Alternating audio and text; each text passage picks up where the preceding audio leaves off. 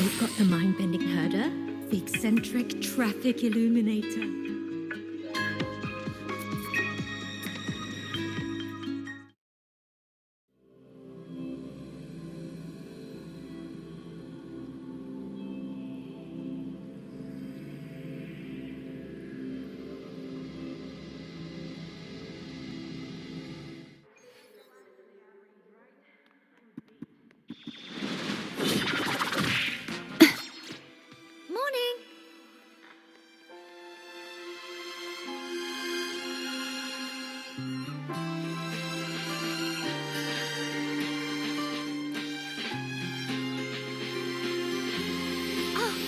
Good to see you again.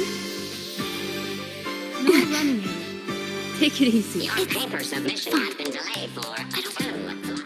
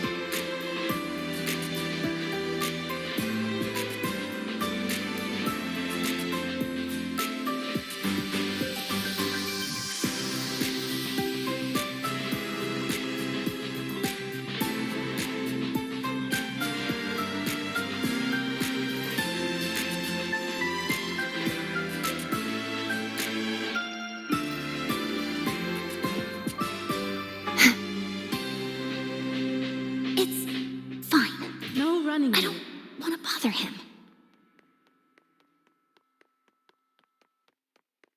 Why can't we get white expedition suits to wear in the Frostlands? Hey, why are you just standing there staring at the vending machine? Caught you, red-handed. You're ditching your thesis to play this.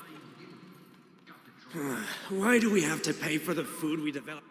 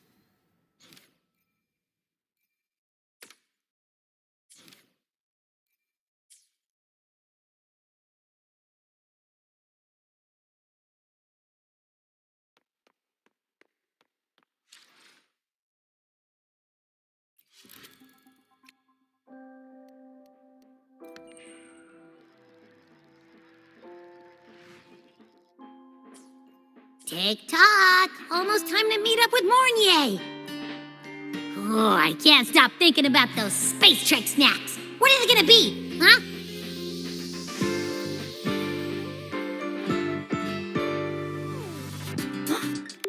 Oh, is that...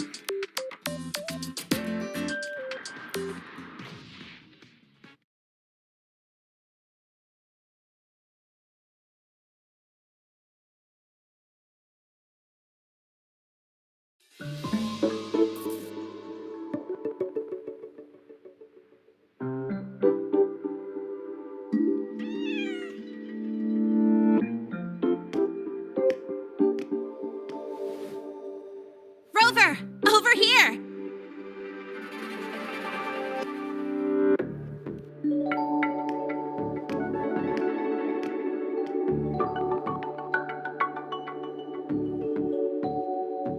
You bet. Just passed all my entrance exams yesterday. Which means today you're officially meeting Lahai, first-year student in Star Torch Academy.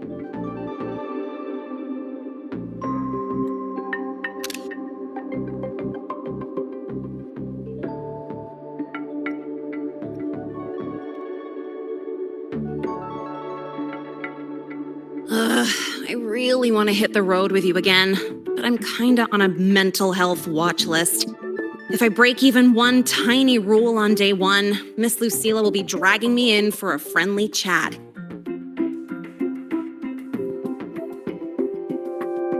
I gotta hold out until I figure out a route that slips past the cameras.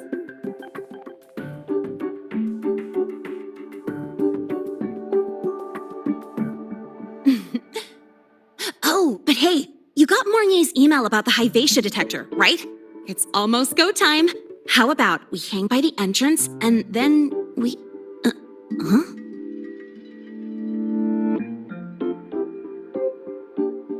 Material fatigue, thermal cycles, boundary conditions, initial stress states. Infraction detected. High wattage devices are strictly prohibited in dormitory zones. The core differential equation is elastoplastic transition, cyclic strength coefficients.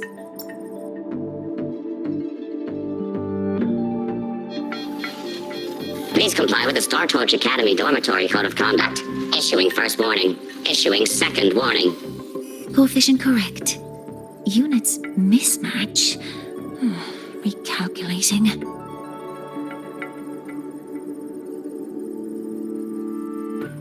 Non-compliance confirmed. Initiating restraint protocol.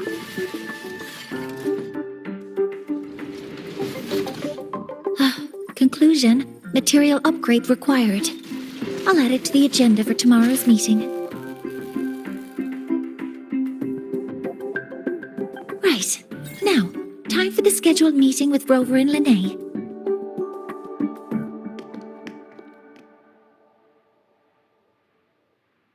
Oh, I'm sorry. Did I keep you waiting?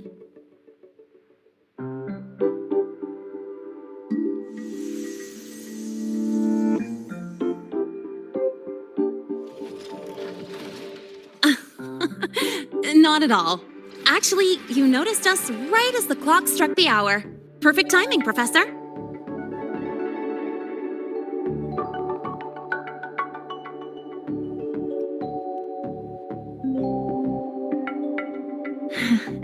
Just a minor short circuit. It triggered a restraint protocol. I assumed it was malfunctioning. Oh, I forgot to disable the reactor emitter in my weapons system. That's probably what it was referring to. Apologies. After this meeting, I need to return to the Space Trek Collective for a presentation. I had hoped to finish some calculations first.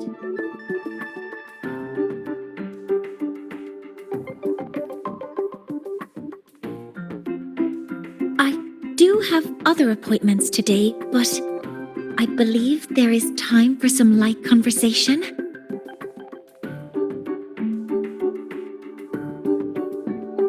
wasn't sure what you meant by delicious, so I brought samples from my latest food research. Yes! I knew it! Professor Mornier's a real gem! Let's get started. We can eat while we talk.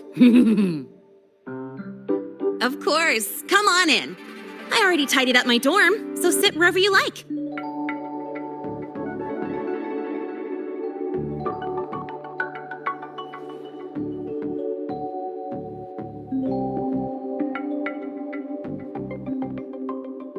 Detected. Strong behavior and spectrum signature match.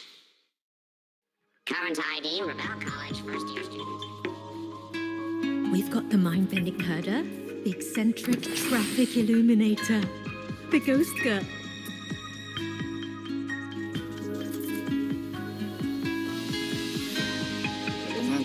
Ugh! The smells are all mixed together. It's kind of fishy, and the texture is wet and gooey.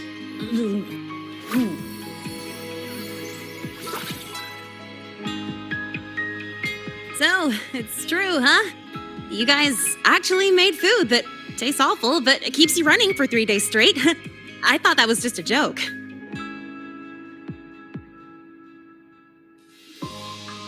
It's a scientific breakthrough using energy compression tech.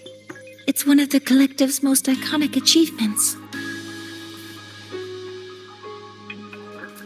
Do you also not like it?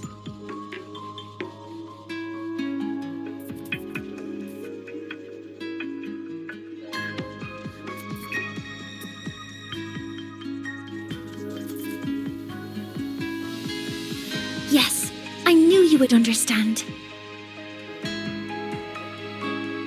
In fact, its energy compression efficiency exceeds 95%.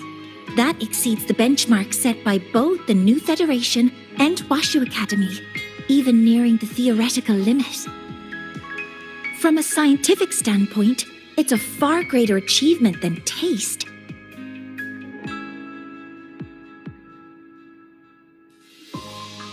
Now, I'd like to review the incident with the Hyvatia detector. Lahai, Rover, can you walk me through exactly how you managed to contain it?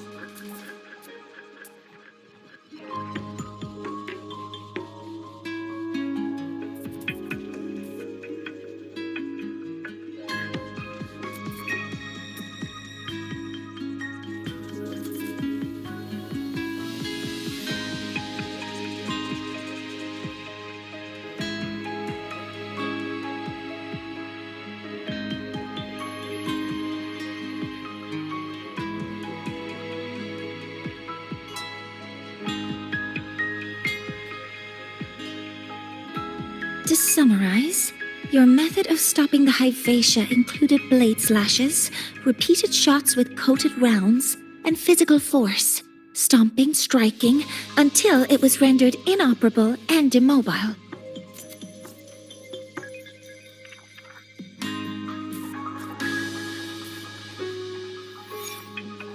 Did I miss anything? Professor Mornier, you're not here to...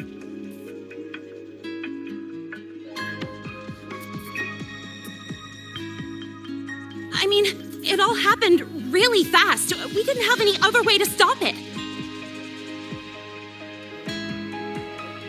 Besides, we're just students. We couldn't afford that even if we wanted to. No, you're misunderstanding.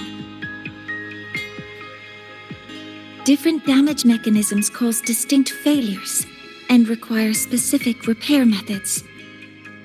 Damage from certain special resonance abilities is hard to detect through standard diagnostics without prior data, so you two did well to suppress it physically.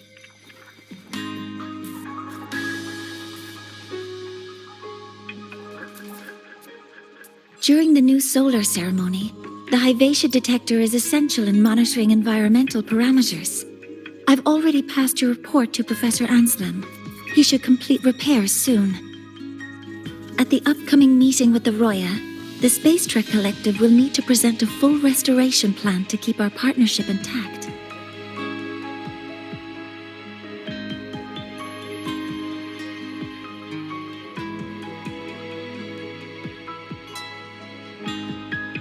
Yes, though it's a long story. Where do I even begin? Scanning for offenders. Violation detected. Unauthorized high wattage device in the dormitory. An offender has assaulted this unit. If sighted, report immediately. Even Professor Mornier isn't safe from Tard-E's wrath, huh? No worries, I got this. I'll draw its attention while you two make for it. 3, 2, 1!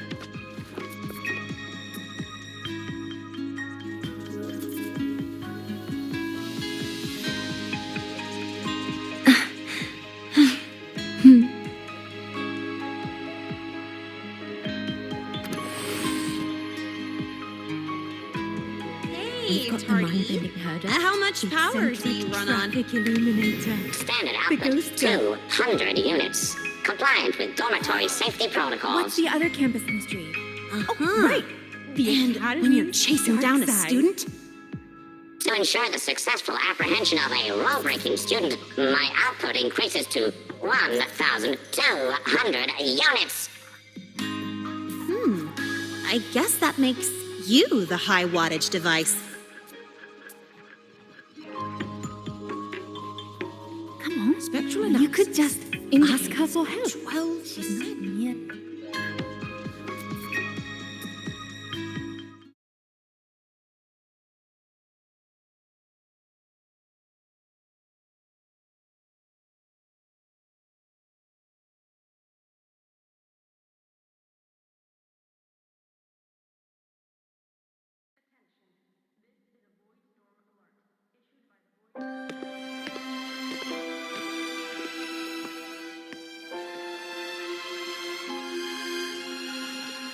Thank you. You don't need to go any further. I can head back to the Research Institute by myself.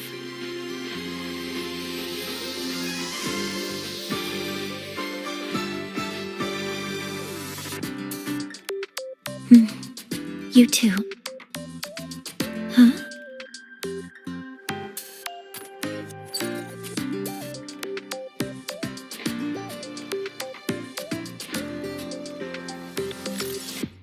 Something wrong?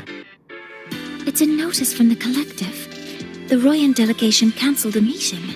The ceremony is now on hold. That's odd.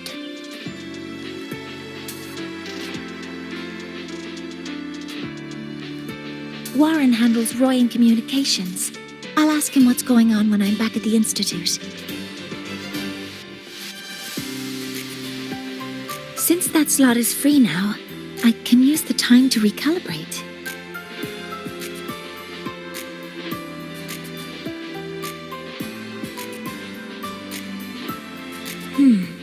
That isn't on the list.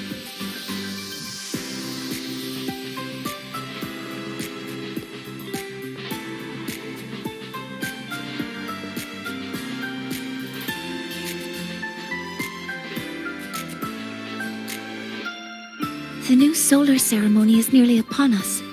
It's the culmination of decades of work.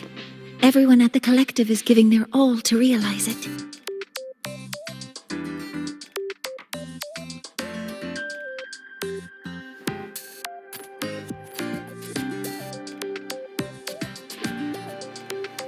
Last time we met at the Institute, we made each other a promise. Do you still remember?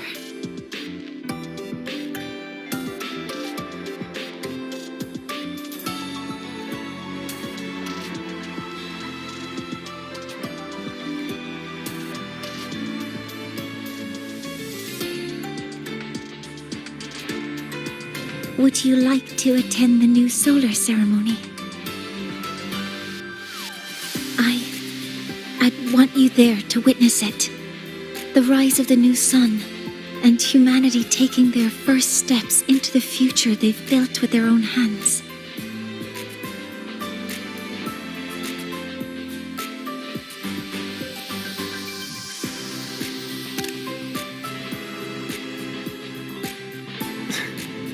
We did promise to witness it together, didn't we?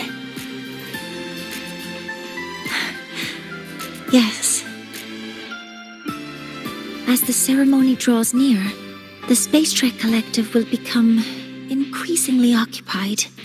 Opportunities to meet like this will be rare, but this promise will still stand.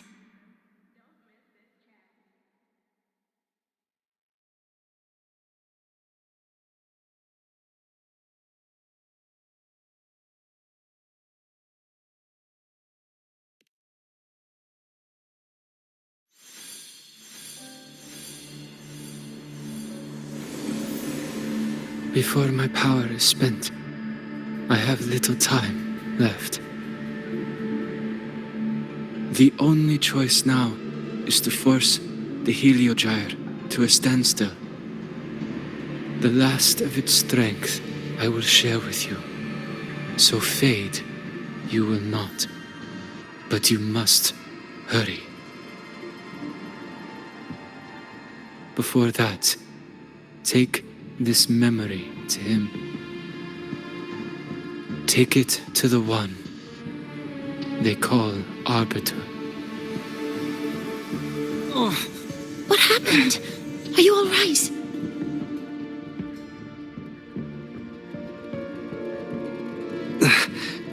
I saw someone's memory. Whoa, you scared me. And just now, a frequency jumped into your tacit mark. It felt like some kind of connection. Can you trace where it came from, Abby? Huh? I smell it. Coming from over there. Good. Let's go check it out.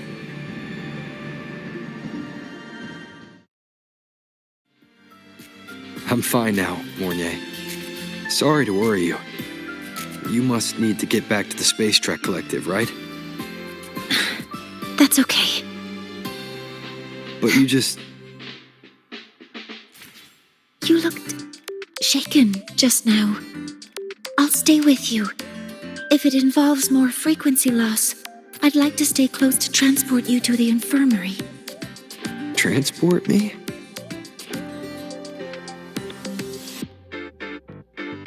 They don't strike me as ordinary academy.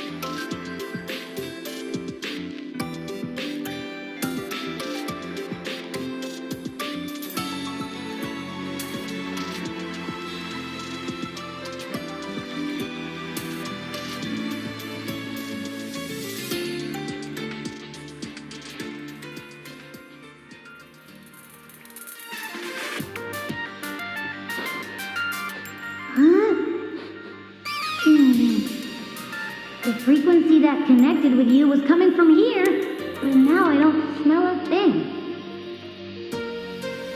The voice from earlier said it would share the last of the Heliogyre's strength so it wouldn't fade. It must be that Solaskin. Did it eventually vanish here? Did you find what you're looking for? No. The trail ends here. But I saw other things in that memory.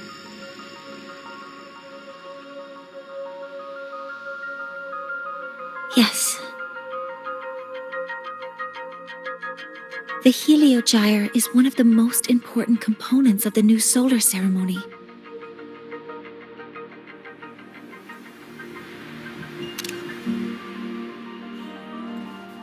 Hyvatia can monitor environmental data, but raw observational data on the reactor drive can only be obtained from the Heliogyre, a component of the exostrider itself.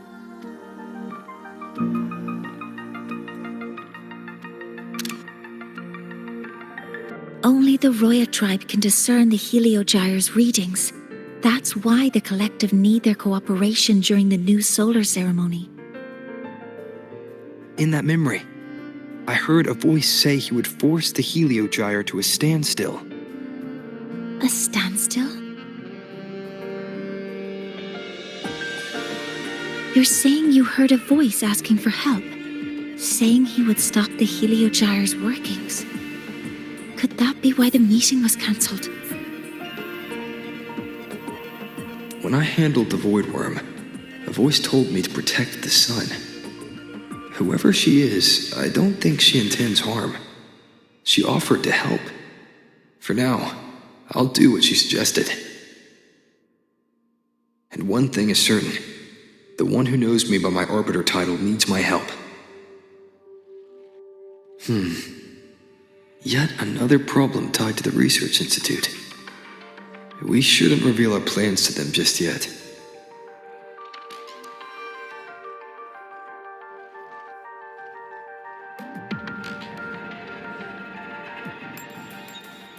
I need to find out who he is, Mornier.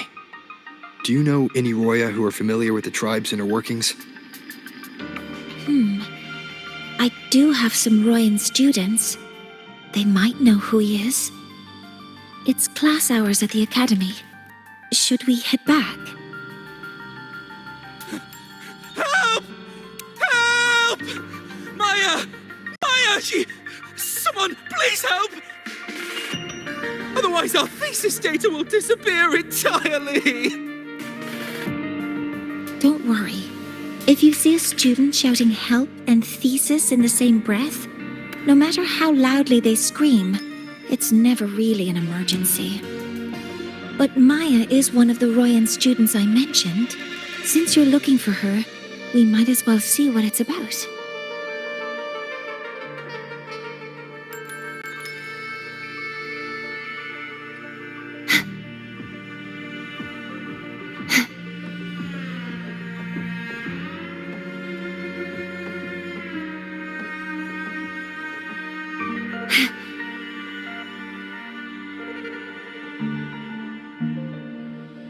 Oh, calm down, Maya. Calm down. Good. They've stopped for now. Maybe I should just shut them down? No. If I force the shutdown, I'll lose the data. Our thesis. Oh, somebody help.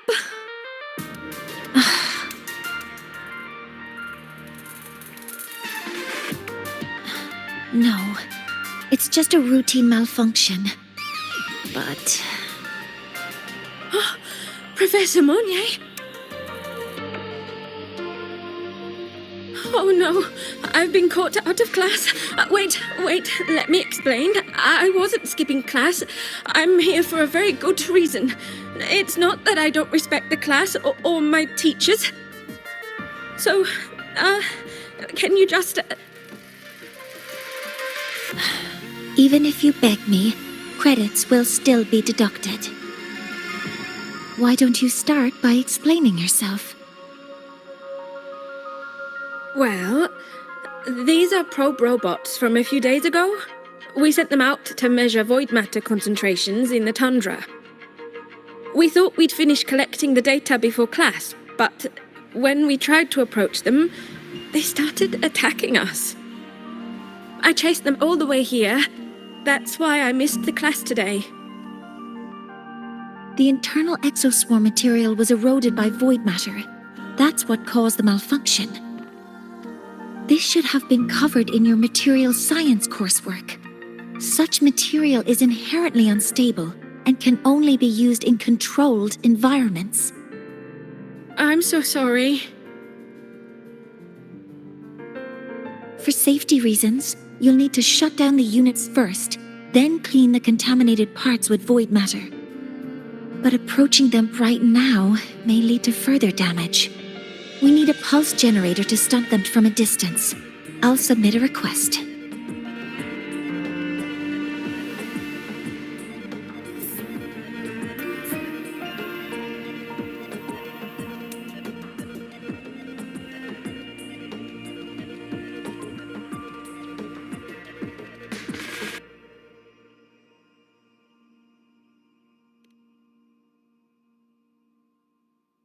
No, wait! That's against protocol. Scanning. Target.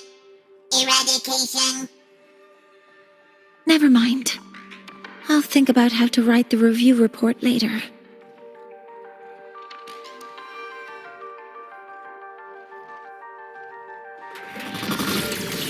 Weapons free. All targets in sight.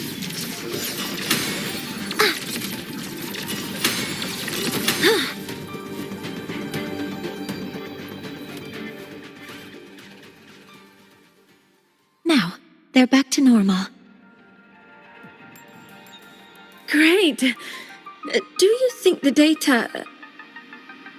It's still there. But sending the robots out there broke the experiment protocol.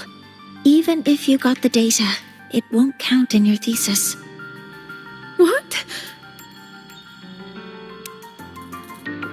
But... Oh, well... Thanks anyway for helping out, Professor Mournier and... Maya, we do have something we'd like to ask you.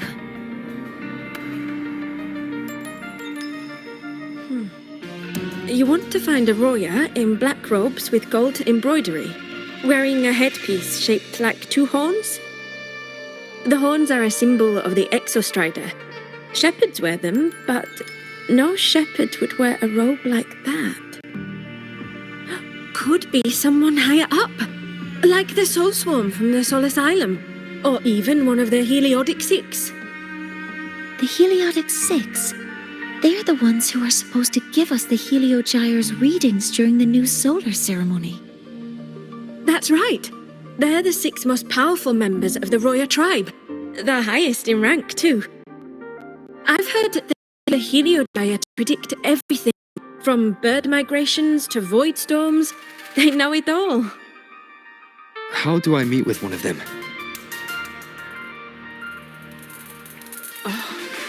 That might be hard. They never leave the Soul Asylum. It's surrounded by light all year round. Very few Roya are even allowed to enter. But maybe you could try meeting with one of the unappointed Heliodic Six. Sigrika is currently out researching in the Frostlands. The only other one around is Fossier Ingvar, but he doesn't show himself much. If you want to find him, my mum might be able to help. She's a Royan shepherdess over at Artuya camp. Name's Astrid. Now then, I'd better get back to my class before I lose all my credits. Who knew I'd run into trouble today? I even asked my mum to help me with the robot. Very good. Good luck with your thesis paper. I'm better at talking with students in class. Did you learn what you needed? The last person that those robots likely saw before they lost control was Maya's mother. I think we can talk to her under the guise of a friendly house visit. In that case, I can accompany you as a professor from the academy. As for your identity, it's okay. It will simply be a convenient title. Would it be okay for you to act as my mentor?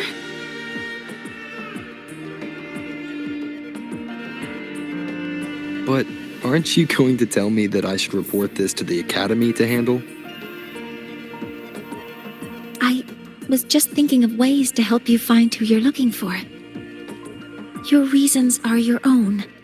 I trust your judgment. And you can tell me later?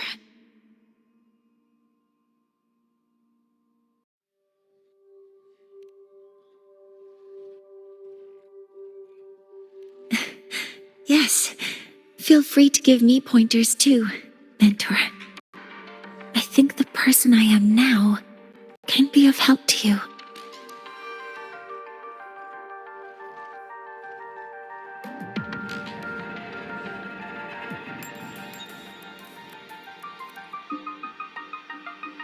Ready to go to a Tuya camp to find Astrid.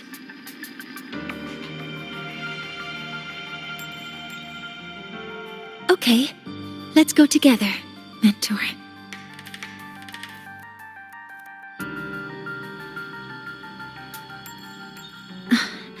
I'm Mournier, and this is my mentor.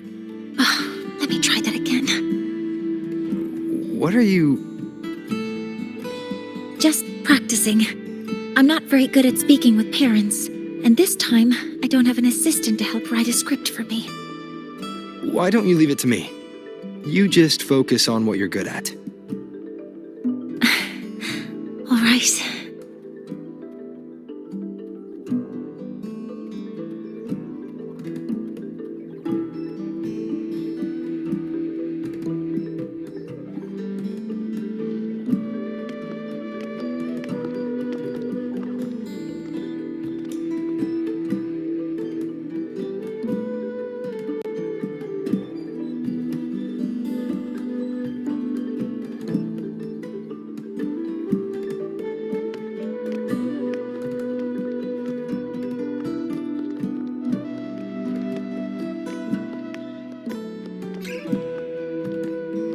Hi, are you Astrid?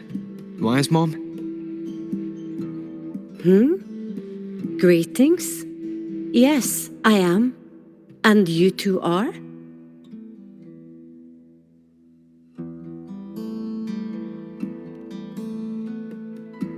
Yes. And this is Rover, a senior professor at the academy.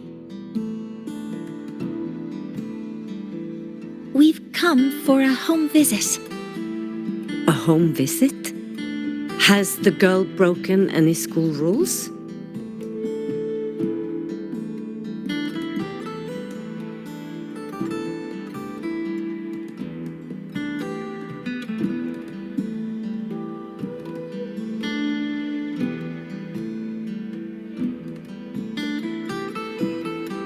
What? How could she?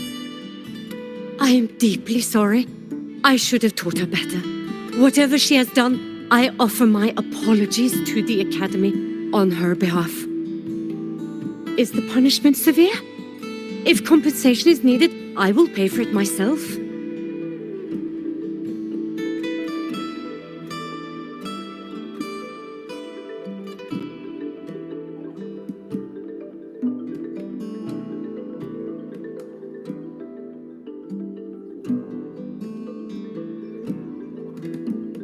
Professor Mornier, could you explain how Maya's robot caused the damage? Yes, as my mentor just explained. She failed to follow the proper protocol.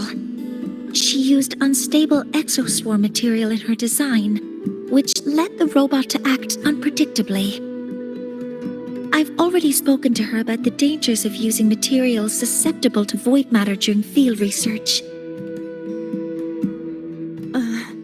Void matter? What exactly are you asking? I am sorry. I have not studied at your Star-Torch Academy.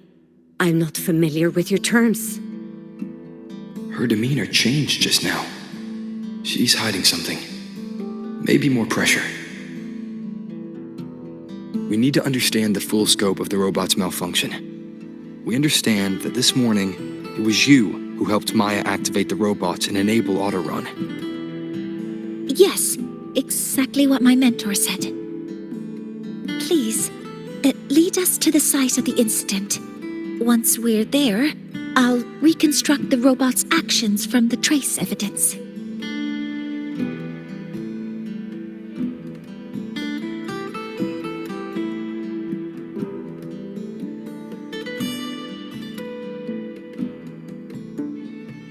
No, we can't. If the robot's path is traced, it will expose that thing.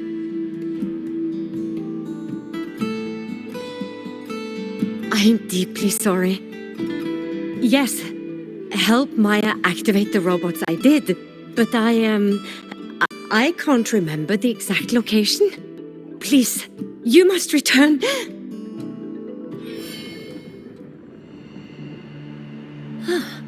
That's a void storm. How can this be? The collective hasn't received any recent warnings. We need to ensure the safety of those here first. Questions can wait. Let's go.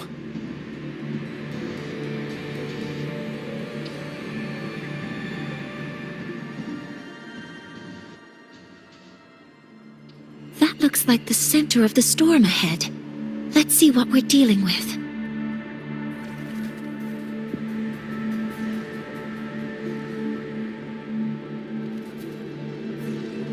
the Void Storm's range now. Check that your FCR is working. Be careful. The exoswarm here have been contaminated.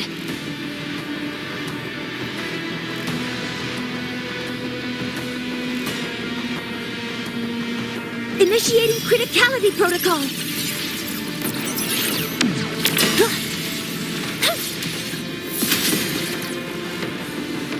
There's something over there.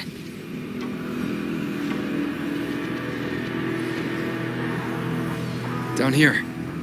Some kind of weird device. A device? Leave the mechanical work to me. Steady now.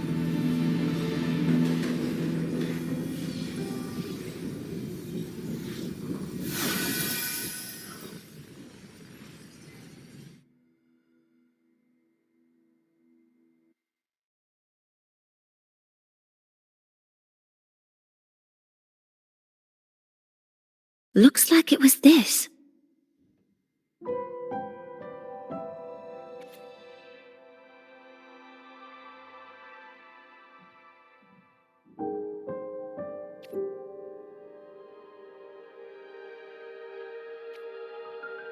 With this shutdown, the Void Storm is gone.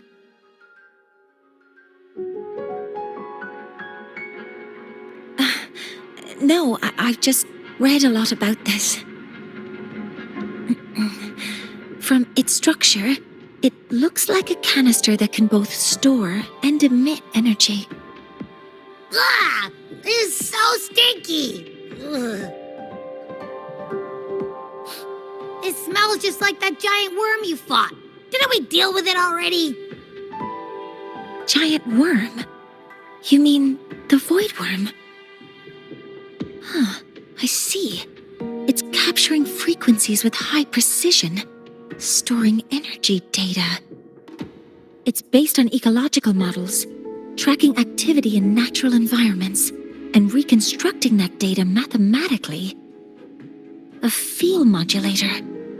Parametric projection. Oh, sorry.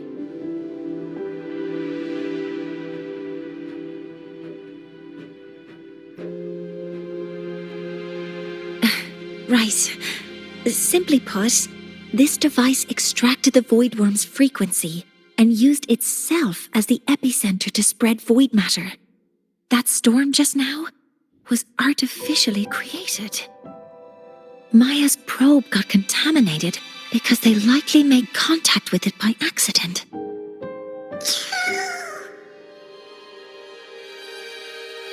Huh? Did you guys just hear something?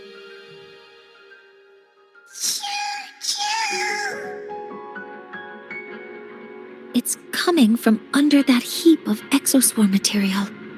Let's go take a look.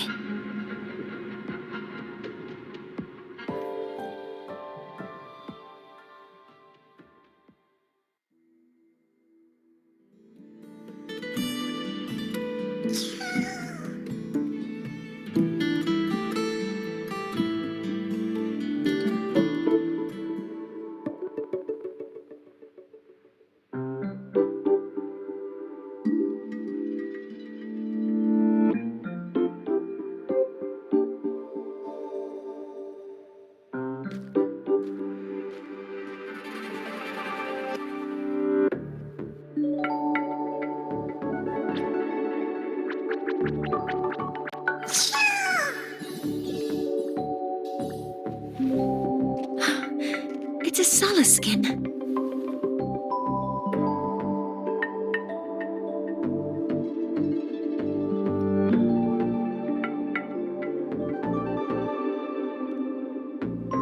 You've seen one, so you've done some exploring already. Royan records state that Solace skin first appeared in Lahai Roi the day the Exostrider fell from the sky.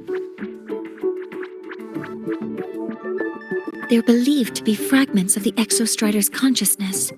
The shepherds protect them, shielding them from void storm contamination until they mature and return to the Solace trees in Biarter Woods.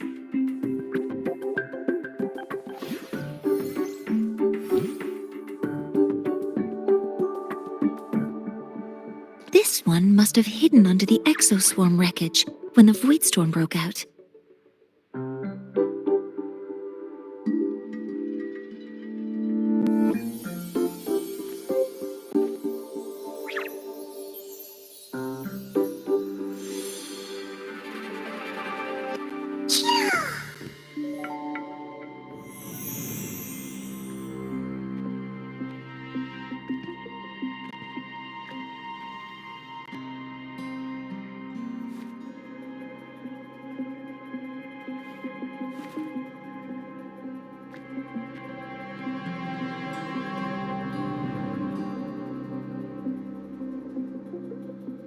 This feels like what happened back at the academy.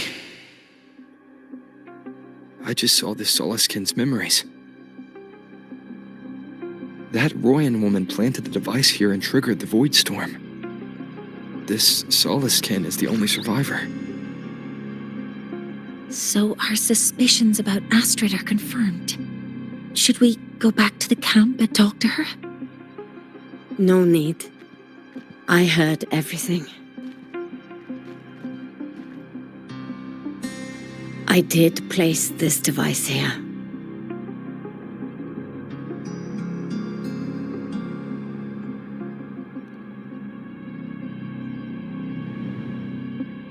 A few days ago, I was shepherding mature Soliskin to Bjartur Woods when I met Fossier Ingvar. He looked tired, like he had just finished speaking to someone. When he saw me, he looked shocked and left quickly. I saw the device fall from his sleeve.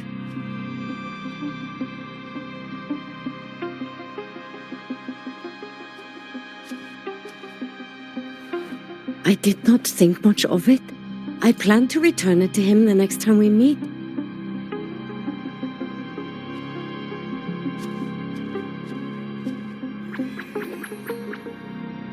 But the Soliskin did not like it. It had an unnatural energy. I did not want to keep it at the camp, but I also did not want Ingvar to know I had taken it. So I buried it here. The rest, you already know.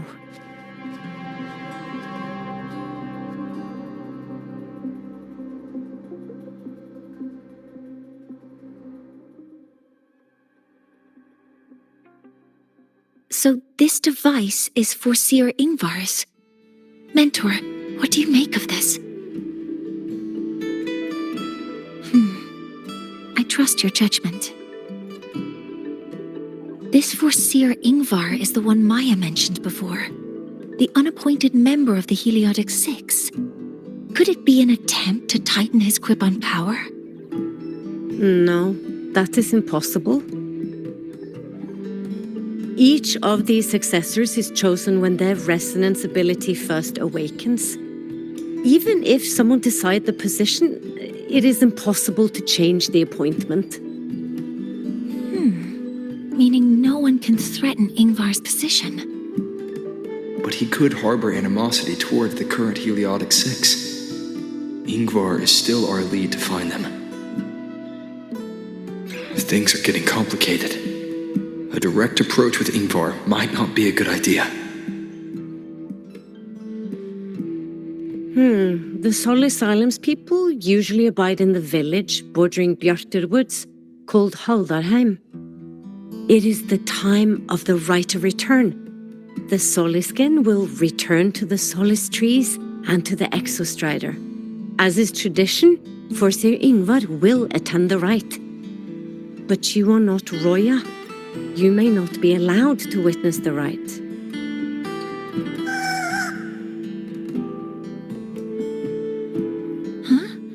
Wait, but we did find this little one here.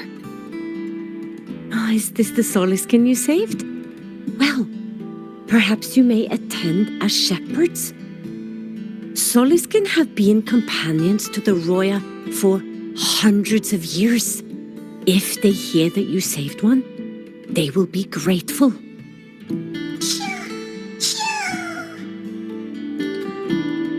I've never not been this close to a Soliskin before. Please let me know if I'm doing something wrong.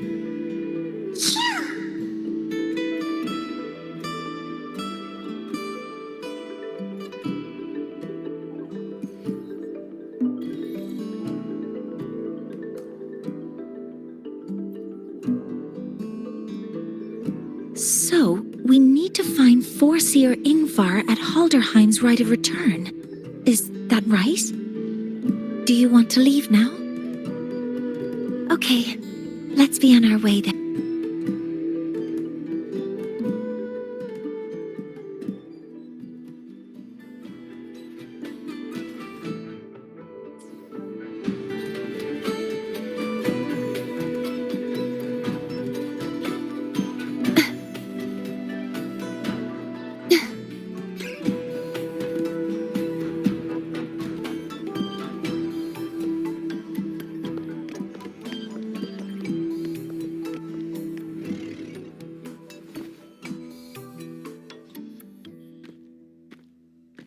You two, please halt.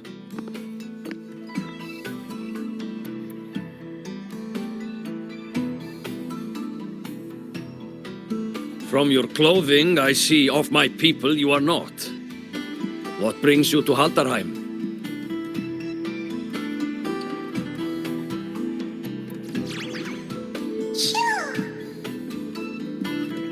Oh, a Soliskin.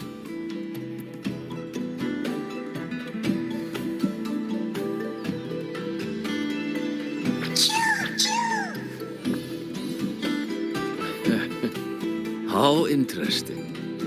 Soliskin trust only those they feel safe with. It's trust you have earned. My thanks for guiding it back.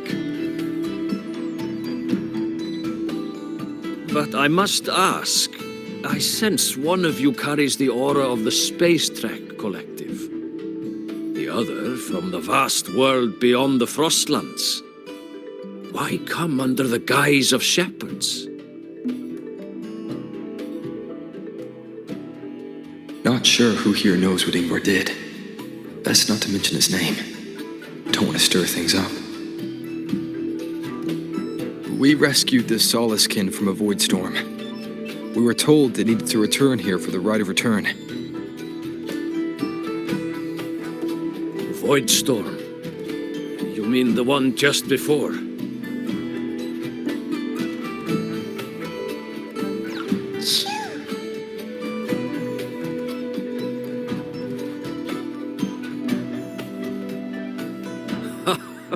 Then grateful I must be to you both. But ask I must. The Void Storm. It happened near Atuya camp, yes? A shepherdess named Astrid abides there.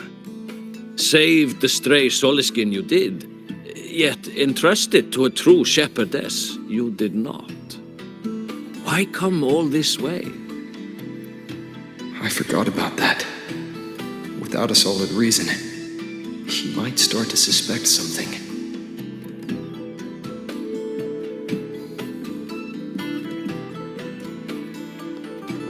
Because Astrid has been hiding something from you. Your meaning?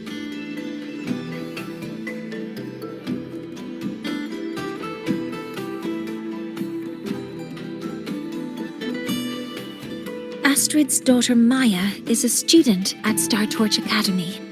She conducted experiments that broke protocol and caused damage to school property. Maya is now facing harsh punishment. Astrid is busy handling the consequences and cannot fulfill her duties as a shepherdess.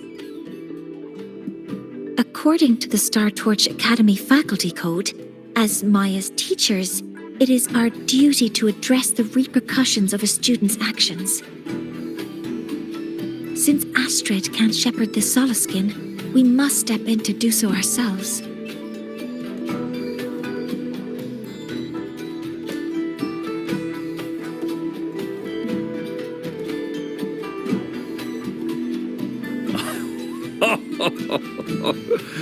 I should have known Astrid's daughter would stir such trouble.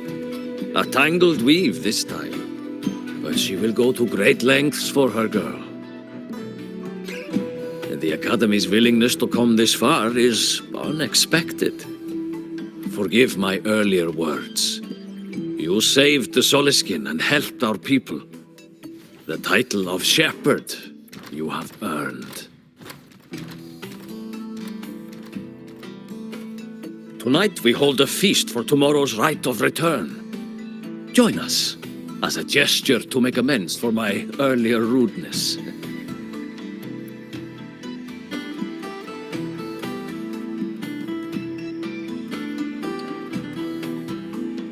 Come, from this day forth, the Roya call you friends.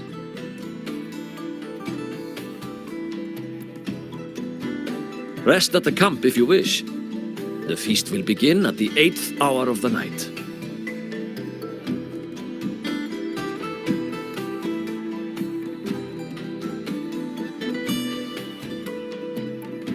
There's still some time before the feast begins.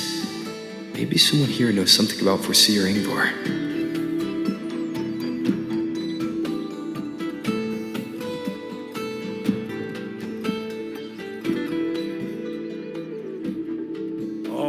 Guest from afar. You carry an aura not unlike that of us.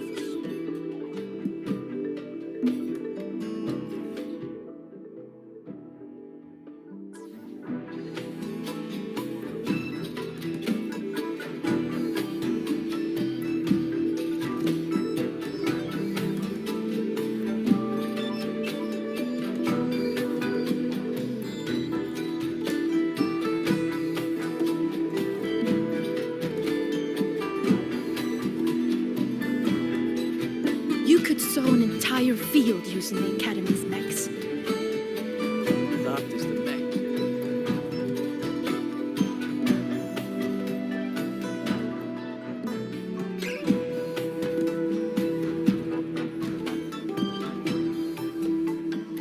You could sow an entire field using the Academy's mechs.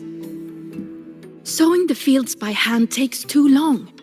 With the Academy's mechs, you can do an entire field in one day. That's the mechs doing the work, not you. Only when your own fingers press the seeds into the earth and your hands tend them with water can you truly know the joy of harvest.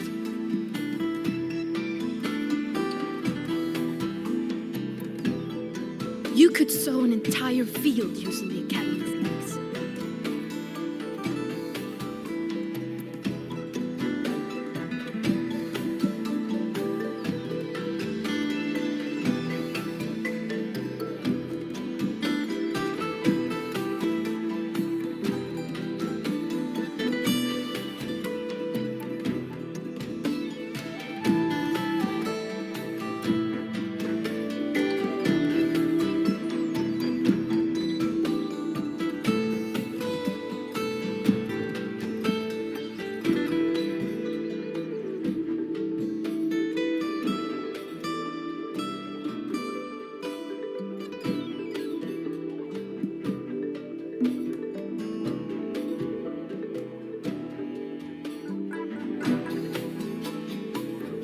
I don't want to go to the village school. I want to ride a motorcycle and study at the Cured academy. Google's upset stomach with but a gentle pat on its head.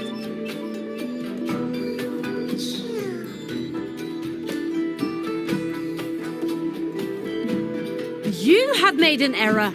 If we follow your calculations, the reactor drive's rotation angle stands at 4.06 thousandths of a turn.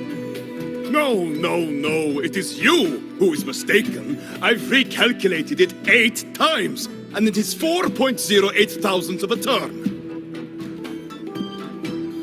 Or Seer Ingvar. Oh, we'd have no chance of such a meeting. In the history of the Heliotic Six, those like Ingvar seldom walk among us. If you seek him, your best hope lies in the right of return on the morrow. I still remember how the current eye joined us in such spirited debates of numbers before taking her seat. She would. If she were here now, she would agree that... She would agree that it is 4.06 thousandths.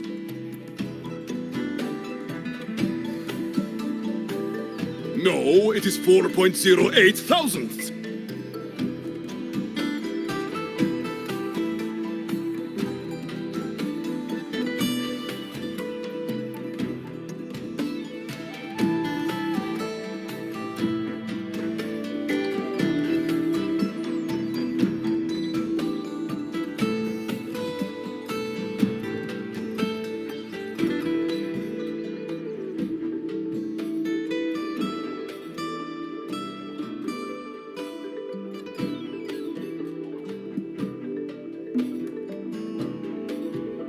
When I roamed the world above, what I missed most was the reactor drive's warm glow.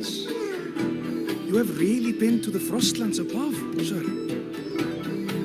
Ah, the feast tonight brings new faces. Seems we'll need to prepare enough for 2 more.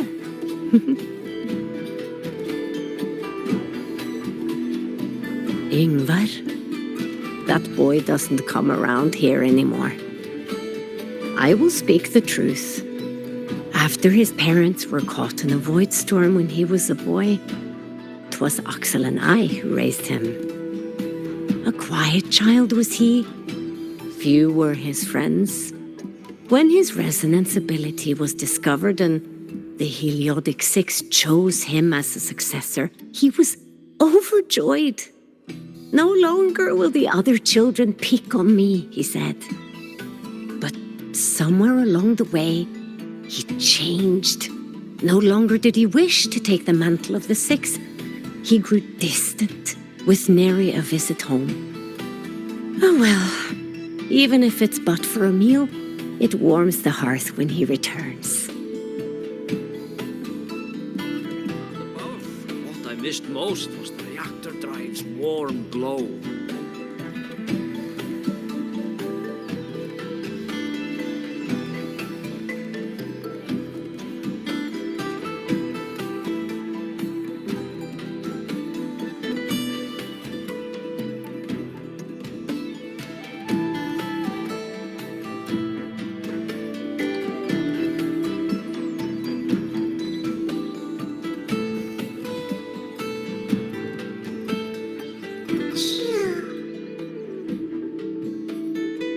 It is time to part, Marigold.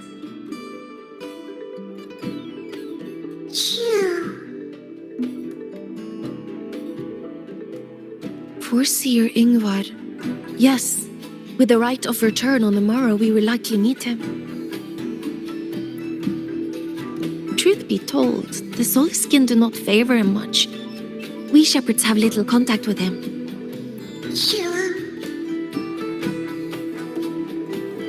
Though as one of the successors to the Heliodic Six, his standing is not for us to question. Still, I would hope that the future Heliodic Six is one favored by the Soliskin. Someone like Sigrika, perhaps.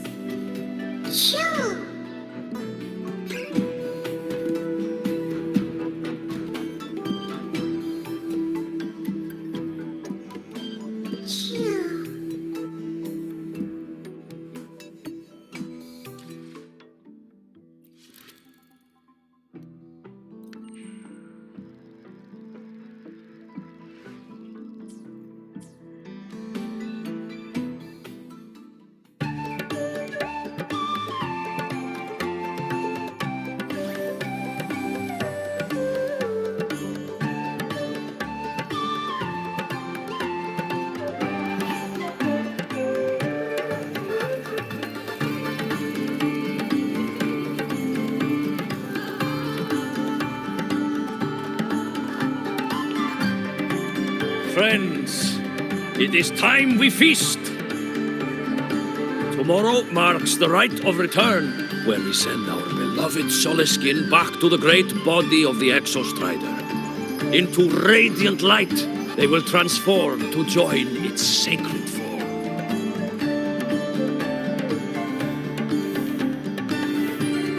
Farewell it will be, yet a new beginning as well. For when the Exostrider wakes, we will reunite in its body.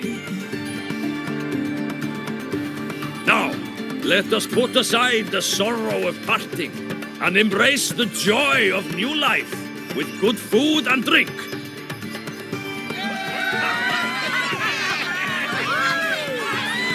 But heed this, my friends.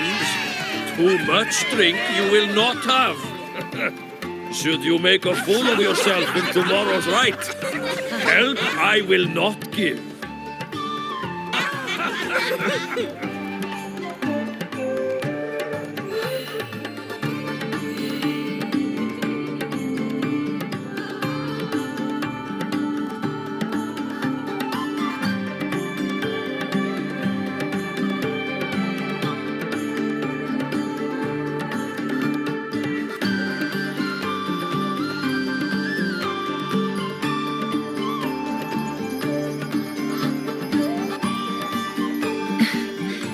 We will face Forseer Ingvar tomorrow.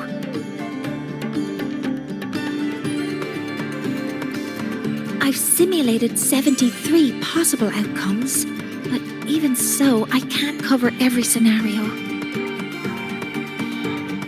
If I could build a model that covers all possible outcomes, considering the target system, the chaotic conditions, and the necessary compensations.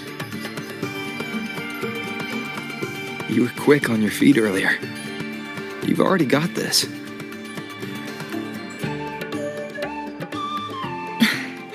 That's because I believed your approach was effective. I tried to follow along. Did I really do well?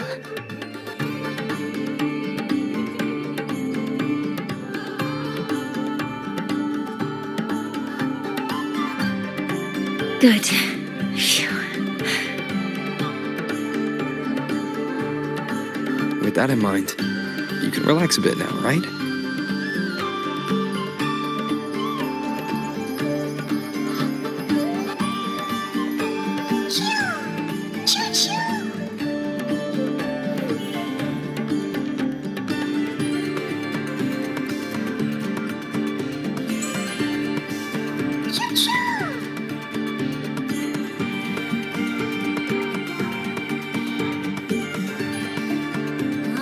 I know. It wants us to give it a name.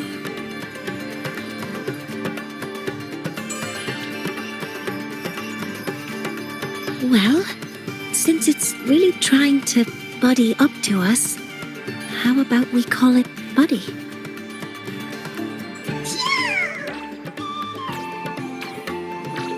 Ah, it seems to like it.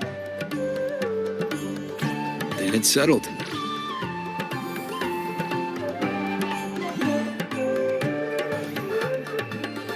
Well, that's a relief.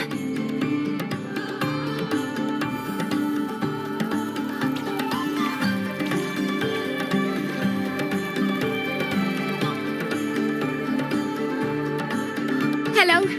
Will you dance with us and the Soliskin? Grandfather Axel says the Soliskin are happiest when dancing with shepherds. Oh, but I'm not good at dancing.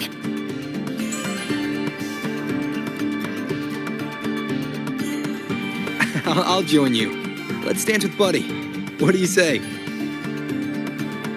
Hooray! Our real battle starts tomorrow. Tonight, let's relax a little, Mornay.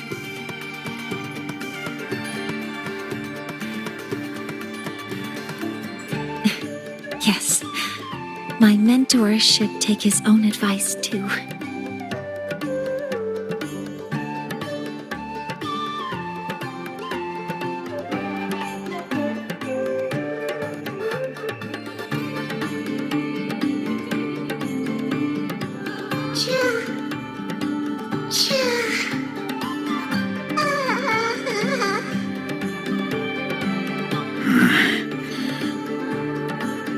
Some uninvited guests have arrived.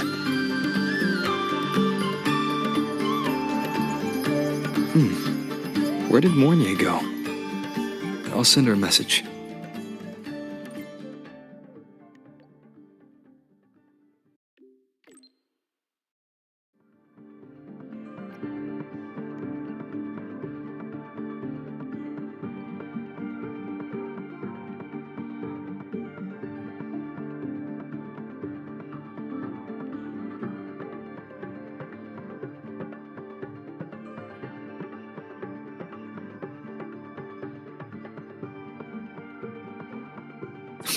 That is something she would say. Not that I know where the 13th planet of Norma is, but at least I can figure out where she is from the picture.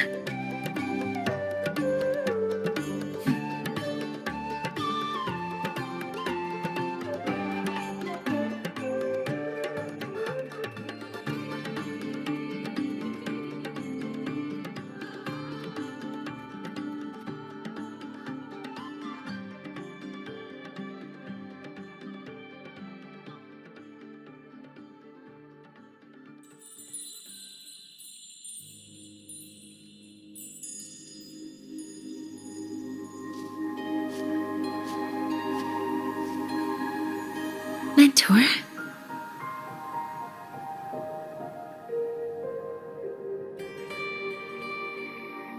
We can drop the act now, right? Or do you think we should continue? Someone might be listening. We should keep it up to prevent us from being exposed.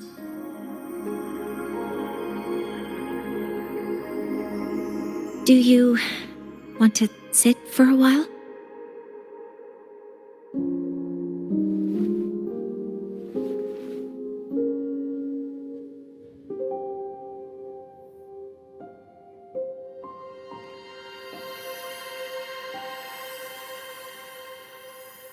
Oh, you noticed. They've been running all day, so their power is low. I plan to wait until they finish charging before coming back. While they charge, I can't move. I feel a bit embarrassed having you see me like this.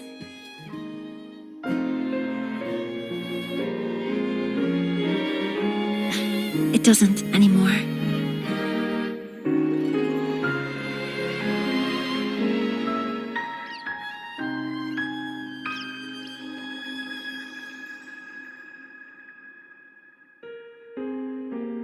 Before I had prosthetic legs, I had a condition that kept me in a wheelchair.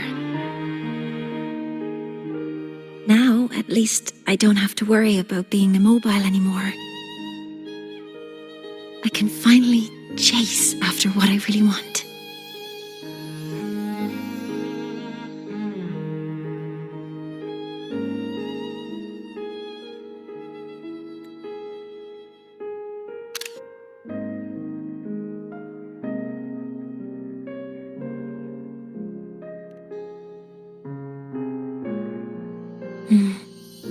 I love stars.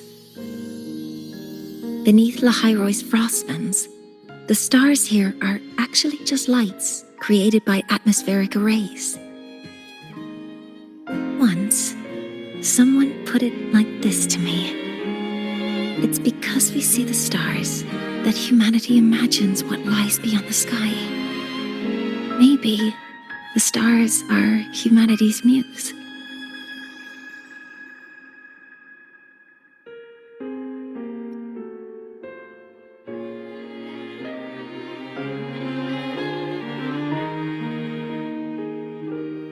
I think so too.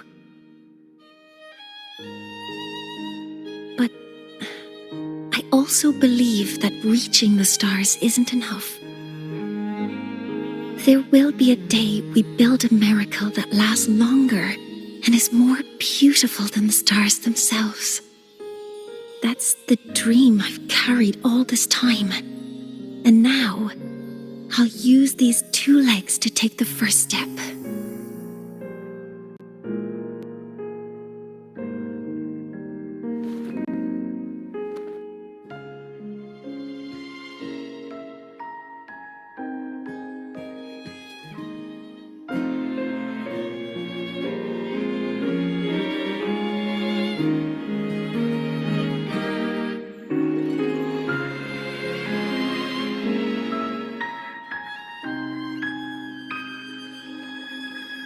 Precisely.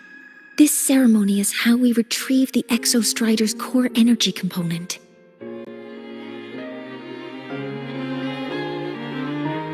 Then we'll use the multiphasic energy conversion model through the superconducting network to inject rebel energy into the neural interface. It will follow a 3-stage activation protocol: the reverse phase oscillation model, then excavation, to finally create a phased array energy field.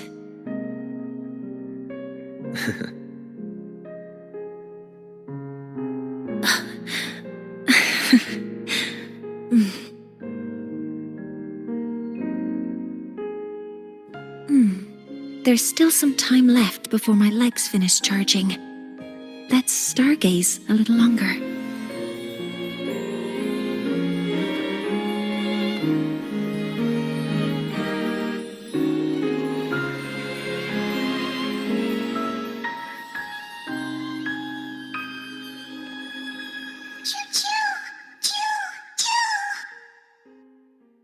Okay, little buddy.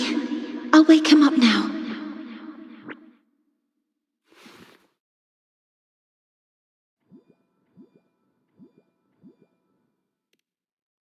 Mentor, you're awake. Something isn't right. We seem to have a situation at the Outer Woods.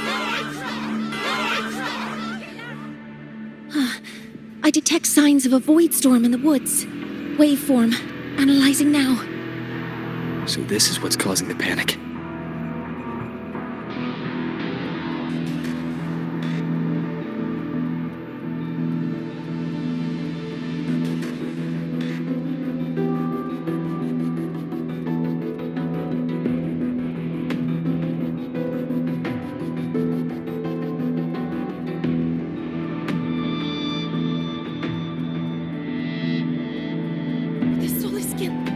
We have already entered. Don't panic.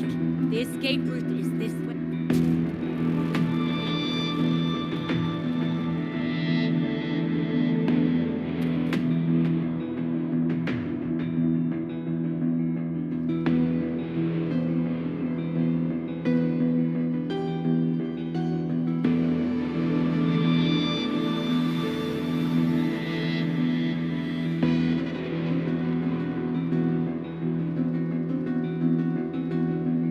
What is it that brings you here?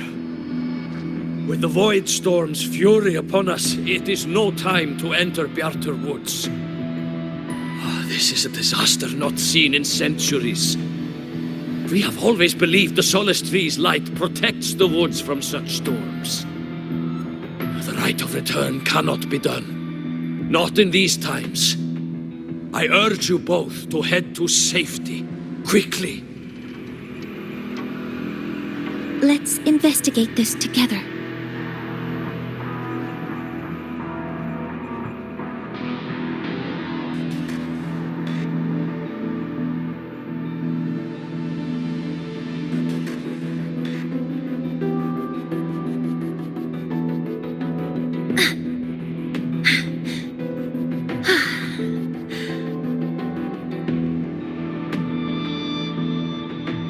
The signature waveform of this void storm matches the one that device generated before.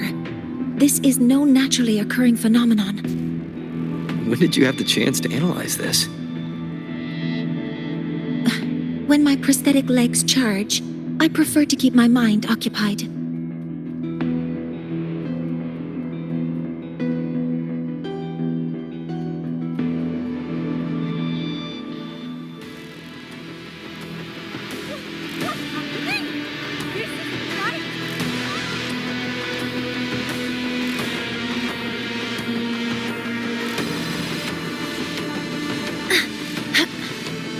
Be careful.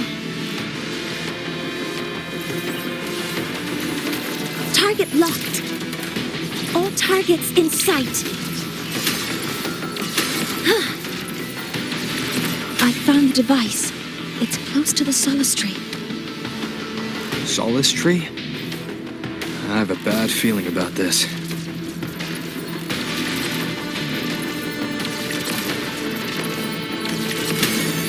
Attack confirmed.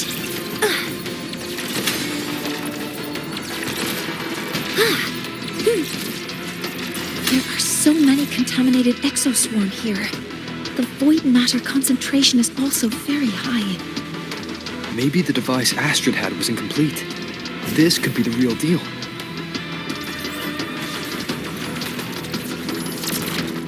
Hover modules ready.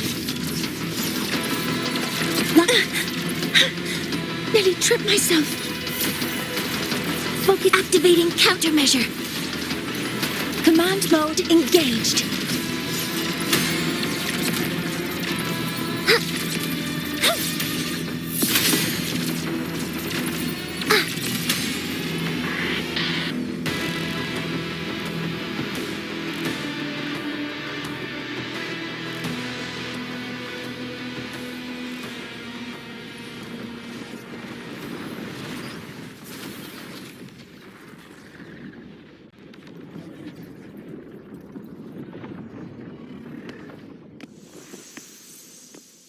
Just like before. When it's disabled, the void storm stops. However,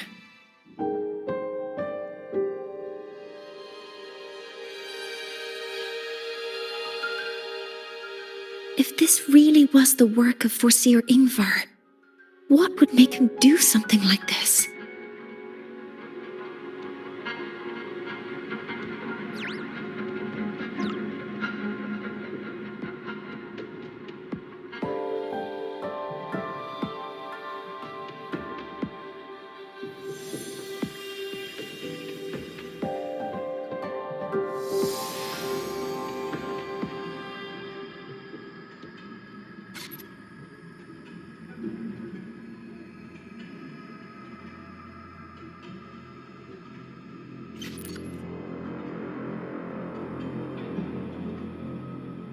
Do not worry. The path has already been laid. At last. Finally.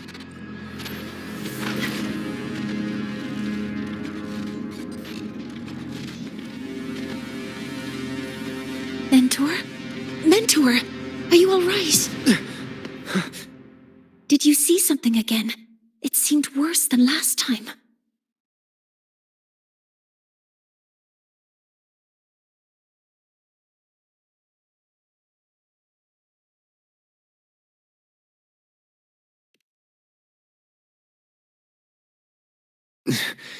This void storm might not just have affected the woods here, but the workings of the Soul Asylum itself.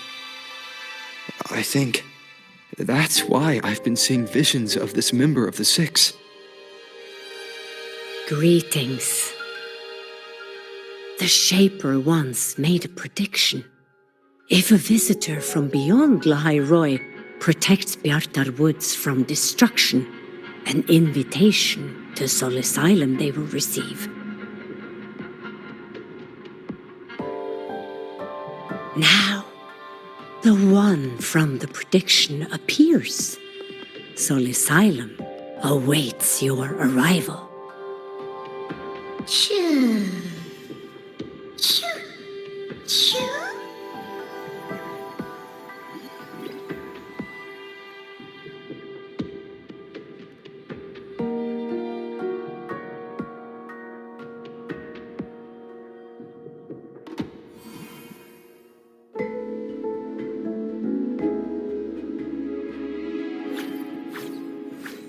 They have their own missions to complete.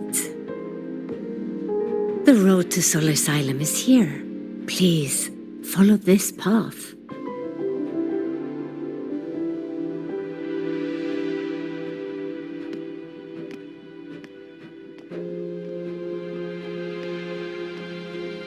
Mentor, please, wait a moment. There's something I want to say to you.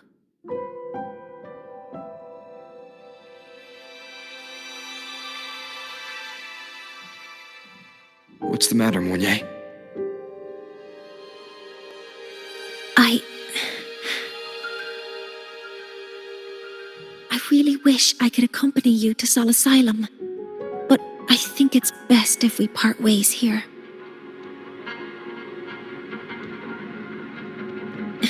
Yes, when you touched the solace tree earlier, and even during your first vision, you looked like you were in intense pain.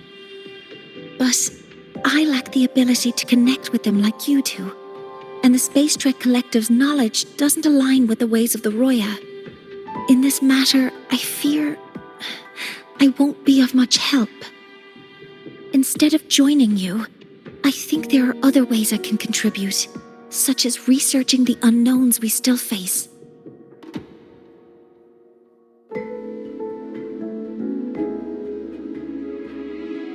Yes, Ingvar should have been present at the rite of return. Were it not for that void storm, it's reasonable to suspect he's the one who planted the device. Additionally, the environment here is unusual.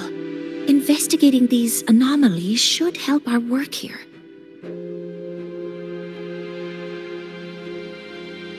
No, you, my mentor, are still far ahead of me. Well then, I guess this is goodbye for now. You too. Please, take care. I'll see you when we regroup.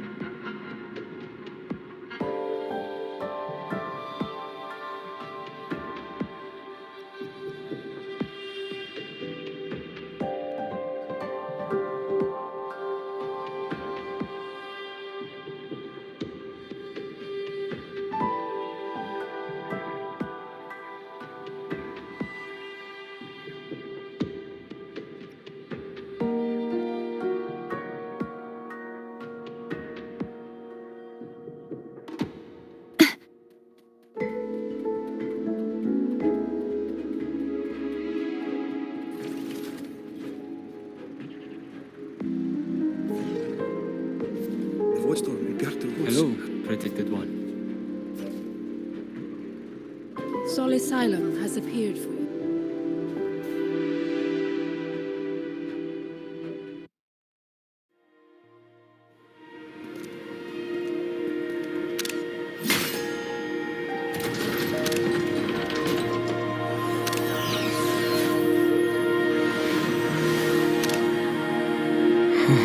You may approach.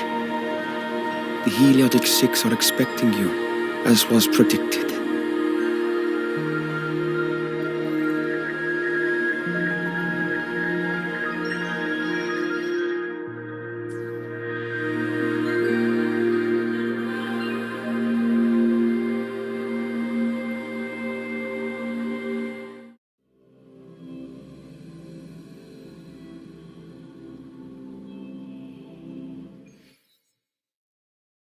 The dim light here. It's like something I saw in those memories. From this angle, the faint ring in the center is probably the heliogyre they put to a halt.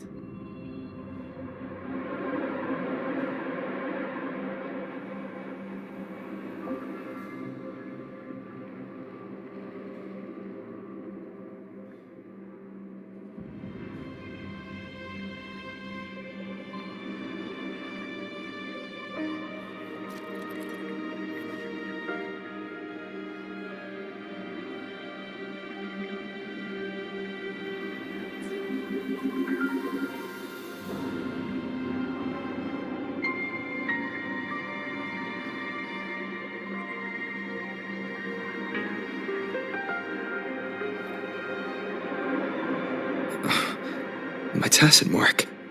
It's resonating with this star-like object. Seems like I'm able to move it.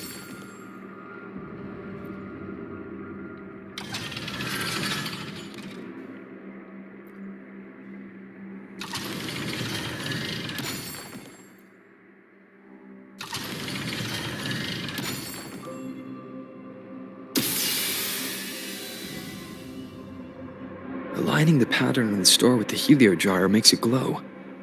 It's feeding power into it. If I channel light from all directions, I should be able to restart the heliogyre.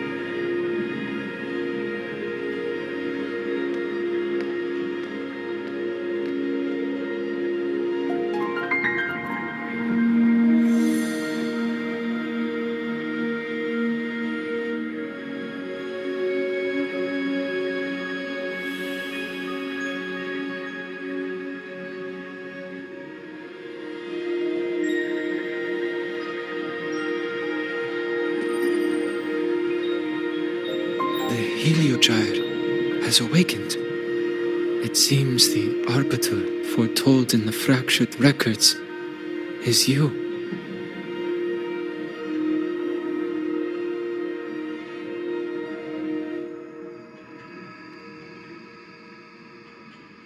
Yes.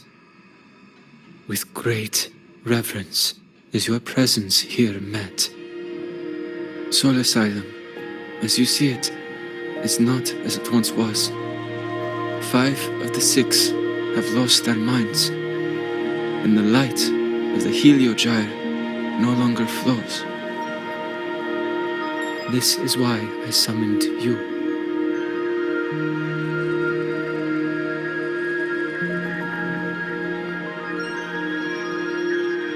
You witnessed the Void Storm in Bjartar Woods, yes? The solace trees shield the woods from such storms, yet, through malice and dark intent, corrupted were the roots, and so too the Heliogyre. The others succumbed to the corruption. Only I was able to sever my link to the Heliogyre before the corruption could claim me.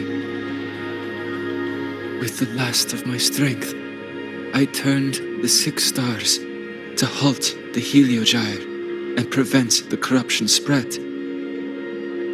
That, at least, ensured that when my strength failed and I fell into slumber, untouched by others, the Heliogyre would remain.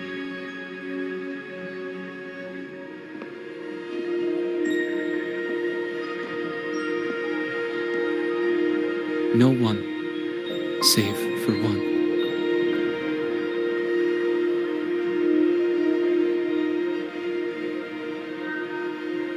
Correct. As one of the 6, I can glimpse the near future within the Heliogyre.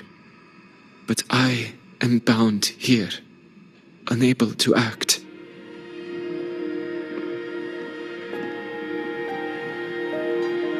All I could do was send a Solaskin entrusted with my message to you. That Solaskin had vanished just outside the academy. Because of your actions, the source of the corruption has stopped. The stars are now aligned, and the Heliogyre turns once again. But the other 5 are no more. They can no longer fulfill their roles within the Heliotic 6. I have one final request. But before that, allow me to tell you what the Heliotic 6 truly are.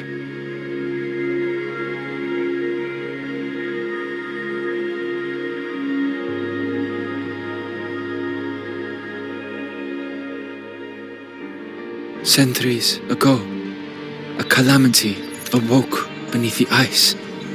The void devoured all, erasing every trace, every existence.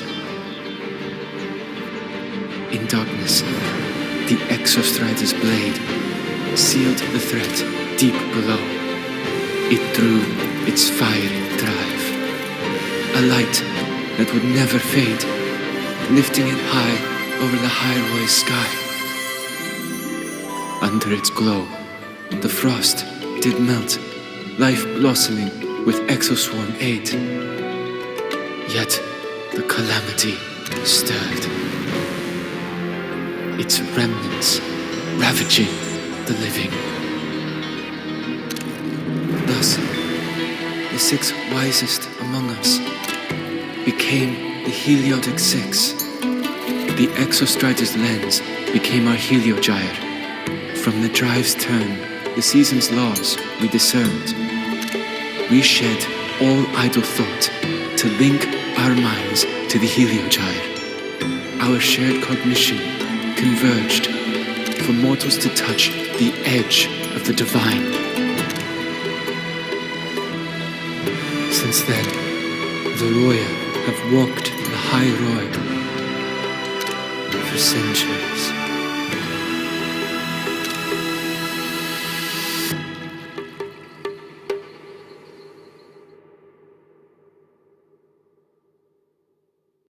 The 6 shared their computational power, weaving a vast network to reach the Exostrider in a dimension beyond mortal understanding. The data we provided to the Space Trek Collective was interpreted through this network. But now, the only one who can continue the calculations is me.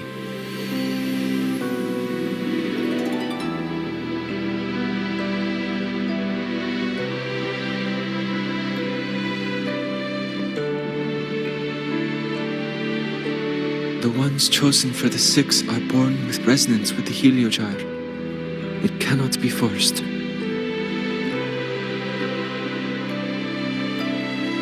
Now the remaining 5 cannot calculate, and there are not enough worthy successors. Even if the Heliogyre resumes its rotations, unable to interpret its readings, we will be.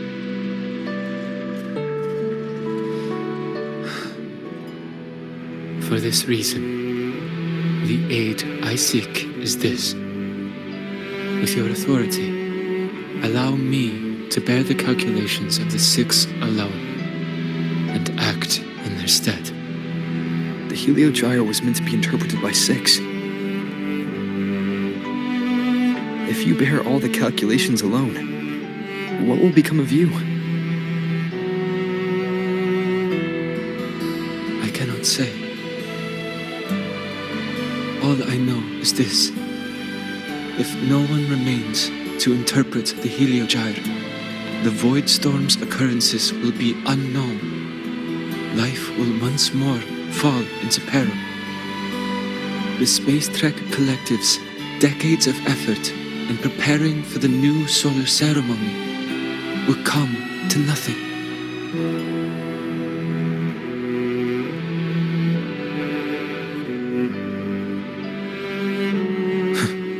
Since the moment I was brought to Soul Asylum as a child, I have never once seen the world beyond.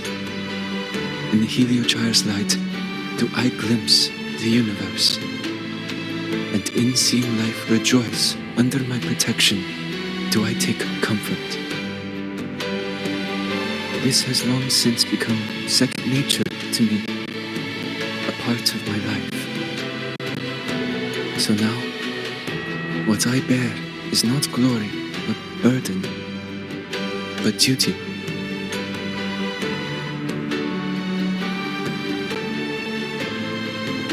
Arbiter, please, grant me this authority.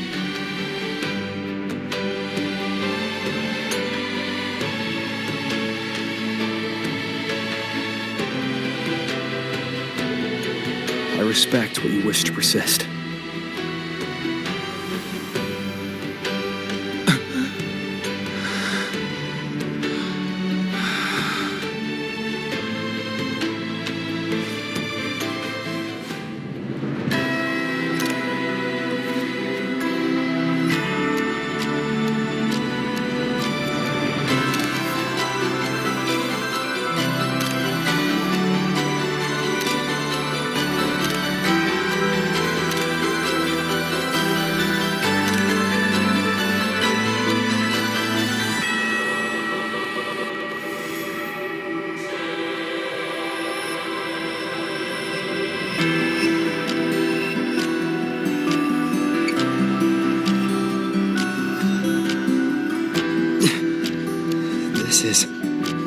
Soon, a great calamity will fall upon Lahai Roi.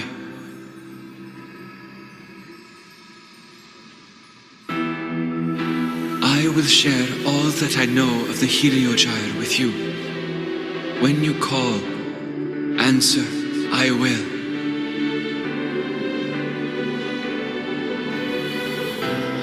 Residual void matter corruption. I need to find a way to cleanse it.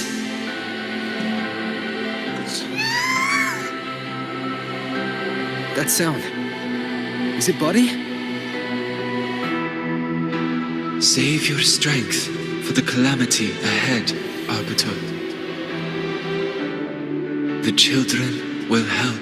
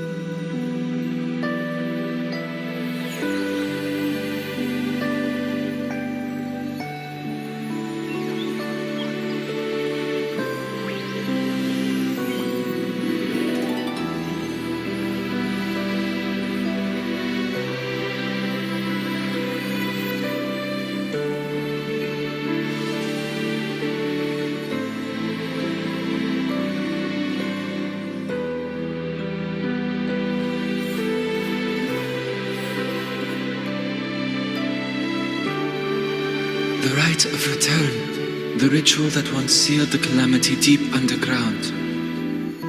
Just now, the children have offered their strength. The Heliogyre can once again begin its rotation.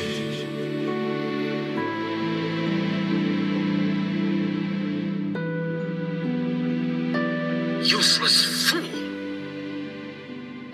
I told you to destroy the Heliogyre completely. I'm sorry, but there's a reason for this. Some uninvited guests threw off the whole operation. Save it. I don't want to hear your excuses. At this point, our entire plan has fallen apart because you screwed up. And to think, I went out of my way to get a pass for you to the new Federation. No, I'm begging you, don't leave me here. I'll do anything, just tell me what you need. Ugh. You're lucky the one at the top gave someone as pathetic as you one last chance. There's the other visitor in Bjarta Woods now, correct? Some crippled scientist. Find her. Make sure she doesn't make it back to the collective.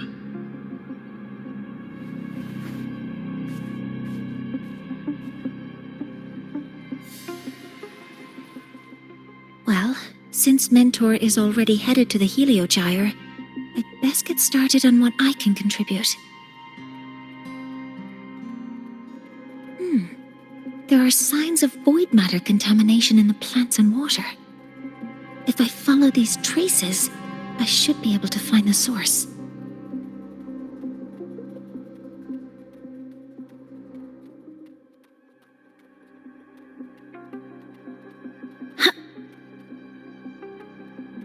Threat detected.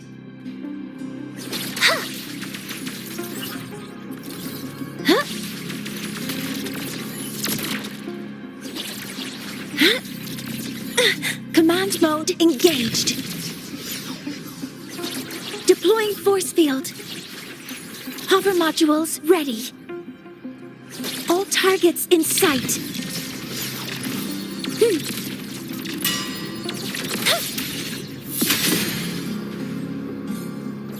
Found it. This must be where the contamination is coming from. Heavy encryption, but it's sloppy.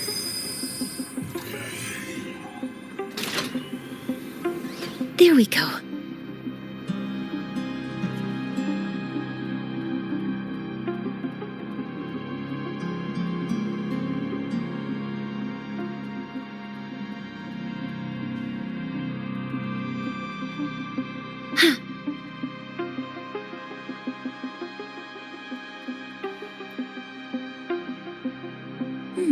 There's a note tucked here.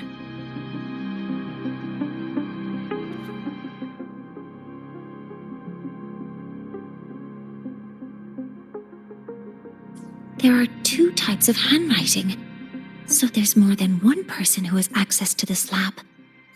Based on Astrid's testimony, one of them must be that Ingvar.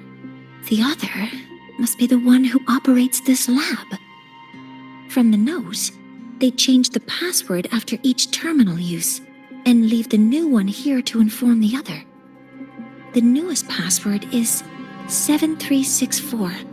I'll try that now.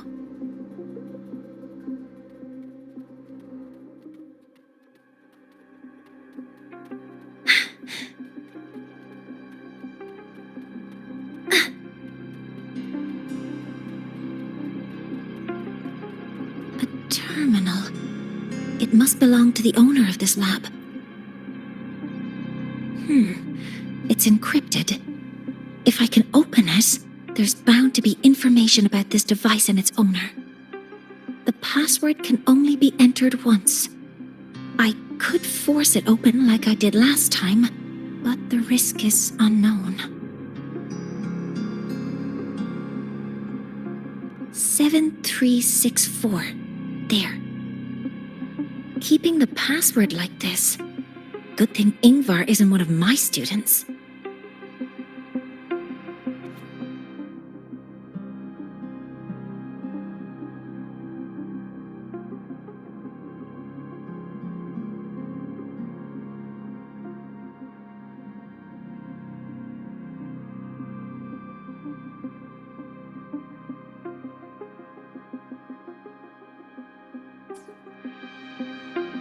This is a Space Trek Collective project proposal.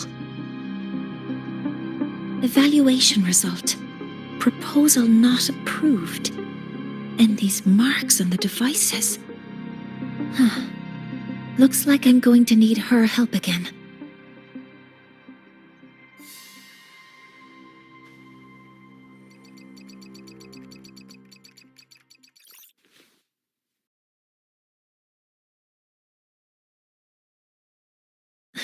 Thank you.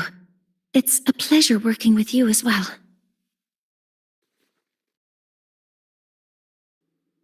So their plan wasn't just to disrupt the Heliogyre by unleashing the Void Storm in the Outer Woods. They also planned to...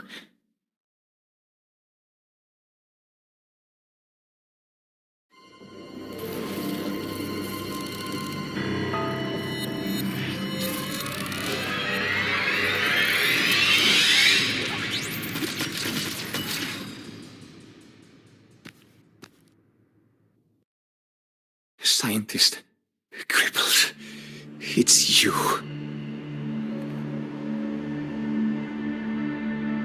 All I have to do is get rid of you!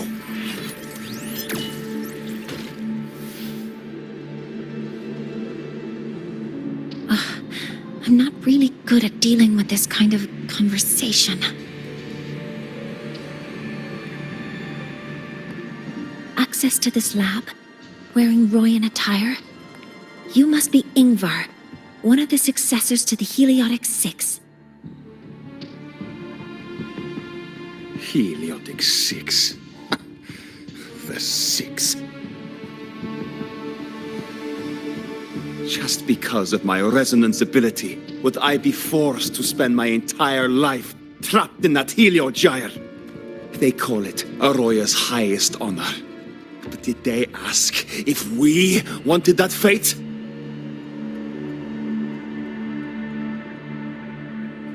Everyone acts like they respect me. But the only one who truly wants to help me is that good lord from outside the tribe. From outside the tribe? You've joined forces with the Fraxidus? Huh? What's that? Who cares? I just know that person promised that if I placed the device near the Solace Tree, my wish would come true. Then I'd finally escape from this frozen wasteland and go start a new life in the new Federation. You have no idea what you're doing, and no idea who you're aligning yourself with.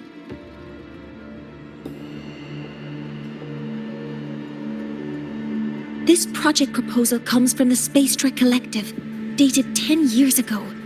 It outlines an idea to use the drive's emergency response mechanism to artificially make it fall from the sky. And the method for triggering this mechanism is to pollute the Solace Tree's root system with void matter, making the reactor drive determine that the Threnodian had breached the lock. You're saying that because I dropped that device there. The drive is going to...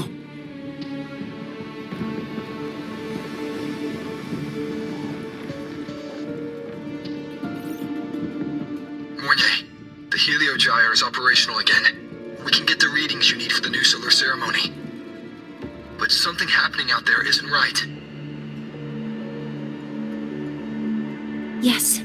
Once I handle something here, I'll regroup with you. Move aside. Before the drive falls completely, I need to go back to launch Helios.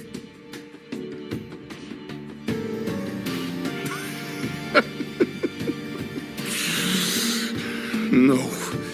His orders were clear. You don't go anywhere. After that, no matter what happens to Lahai Roi, I'm going to the new Federation to start my new life.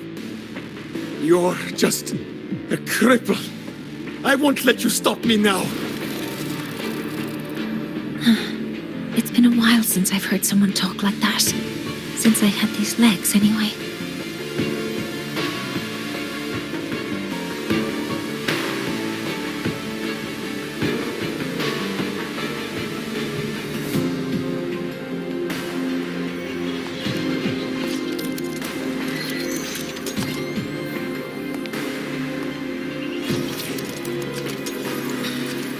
I've been told that in situations like this, Wait a second! I should make my displeasure very clear.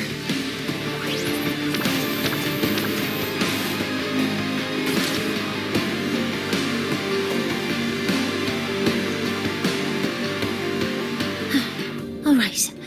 Now it's about time I catch up with my mentor.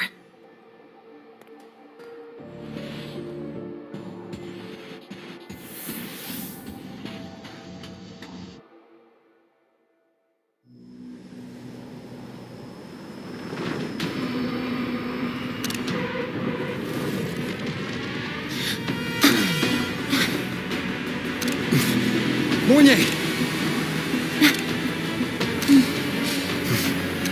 Let's go, mentor.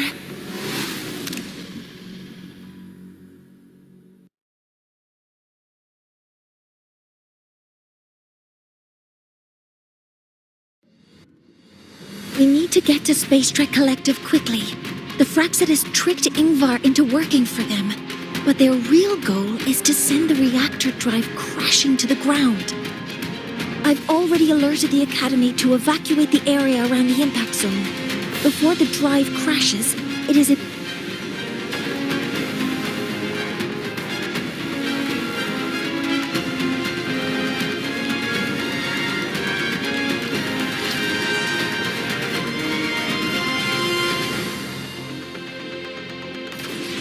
How are things on your end? Any danger? All good. The Heliogyre's back online. I now have direct contact with Sol Asylum and can relay the data you need for the new solar ceremony. It's time for the final step. We're running out of time. I'll use my resonance ability to create a more efficient path. Please, hold on tight. Huh?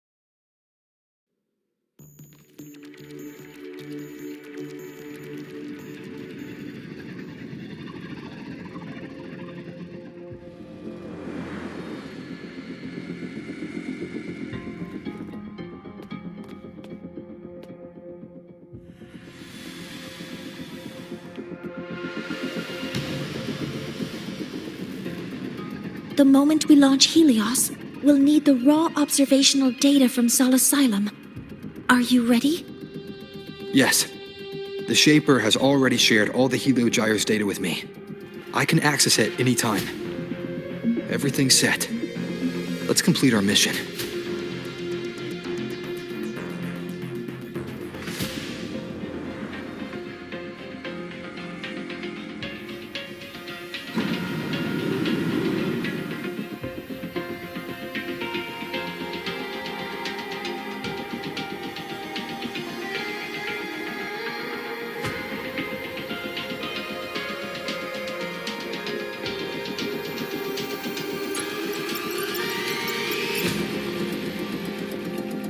Where is Anselm at a time like this? Who else can calibrate Hyvatia? Cody, Vance, examine the orbital status of Helios again. Also, the propulsion system needs to be double-checked. Professor, do you really plan to launch it without the raw data? I understand your concerns, but we are on the verge of a disaster. The Collective can't just sit by and watch it happen. This is my decision. As the supervisor of this project, I will bear the consequences. No need for that. We've established contact with the Roi tribe and obtained the drive's raw data. We can proceed with the new solar ceremony as originally planned. Professor Mornier, did you just say you managed to obtain the data? Wonderful news. I'll prepare the connective instruments for you. There's no need for us to continue pretending anymore. Warren, or should I say traitor, aligned with the Fraxitus.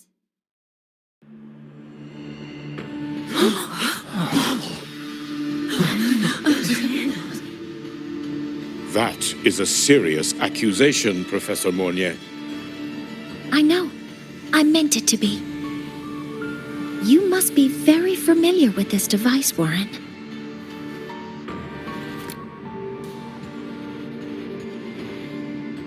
You handcrafted it to avoid leaving usage records. A clever idea. But since it is a personal creation, the marks left behind are like fingerprints. These are your marks. They've betrayed your deeds. Warren, you've desecrated the hard work of everyone involved. Anselm's experiment accident, your current position in the project. It seems the Fraxitus played a part in both, didn't they?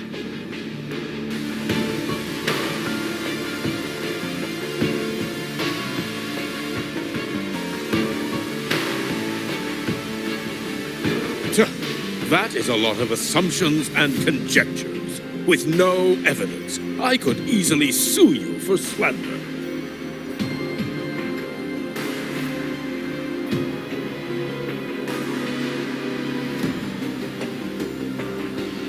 You're right.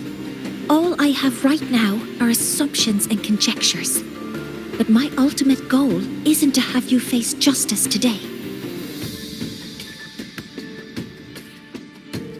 Once we've identified the suspects, we'll have plenty of time to gather the evidence.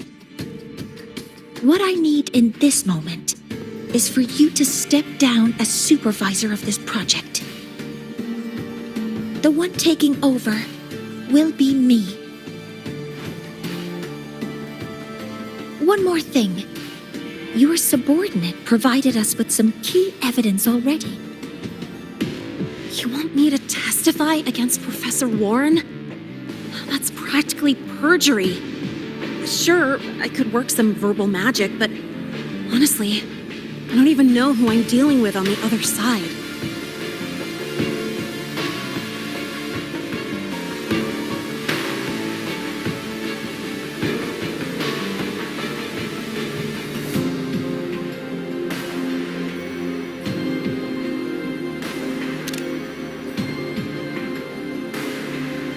It is a dirty tactic, but it's effective.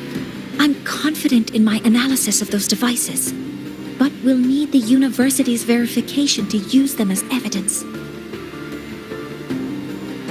In the limited time we have, the quickest way to detain Warren is your testimony. Professor Mornier... You can keep this recording. If I'm wrong, it'll be your guarantee later. Or you can refuse. Nice working with you, then. Thank you. It's a pleasure working with you as well. How did that traitor manage to...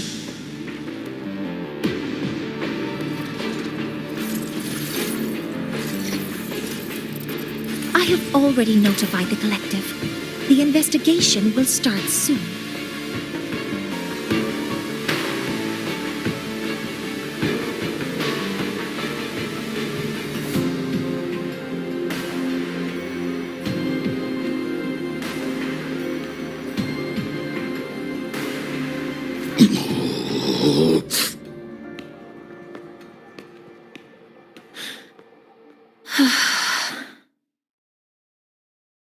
From here on out, Rover and I will be overseeing the launch procedure. All Space Trek Collective personnel, to your stations.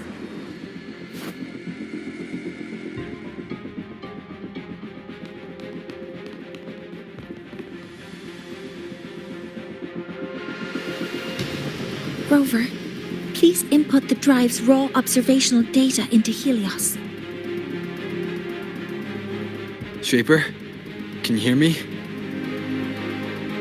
Of course. To you have all the Heliogyre's readings been transmitted. Then everything is ready. Let's commence with the new solar ceremony.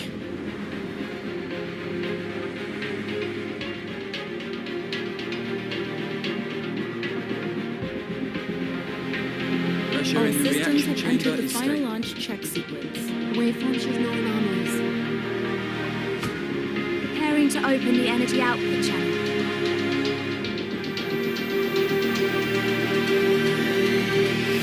Helios launch sequence initiating.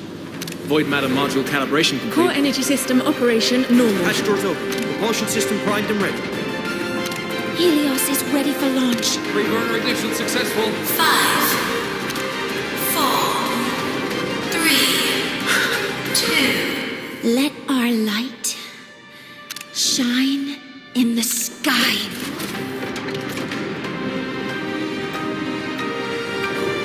Helios approaching target altitude. Progress 16%.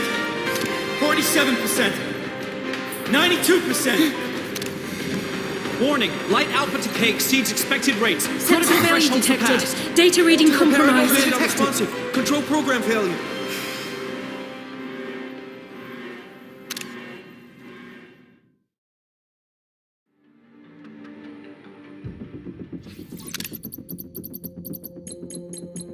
Cause found!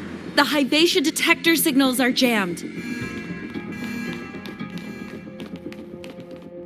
Large-scale, highly concentrated void matter detected on the surface. It's surpassing the measurement threshold. Calibration can't continue. At a time like this, adjust the measurement location. No, if the impact is this widespread, any adjustment would be pointless. Modify the detection components. No, even if theoretically feasible, there's no time to construct them. What about high-powered void matter neutralizers? No, without the drive's light, all energy components will be inoperable.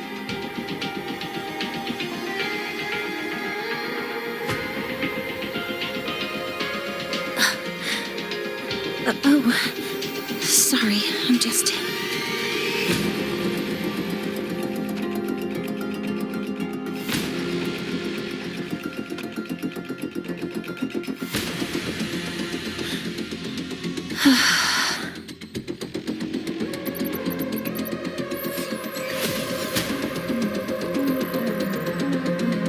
The launch failure is caused by the detector's inability to measure the drive's operating parameters. That's due to the high concentration of void matter interfering with the readings. There are two potential solutions. We could increase the detector's tolerance to void matter, or we could eliminate the surrounding void matter. But neither of those options are feasible in the time we have.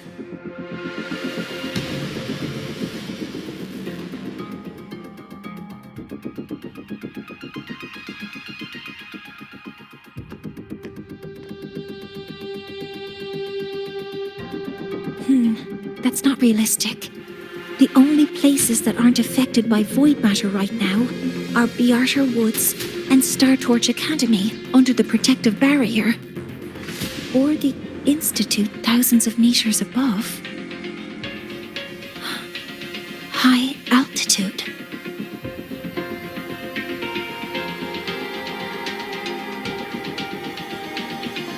Do we have spares for Hyvatia's measurement modules? Yes. Researcher Ansem left behind several prototypes. I'll go fetch one from the warehouse. But what do you intend to do with them?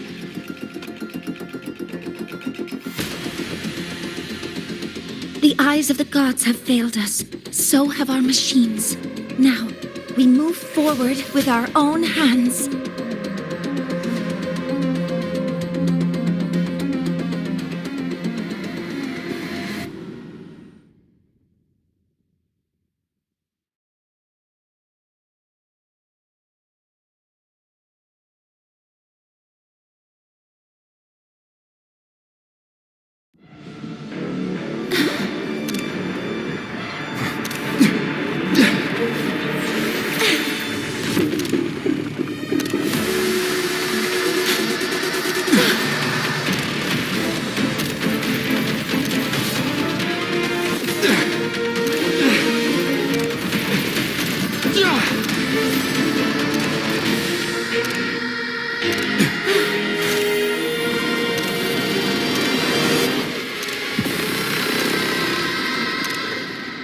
Leave it to me.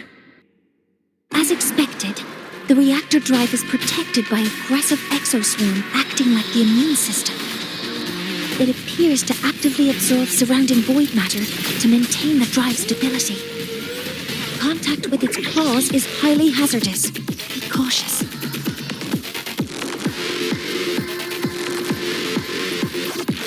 Guidance ready. Attack confirmed. Locked in. Processing complete. Guidance ready. Order executed. I'm detecting strong energy signals from the target. Please be careful.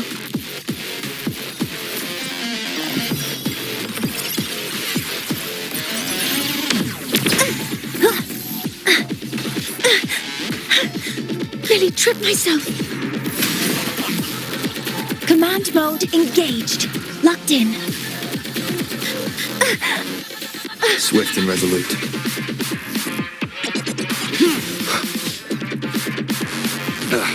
Bad timing. The show begins.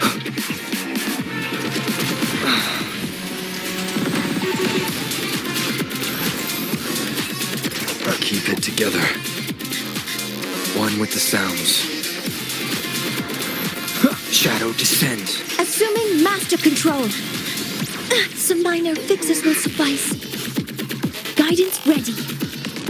Access confirmed. Order executed. Initiating criticality protocol. Swift and resolute. Down with the curtain. Keep it together. Be gone. One with the sounds. Assuming master control. Locked in.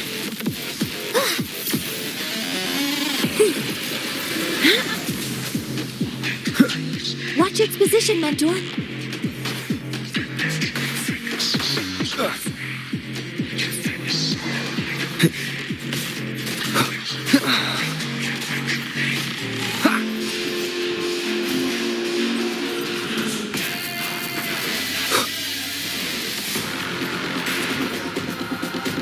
Assuming master control.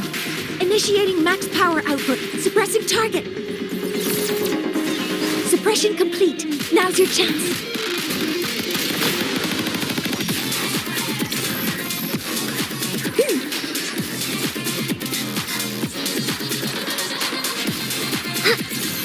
Processing complete. Authorizing maximum output.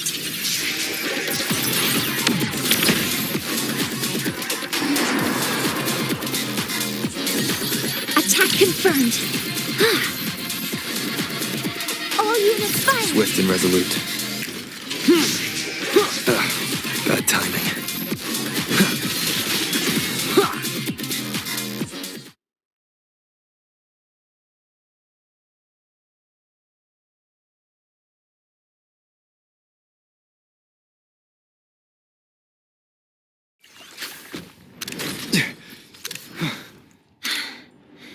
Approaching the target location. Preparing to receive data.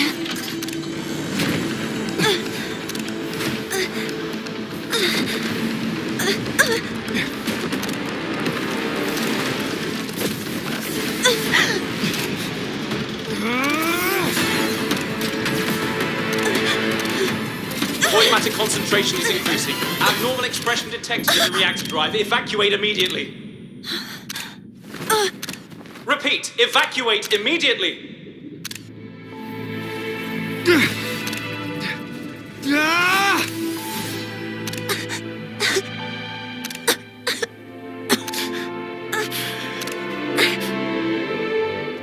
We have already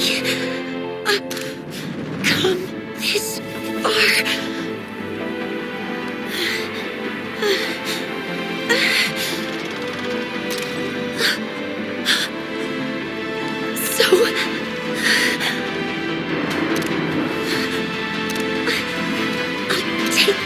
Final step myself!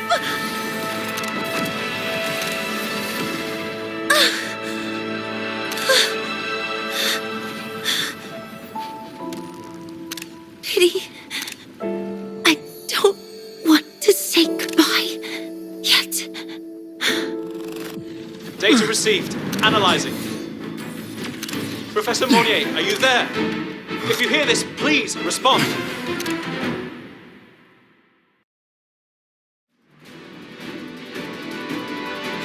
That light just now. Mornier must have entered the reactor drive. Rover, the Space Trek Collective has connected to your vehicle and will provide assistance. We can't reach Professor Monnier.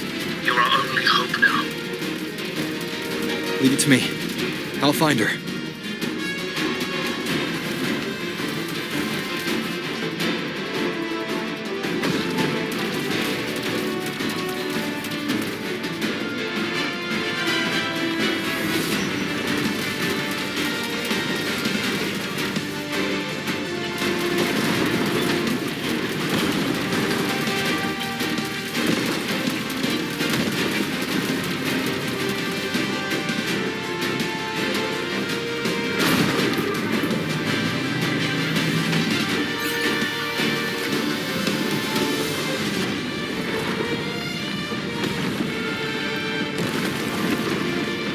Boost mode can be activated. Fuel is limited, so use it carefully. This should be enough for what I need.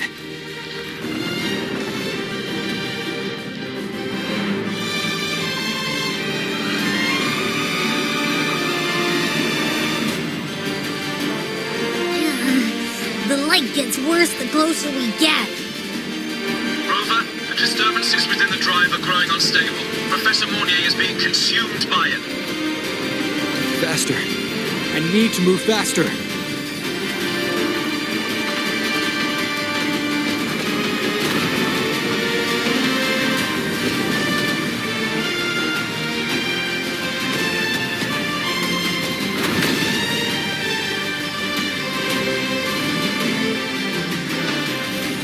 So, let's try out the Institute's new tech.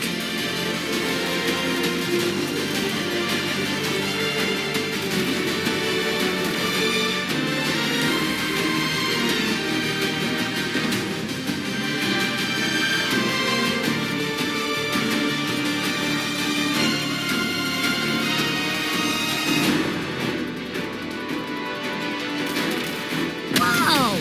He can do that?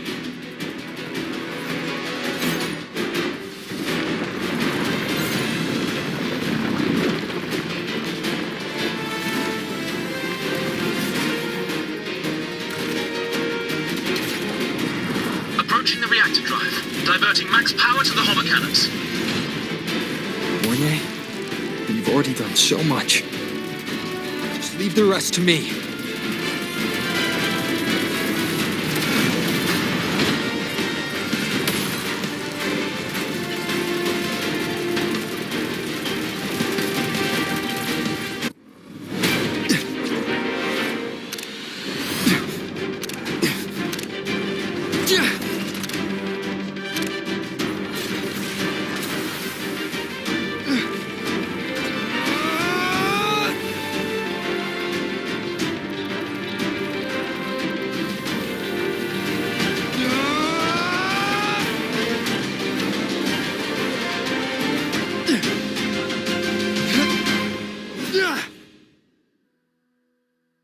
Are you leaving Lahai Roi?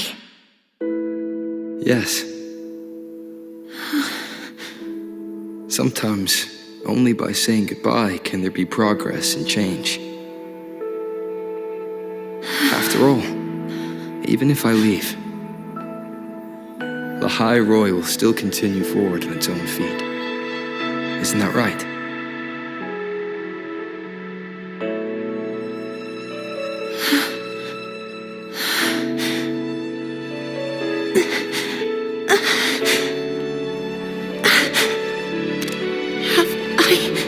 Reached you this time, Mentor.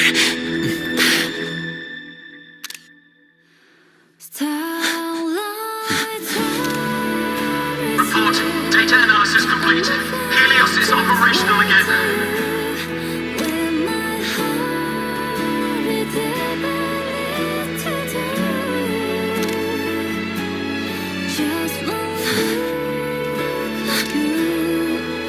How wonderful. The sun. So beautiful.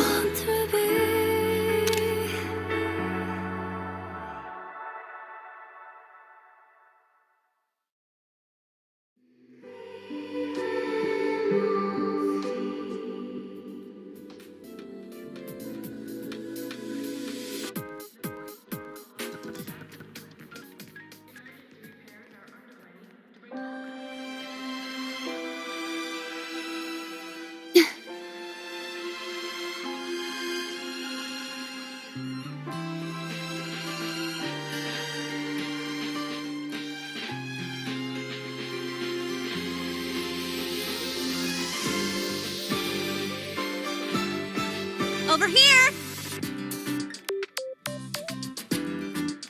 First, the good news. They've crossed my name off the mental health watch list. I'm finally free! And the bad news.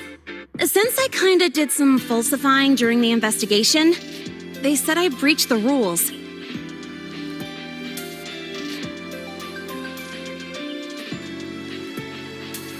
But since I did it to make sure the bad guy didn't get away with anything, and I actually helped out, the final verdict is I'll still have to stay on the mental health watch list for a while.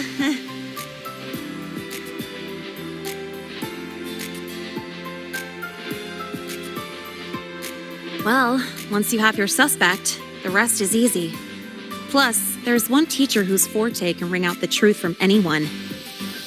But I do have Professor Mornier to thank for sending an official email that explained everything. That's the only reason they believed me. I guess that means it'll be harder to skip her classes now. Dr. Herson said she was overclocked for too long. I'm worried.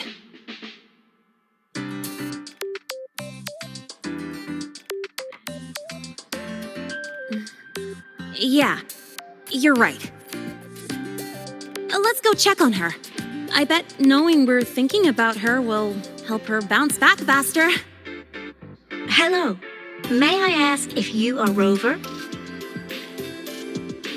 I'm here to inform you that Professor Mornier has just woken up.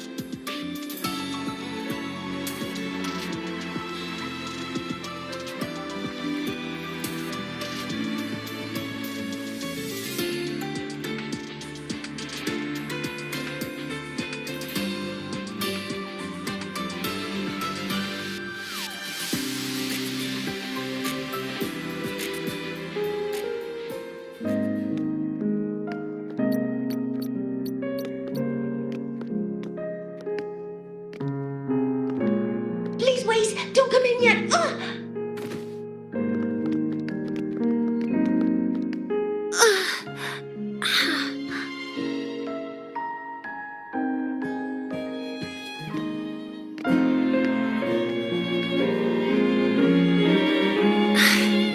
Sorry, my body. I still can't move like I normally do. I've gone through rehab before, and it's been a while since this happened. Don't worry, I can handle this much on my own.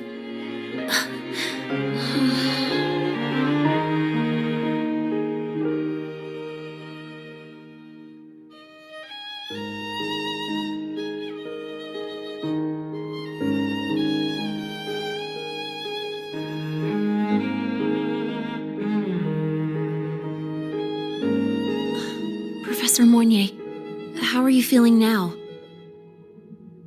Dr. Herson said you were in bad shape. It's great to see you've recovered a little. To be honest, at that time, I didn't think I'd make it. But when I was drifting in and out of consciousness, I thought I saw a girl within a light blue ring. A light blue ring?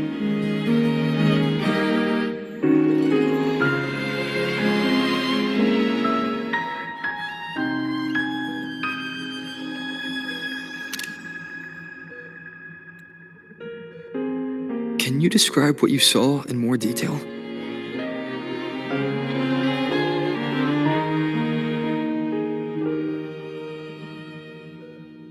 I can't be sure, but I think she protected me. It sounds like the girl Mornier saw is the same one I encountered when I first got to Lahai Roi. She's able to go up against the Thenodian herself and appear in the reactor drive. She's connected with the Exostrider and the Thenodian in ways we still don't fully understand. Figuring out who she is and what happened to her will be the next big task. Rover? Rover! Hey! Stop spacing out! To celebrate Professor Mornier waking up and the crisis being averted, don't you think we should?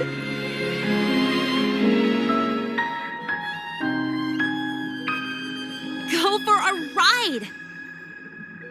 Nothing beats the wind on your face, especially when the three of us still don't have a group picture. A photo under the new Helios. Sounds like it'll make a good souvenir. Yes. Witnessing the rise of the new sun together. That's also the promise between the two of us, Mentor.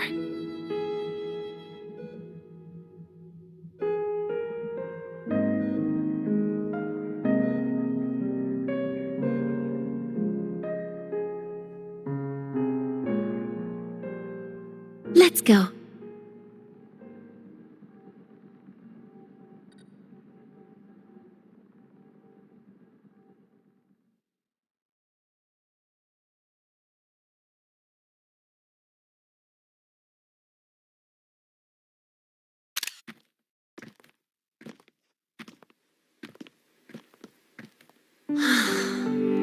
So, not bad, huh?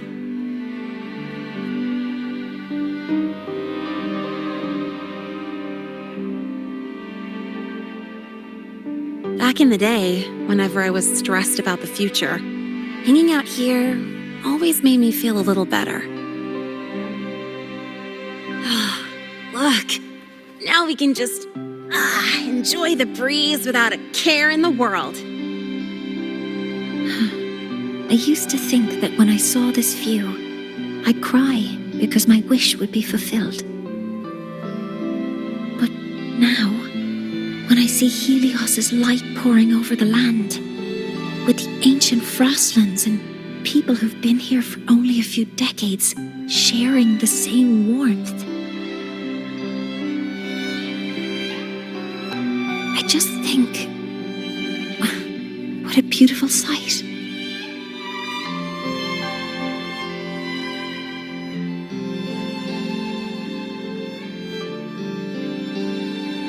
Well, let's scream that from the rooftops! To freedom!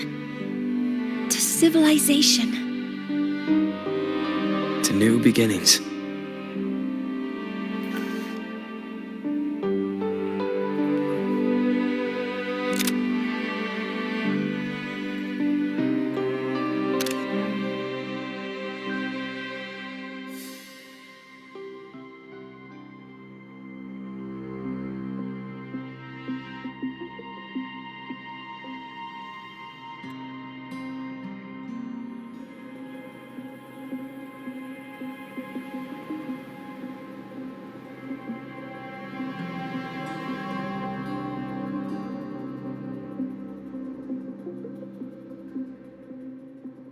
Three days ago, when Helios was launched, we registered an unexpected spike in void matter concentrations near Hyvatia.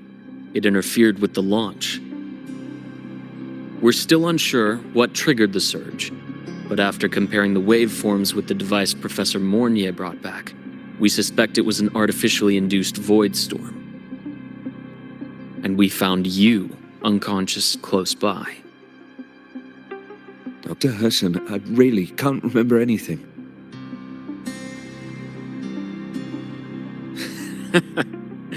You back and relax. Professor Lucilla has already given you the clear. You're not a suspect. I'm just here for protective oversight. Acting as your personal bodyguard, you might say.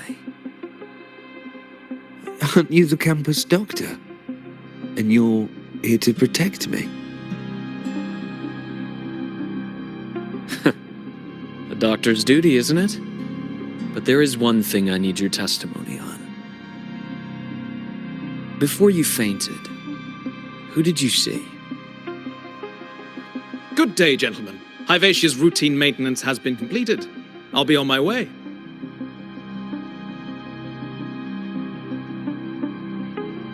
Who's that? Oh, never mind. No time to think about that.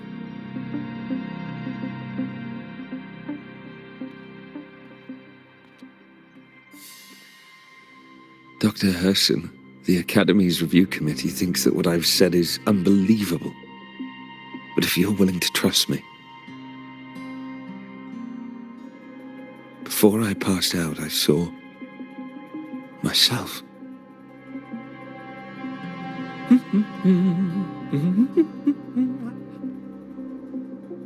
It seems my hastily chosen pawn has proven to be utterly ineffectual. It appears I'll have to add the final flourish to push the story to its climax.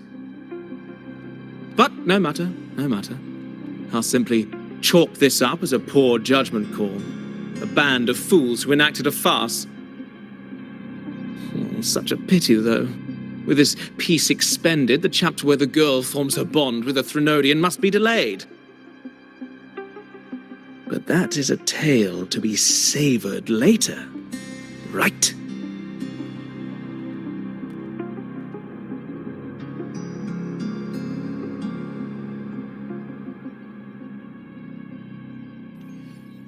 Mentor,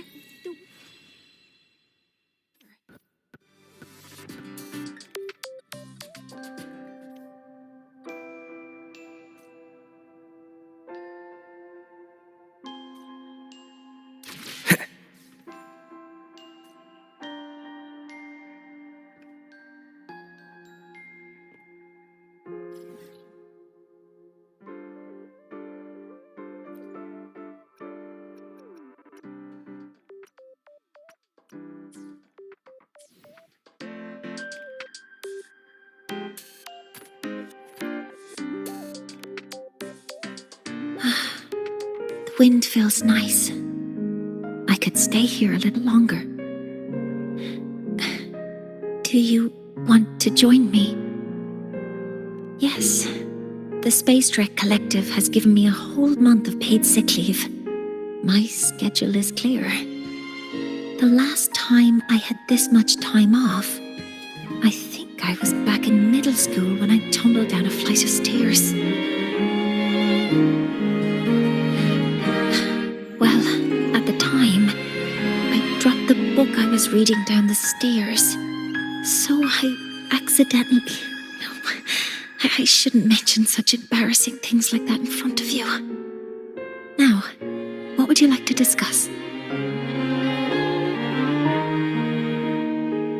The reactor drive didn't land as the Space Trek Collective had originally planned, but now that it's on the ground, we can finally start researching it.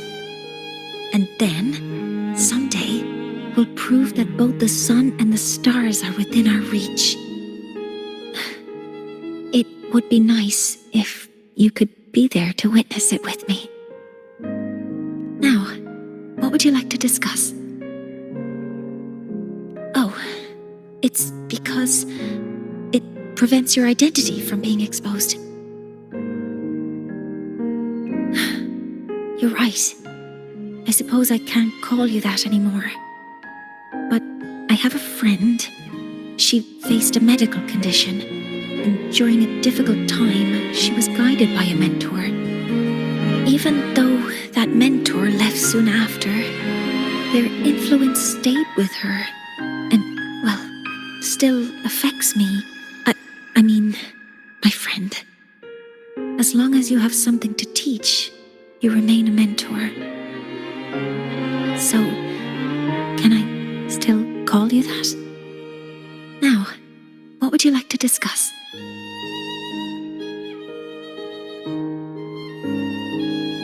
That's a secret.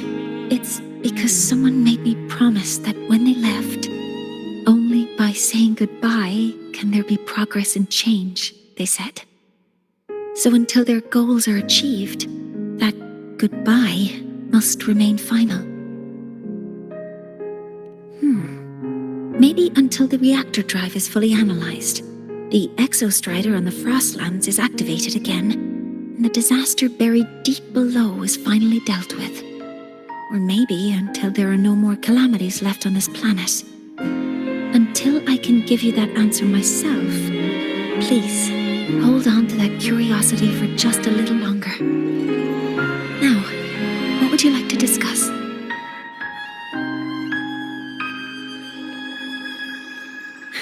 Okay. See you next time. Oh, one more thing. Stay a bit longer this time, Mentor.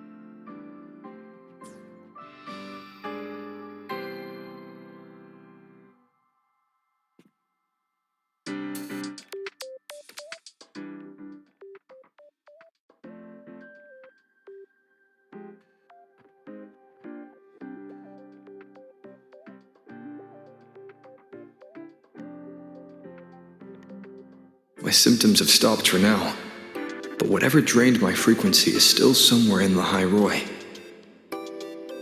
The only thing I haven't surveyed yet is the exostrider out in the Frostlands. The Roy's Trine myth likely mentions it. This lecture could be my chance to find a clue.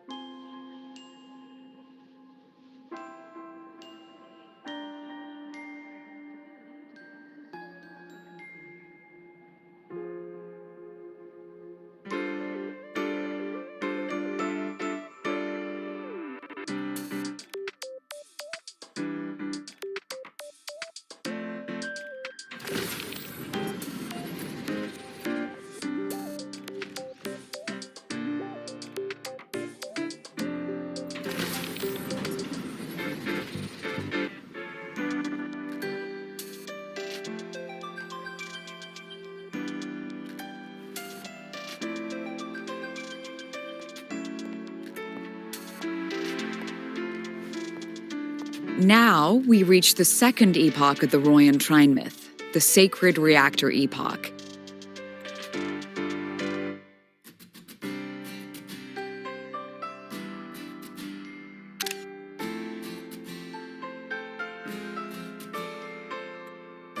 After Boulder, the sun's incarnation, had sealed the foreign divinity Huthdrungar, the Frostlands fell into an endless dream. Assistant Navora, could you continue?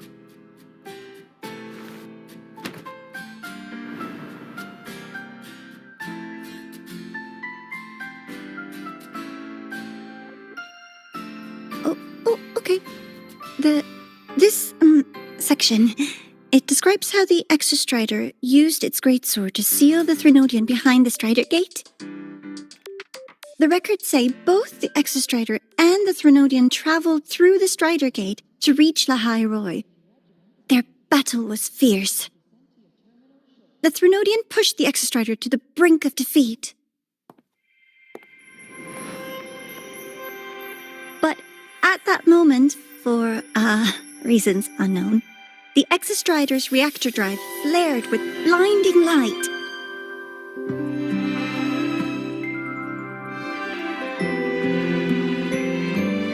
And it found the strength to raise its sword and seal the Threnodian away. Lahai Roi was saved. What a relief.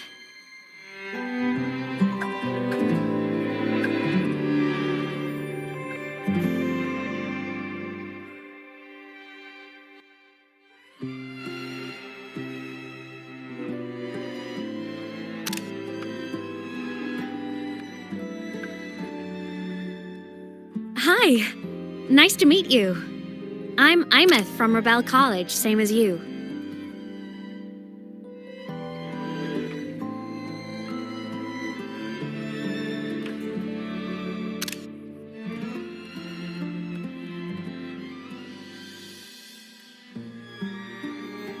First time seeing you in class. Trying to collect credits from all 4 departments? That's ambitious. Welcome to the academic quagmire. Imeth, I've been looking for you. I never got the chance to thank you. Thank me?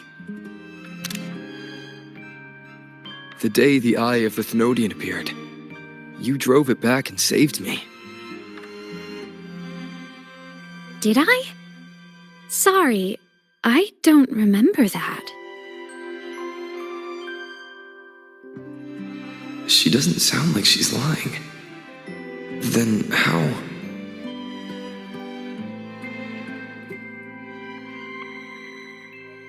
A synchronist. A freshman.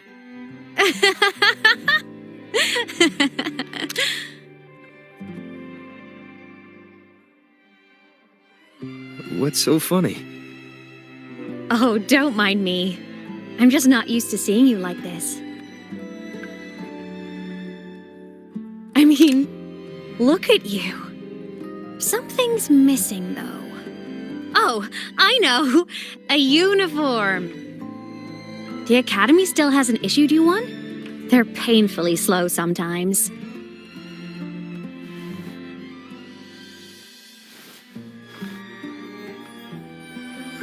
Imeth?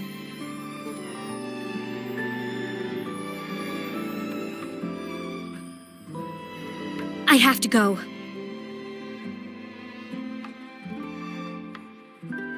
Gotta run, Professor!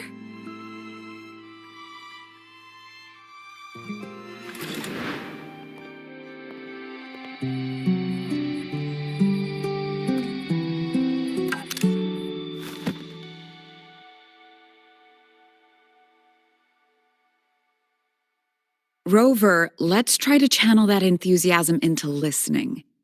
Do come see me in my office after class, okay?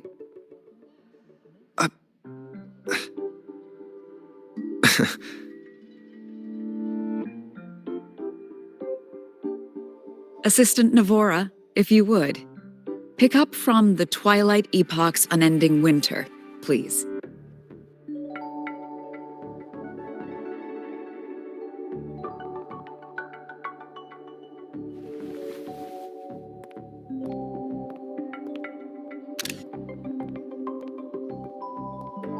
Sigrika, could you come to the library with me? Okay. Hey, Did you notice the new student? The one who kept talking to himself during class?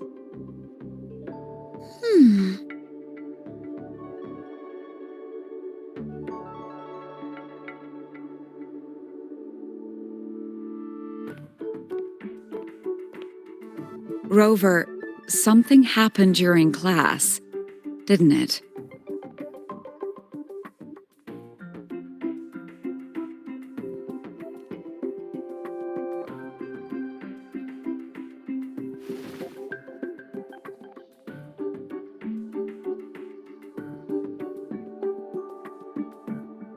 So a girl named Imeth just got up and left the lecture hall.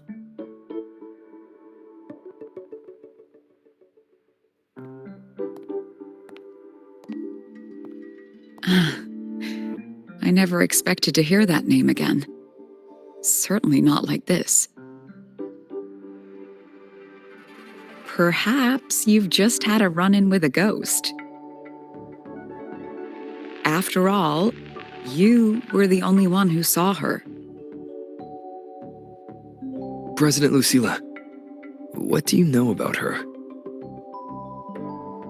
Stay at Rebel College long enough, and you'll eventually hear her name mentioned. Though it's a story from over a decade ago now. Imeth was a synchronist.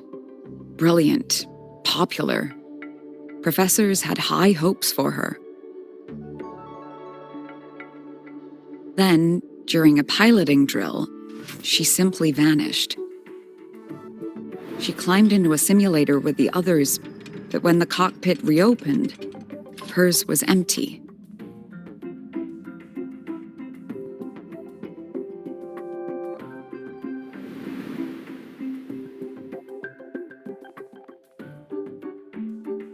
Intrigued? Want to go find her?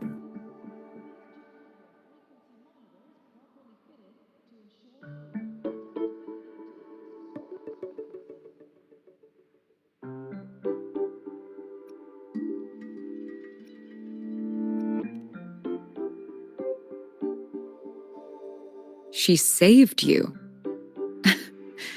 Seems the mysteries around that girl are still multiplying.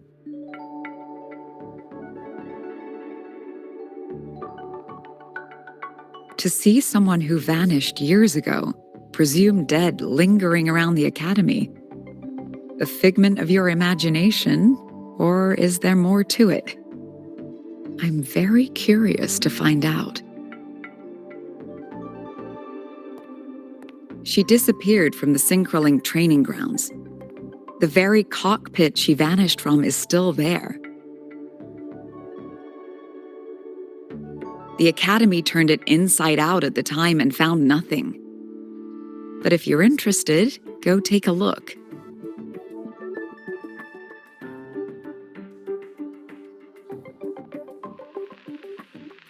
I expect you'll dig up some new surprises for us.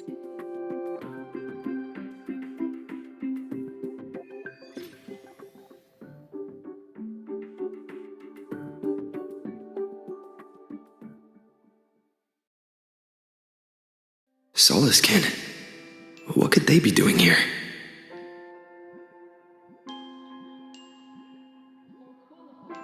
That's Solaskin. It's headed straight for the Synchrolink training grounds.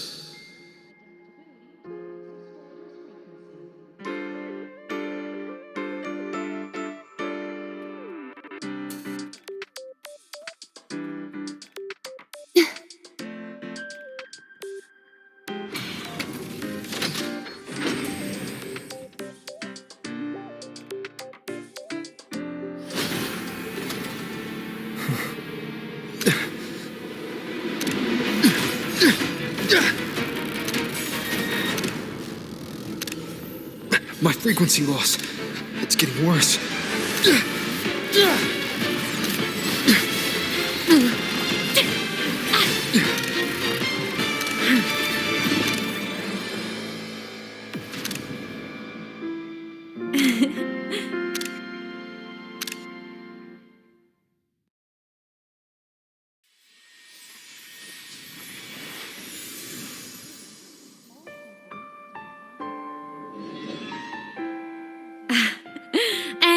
Nope. Still on the fritz. How are you feeling? I'm okay. After that mech flew off, I felt less of my frequency bleeding out. That mech's frequency felt like the presence from the rift back in Honami City.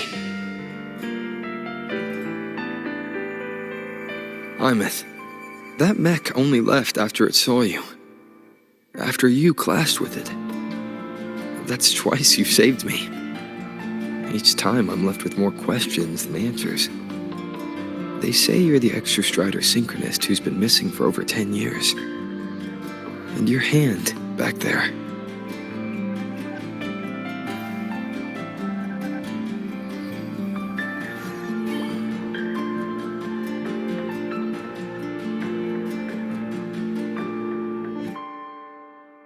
Me? I'm not the Exostrider synchronist now. I'm its resonator. I just died first. Call me a digital ghost.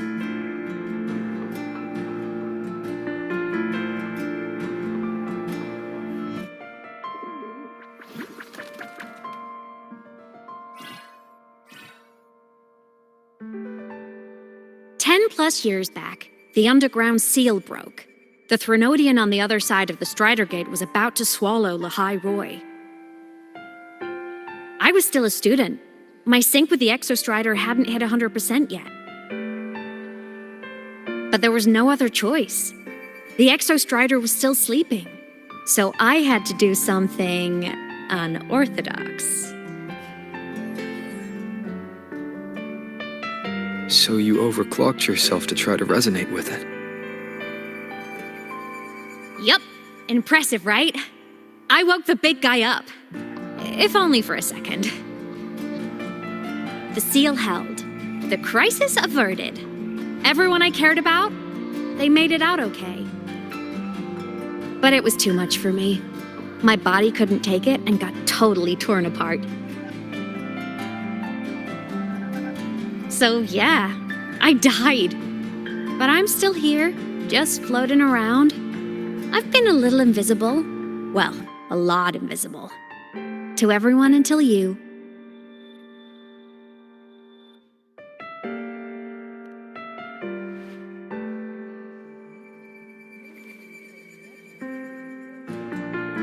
You can see me now because of this little guy.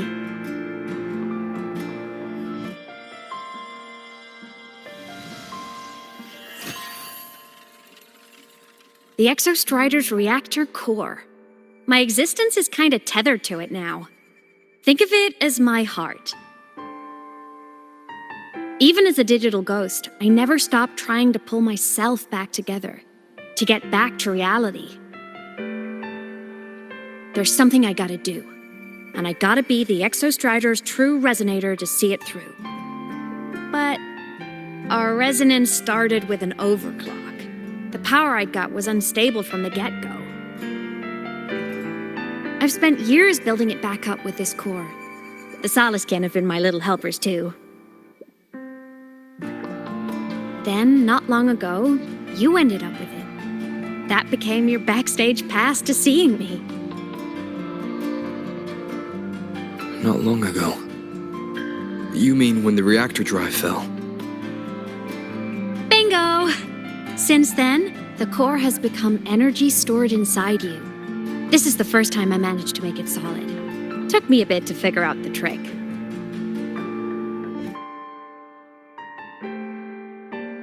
Then it was you. You were the one who saved Mornye when she was dying. You and that junior of yours were always close. We even crossed paths a few times back when I was still, well, around. Of course I'd help. A junior of mine. So I really did know Mornye in the past. Oh, and by the way, when you charged in to save Professor Mornye, you looked pretty cool.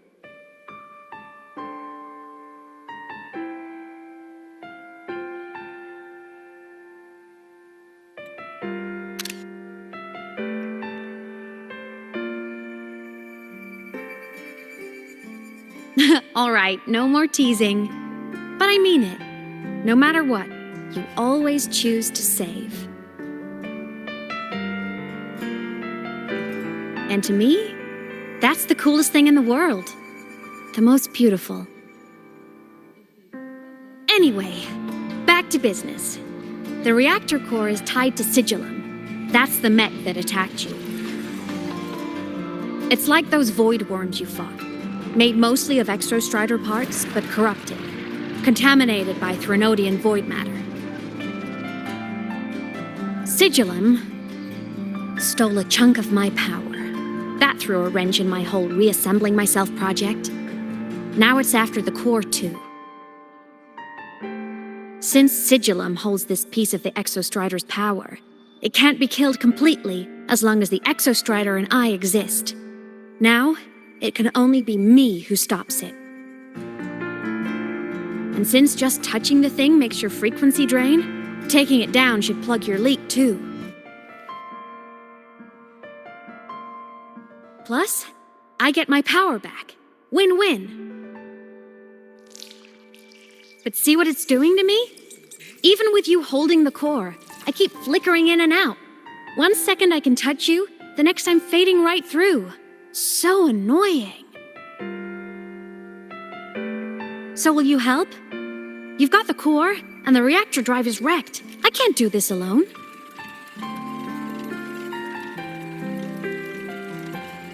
Also, I've noticed, when the core is in your hand, it runs faster.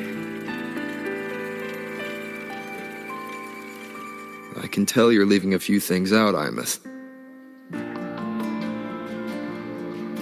Still, you helped me and a lot of people in Lahai Roi. That's enough for me to trust you. What do you need me to do? Existence is the imprint life leaves behind. Being remembered, talked about, and seen. All the places I went when I was alive bear those imprints. The core's running lets me find and record those frequencies. These little cuties have been my scouts. And they'll be our guides now, too.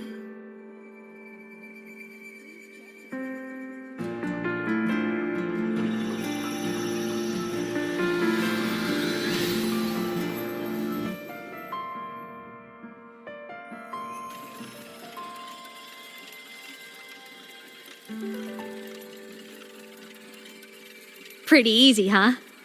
All you gotta do is carry the core and follow our lead.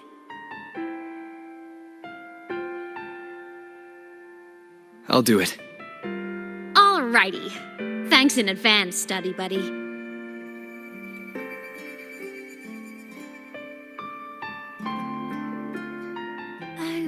The Soliskin went down the lift. Let's follow.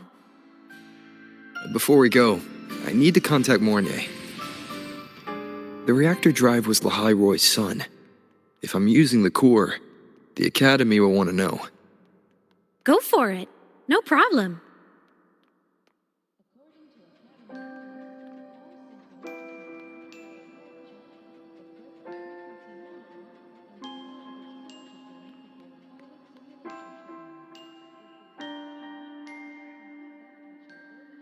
Imeth definitely glossed over some things. Like what happened during our previous encounter. What she's done since becoming a digital ghost. And the real reason why Sigillum stole her power. After years drifting like this, to still hold on to that spirit, her will must be strong. Prying answers from her won't be easy. I'll bide my time. The right moment will come. Has something happened, Mentor? I see. So the reactor drive's core survived the crash. It must be the key to reactivating the Exostrider. Of course, then the official stance is that it be returned. Star Torch Academy and the Roya would both agree on that. But, as you said, curiosity from the Institute is inevitable. Mornay?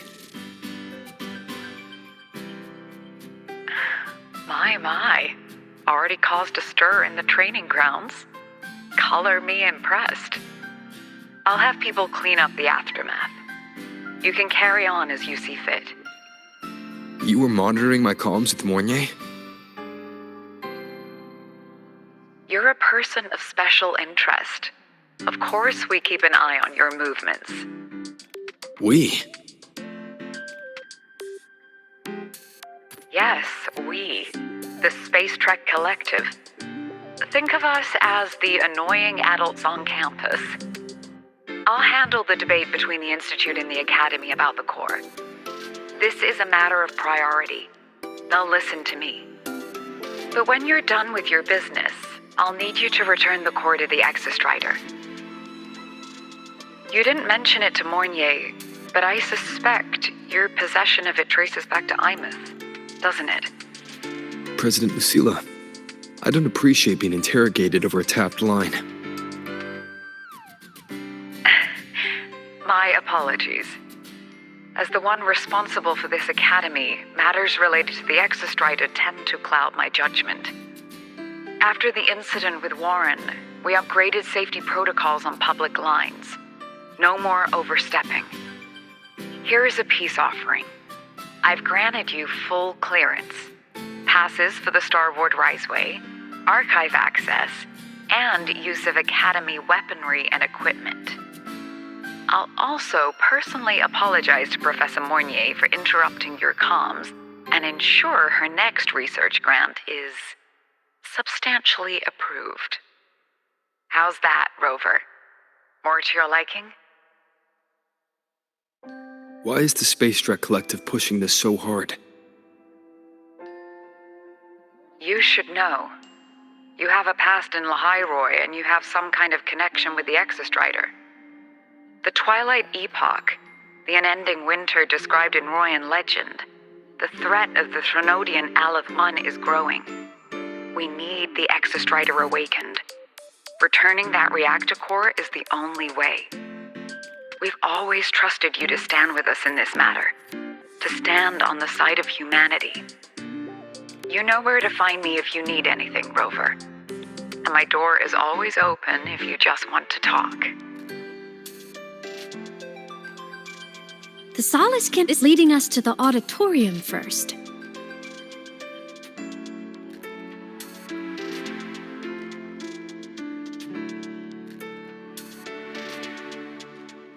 The new solar celebration is almost here. I wonder what they'll put on this time. By then, exams will be over, and we'll finally get a long break. Ah, vacation. What's not to look forward to?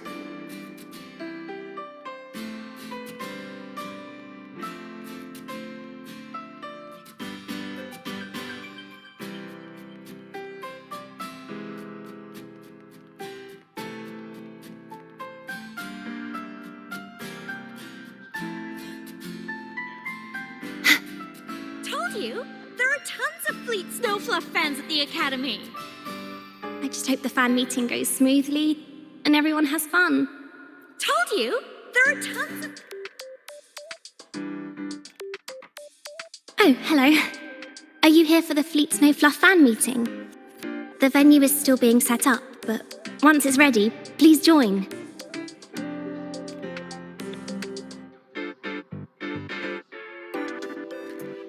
She's a singer, a campus legend. She's only released online, but she's super popular. But her site hasn't been updated in over 10 years. She posted one last demo and then nothing. Don't be such a downer. Maybe she just graduated and moved on to bigger things. Probably never showed her face to keep her life private. Doesn't matter. We still have her music. Here, even if you're not a fan, you should give her a listen. I'm new here, but even I was hooked when I first heard her songs.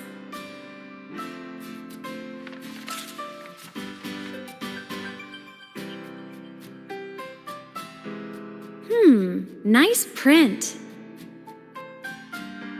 A fan meeting. Huh. If they're happy, I'm happy. Come on. Let's follow the Soliskin and see what's going on in the auditorium.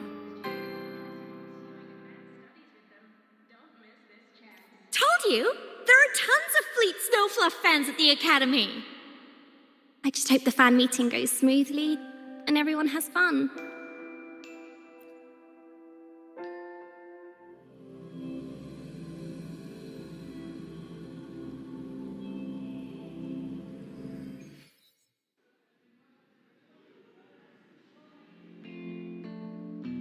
After scrapping so many drafts, I finally got this poster ready for everyone in the fan meeting The to fan see. meeting merch made it on time. Thank goodness.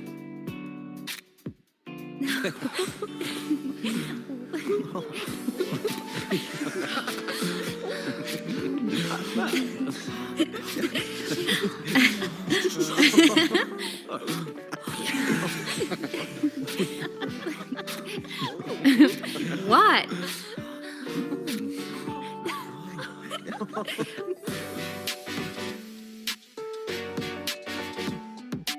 Oh, just a habit of mine. Waving, chatting, going to class. It makes me feel like I'm still alive.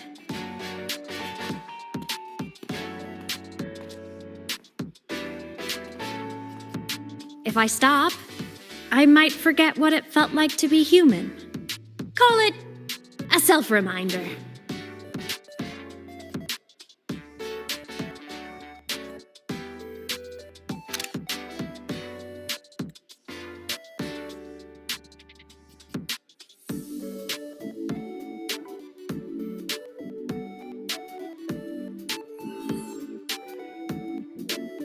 Fleet Snowfluff.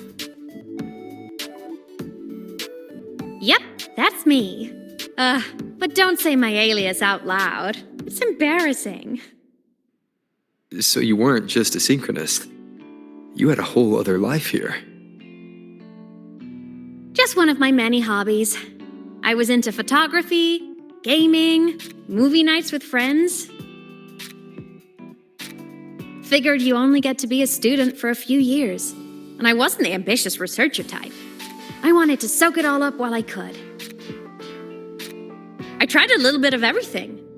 I just wanted a happy, carefree life.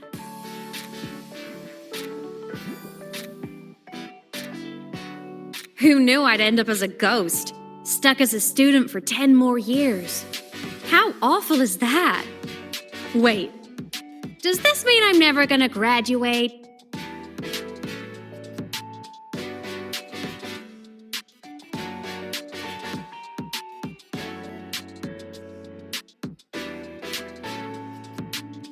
Hope so. Guess everyone needs something to hold on to. It's good to have a little hope. But I have to say, it's really moving to hear people talk about my songs after all this time.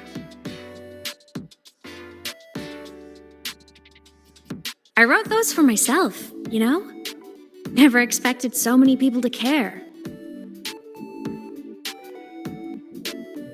But if they made someone feel something, joy, pain, anything, that makes me really happy.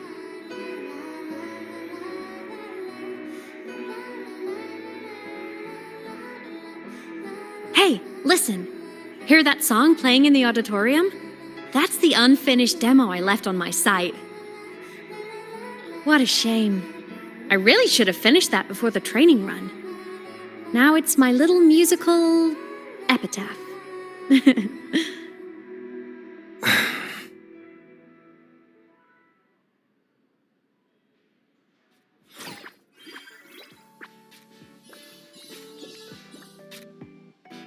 Let's go. The Soleskin is calling us.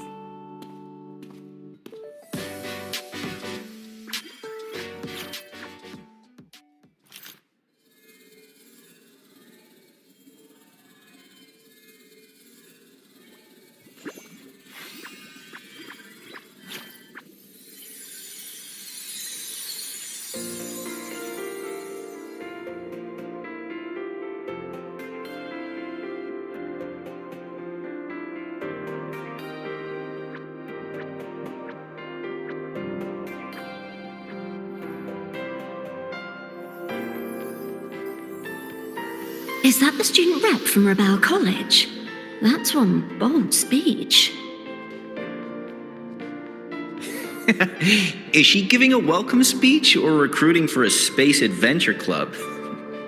Uh-oh, the professors look upset. But she made a good point, didn't she? Isn't that passion the entire reason we're here? To explore whatever's out there again.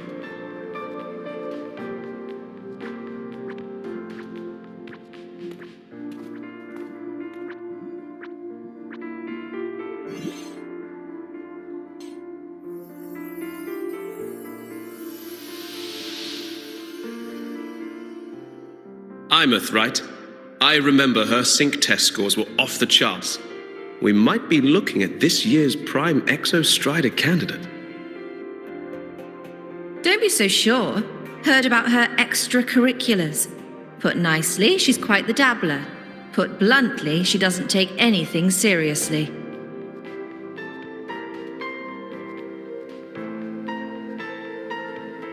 Potential is still potential. She's brilliant. She just needs guidance.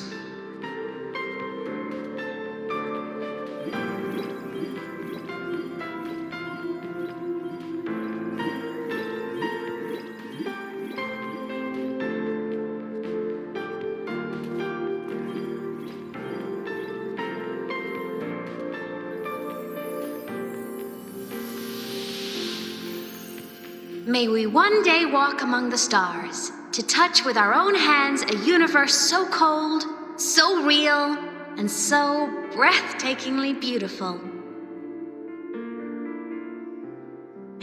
That's all from me. If I keep going, my credits this year might be in danger.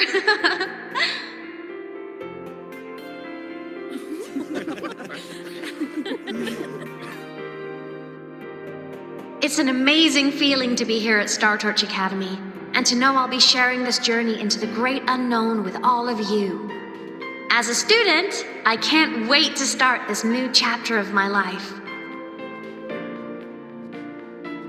There's just one thing missing today. I wish my family could be here in the crowd to hear this. So, to him, I want to say, I'm doing great, and I'm happy. Everything is just as you hoped it would be. So please, don't worry about me.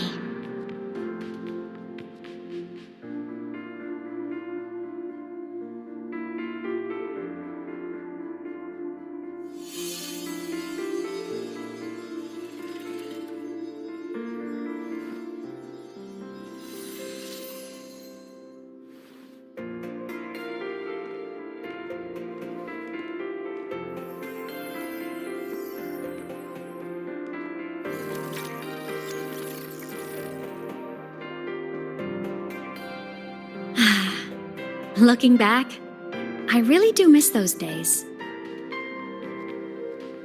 Star Torch Academy is a nice place. I mean, I caused my fair share of trouble, but the professors never turned me away from lectures. You saved Lahai Roi, Imeth. But you paid for it with your future. And no one even knows.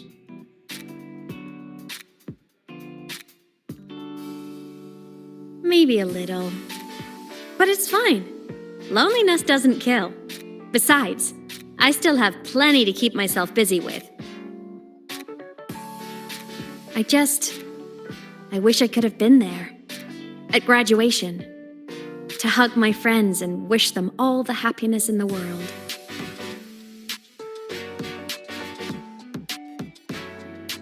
The Solace can head it outside. Let's catch up.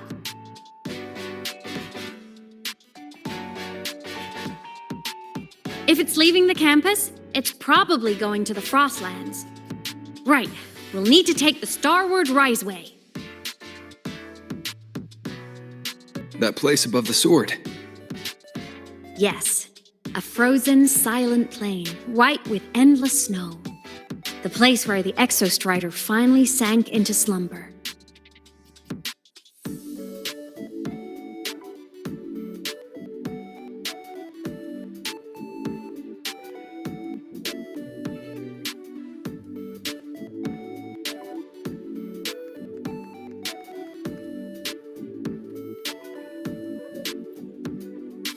Our next stop is the Starward Riseway.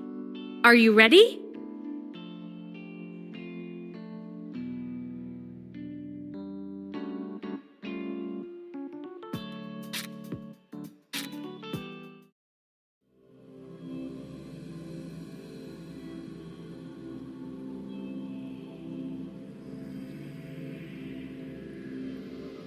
When I was a kid, I once hid in the Starward Riseway and made it to the Frostlands all by myself. Bold even as a child. Hee hee. Like the last time. Everyone confirm you've got everything. Relax. We've packed more than enough supplies for this Frostlands field trip.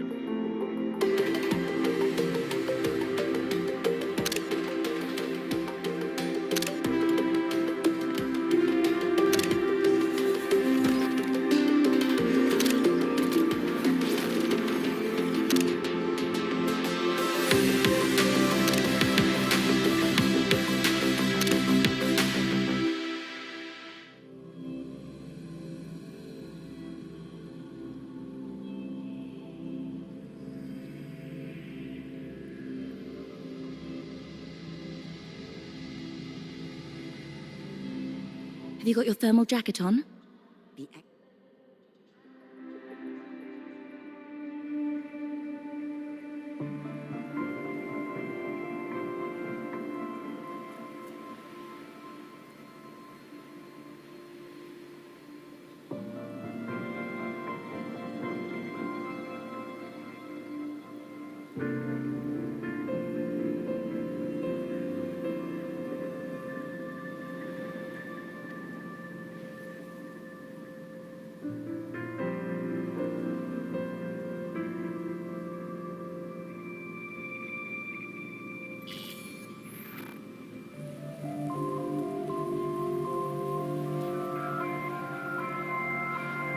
Cold? I'm fine. What about you? Between you and me, ghosts can't feel the cold.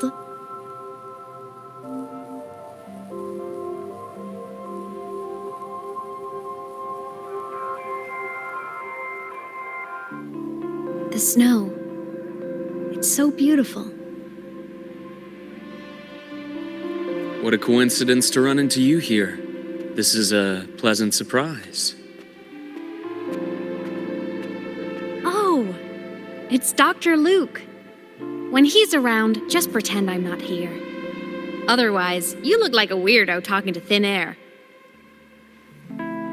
You should hide too, okay? This is our secret journey.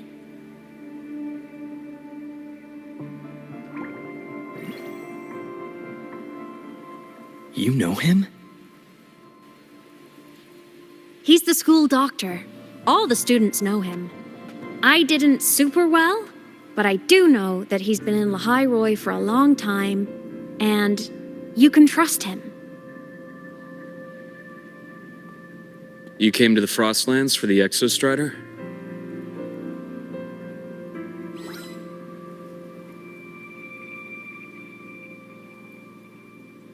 I'm headed the same way.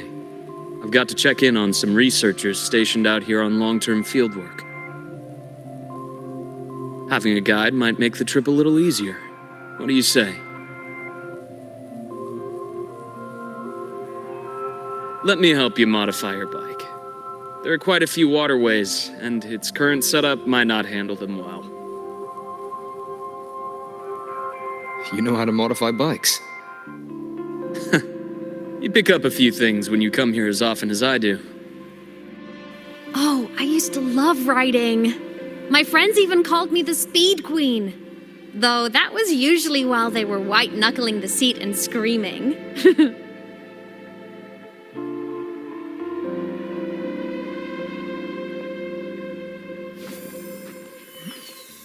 Look at this place. Hard to believe it, but years ago, all of this was a lush green forest. Back then, the Roya were nomads, the true natives of Lahai Roi, who walked in step with nature itself. Was it the lament that changed it into Frostlands? Yes. It triggered a magnetic pole shift. From then on, Lahai Roi became the new pole. But a lament wasn't the only cataclysm stirring back then.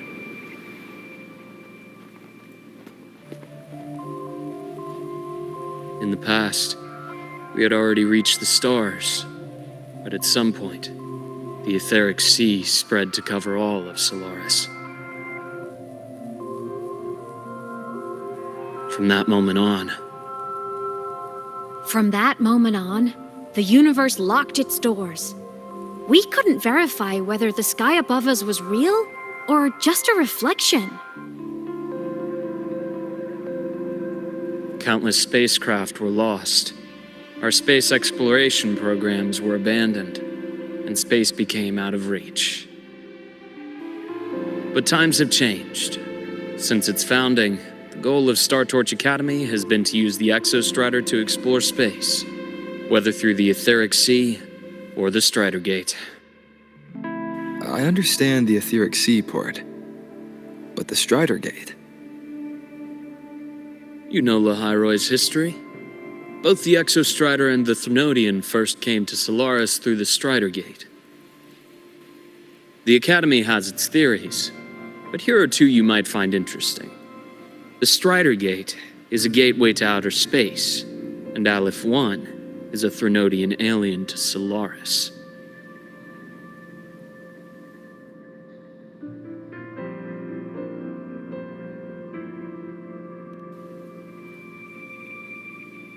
With a gateway like that, of course we want to open it. But to pass through, we must awaken the Exostrider and be prepared to face Aleph 1 head-on. I've long believed that Aleph 1 poses a far greater threat beyond void storms and void worms. With other Thrunodians, we can at least glean clues of their nature from their places of origin and the civilizations they emerge from. But Aleph 1... our knowledge remains blank. So many dream of being the Voyager who returns from the stars, the first to walk the cosmos once more. But in all these years, no one has succeeded. The etheric sea phenomenon cast us into isolation, but it also gave birth to all our dreams of what could lie beyond. And those dreams are still alive today.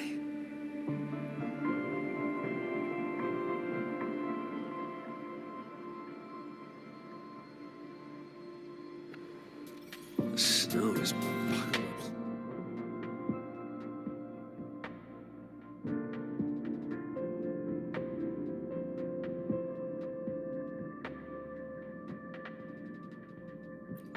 The snow is piled up so.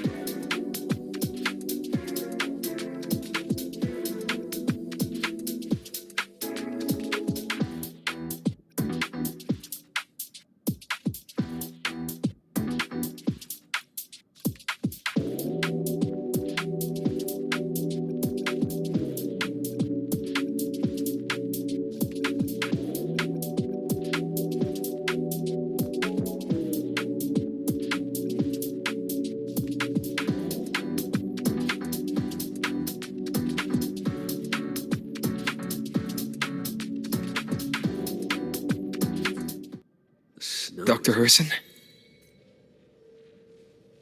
Just call me Luke. It has a nicer ring to it, no? Then, Luke, you asked about my feelings in the academy. What about yours? How long have you been here? About 20 years. I was a traveler before that, seeing what Solaris had to offer. But then a friend asked me to come to Lahai Roi, to keep an eye on things here for him. The students make it easy. Watching them find their way is its own reward. They enjoy talking, and I enjoy listening. The work suits me well.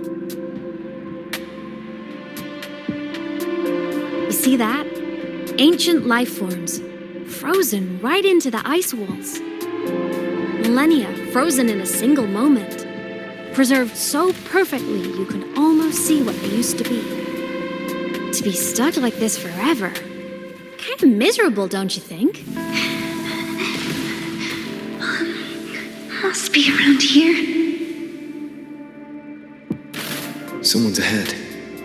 That voice. I remember hearing it on.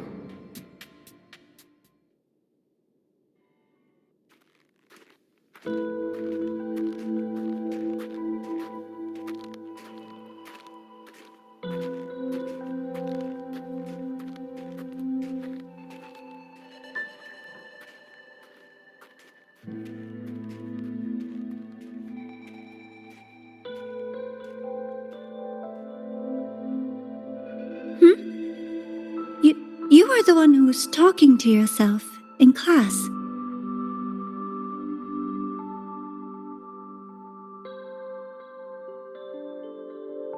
Whoopsies!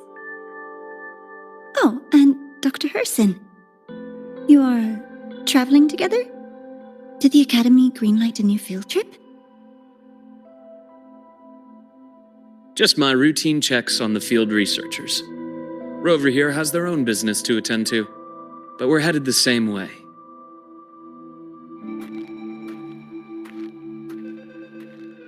What about you, Miss Navora? Chasing more fallen debris? Yes, exactly. I heard the Frostlands have been experiencing changes since Helios was launched. I had a hypothesis that new debris fields might have been exposed. Debris? Space equipment that fell from the sky long ago. Probes, satellites, and even space stations. Some previous digs unearthed wreckage containing records lost during the lament. Oh, and images. Photos taken in orbit of other planets. They were absolutely breathtakingly beautiful.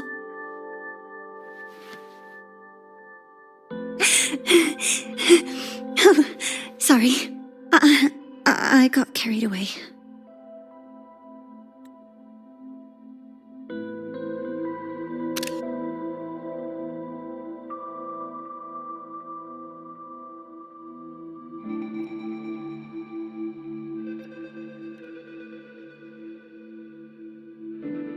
Thank you. Sometimes I'll just start info dumping. I know it's not the best.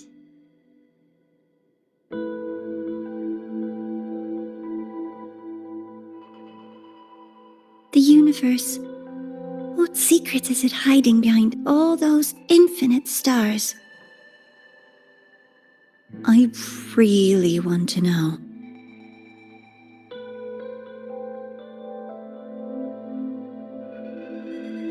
Anyway, in short, I came here for the fallen debris.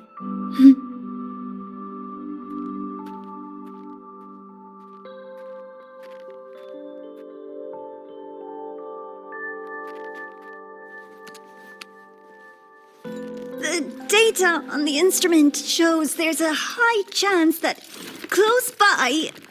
Huh?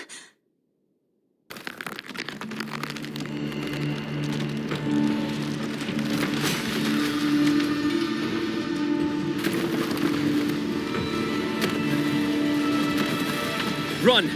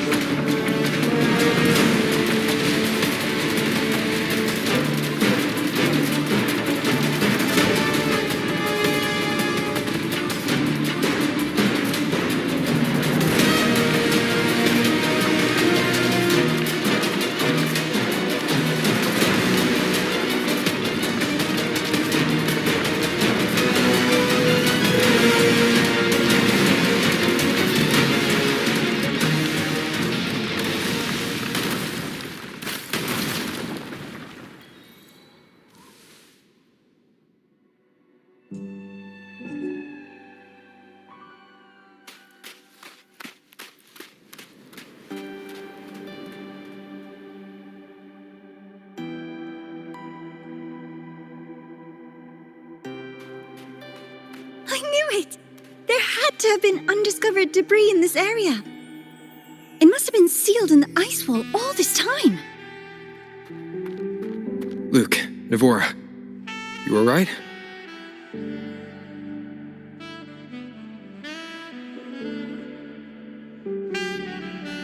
Oh, I'm good. Perks of being a ghost, you know? I'm so sorry. It's my fault for putting everyone in danger. The collapse was an accident. We're all okay, so don't blame yourself. But the way we came in is completely blocked. Scaling that ice wall? It's too high, too risky. I'd rather not have a student on that climb. I've contacted the Academy. They're sending a rescue team. Once Navora is safely returned, we'll set out again.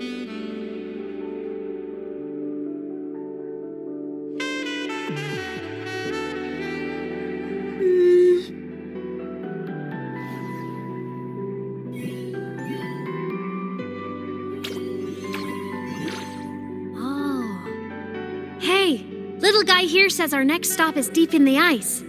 There's a path at the bottom of the station. Want to check it out?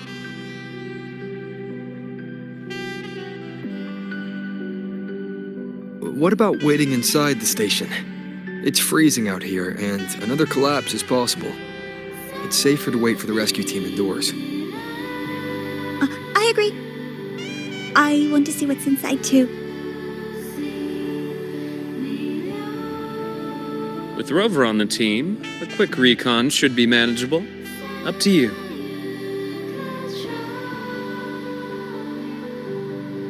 Hey, question. Before you came to Lahai Roi, did you do this kind of thing a lot? What do you mean? Like traveling with a crew, seeing the sights, stumbling into trouble, then going your separate ways. Like a classic road trip movie, you know?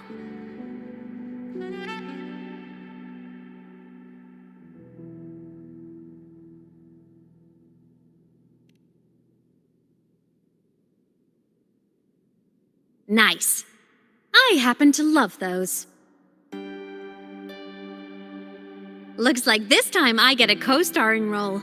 Amazing! Let's keep going, study buddy.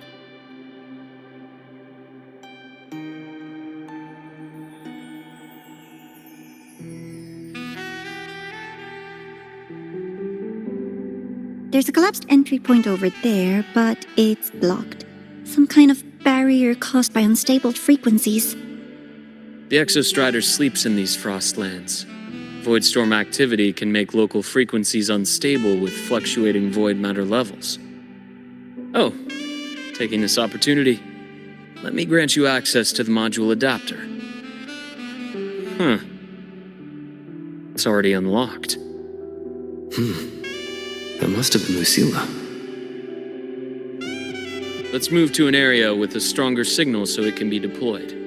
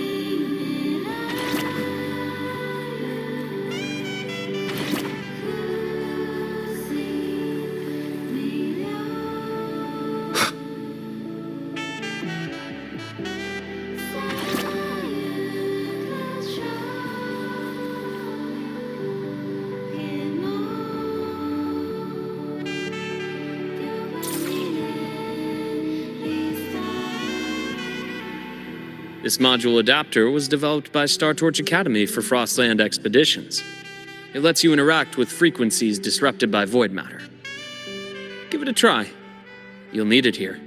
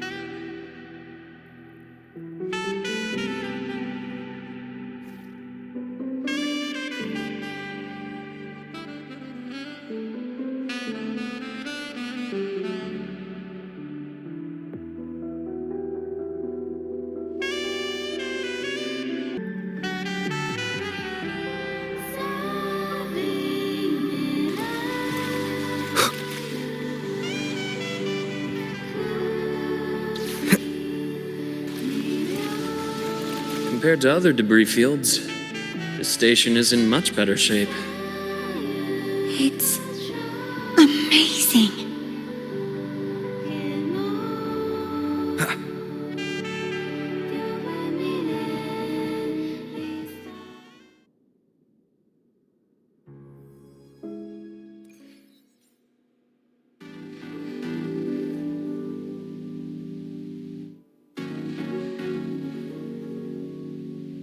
Back in Mount Firmament, I saw characters like this.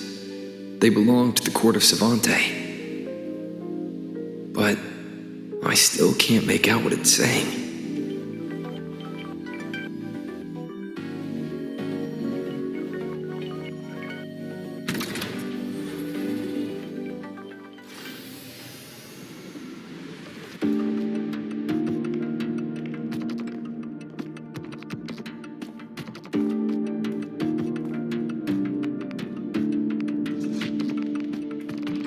This is...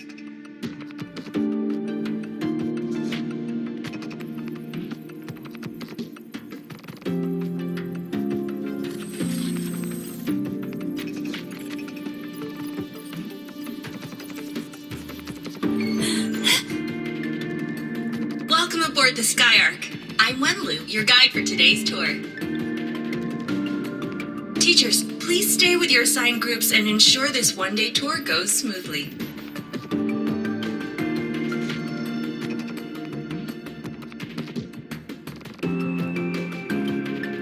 Please direct your attention here. This containment unit holds droplets of the etheric sea itself.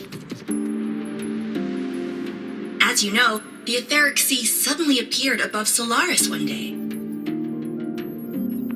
During that initial event, the court of Savante briefly glimpsed a figure of a white-haired woman. She vanished in an instant, leaving countless puzzles in her wake.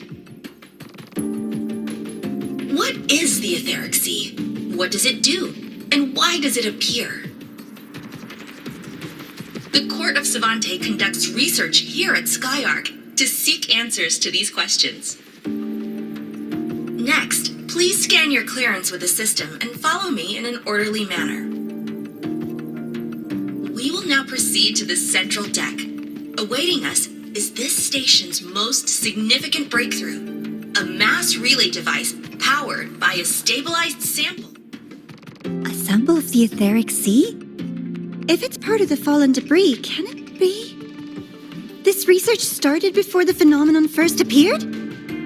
Oh my, this is an absolutely incredible discovery! Thank my lucky stars I came to the Frostlands today. That guide was probably a hologram frozen in the system's memory. Huh. Those brilliant minds in the Institute will be wetting themselves over this.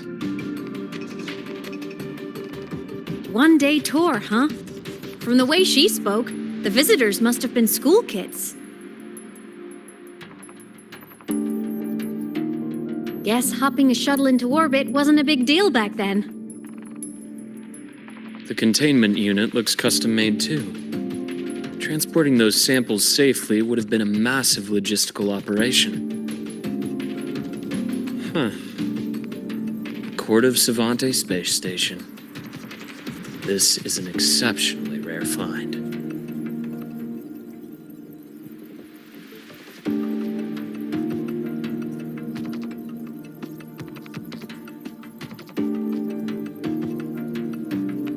The Academy has recovered other debris from this era. The systems have enough common architecture for me to manage a basic reboot. As for the Court of Savante's characters, let's just say I developed an interest in it, under unique circumstances. The characters in that pin, they're Court of Savante letters. I obtained it by chance. In fact, it happens to involve you. But this isn't the place for that story. When we're back at the Academy, come by the infirmary. I'll explain then. After all, it is a long story. Ooh, sounds mysterious. I want to hear the story too. Please, pretty please.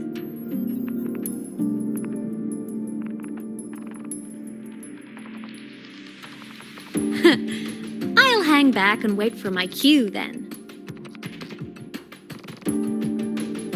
Everyone, this way please. The visitor registration system is here.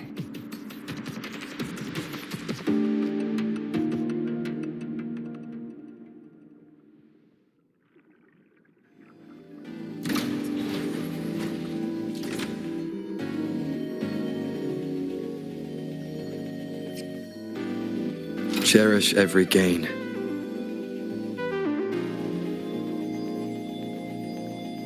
Welcome aboard the Sky Ark space station. It's an honor to share this vessel of knowledge with you as we journey across the stars. An unexpected discovery.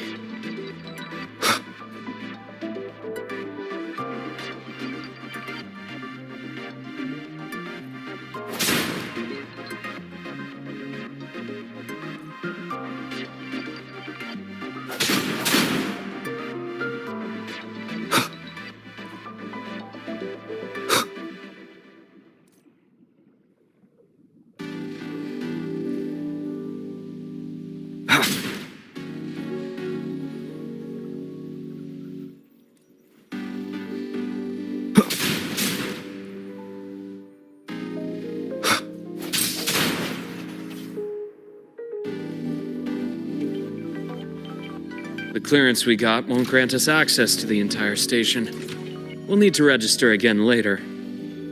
Also, while the hull looks intact, the system is reading several parameters in the red. It could be the etheric sea's droplets affecting the surroundings, spreading through the station.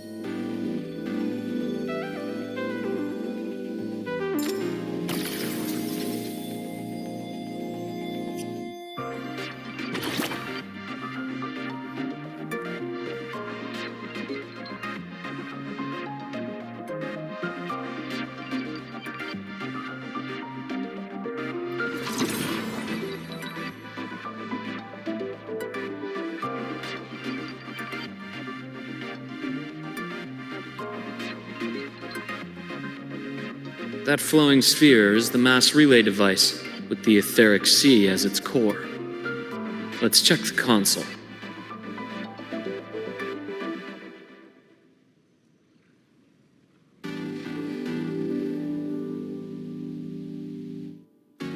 With the droplets dispersed, some space station sectors have become unstable. This mass relay device shares the same origin as the droplets. It can and also punch a corridor to other sectors. Incredible that it has such capabilities.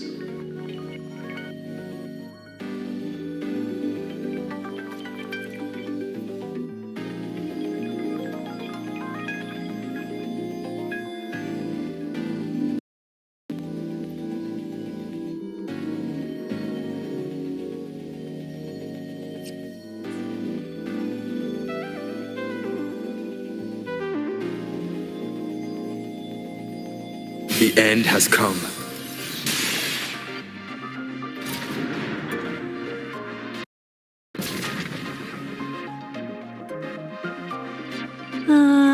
The hatch over there is back to normal.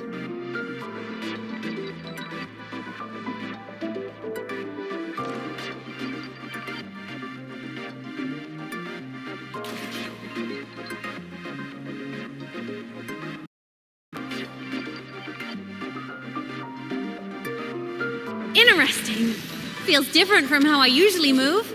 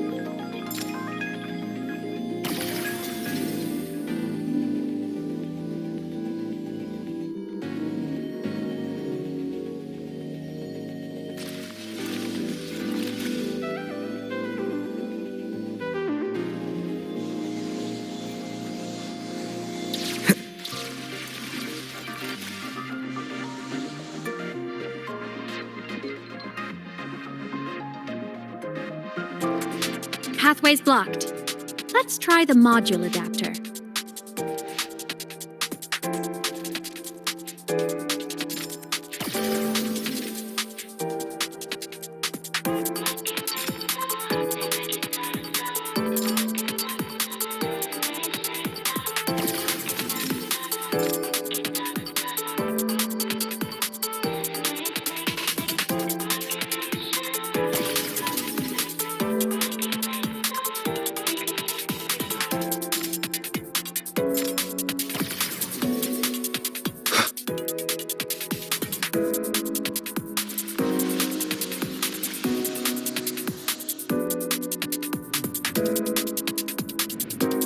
Here.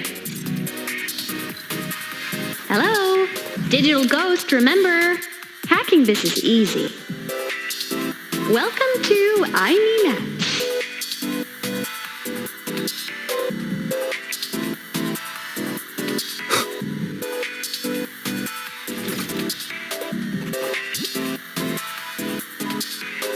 Remnants of the past.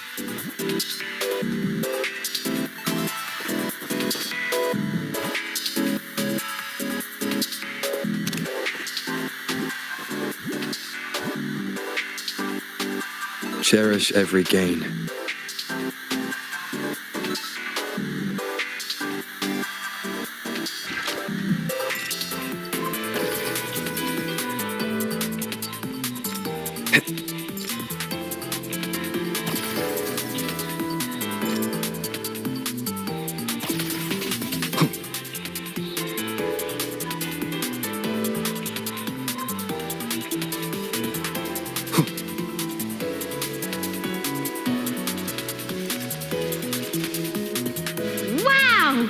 Solaris' rising star, everyone! What a leap!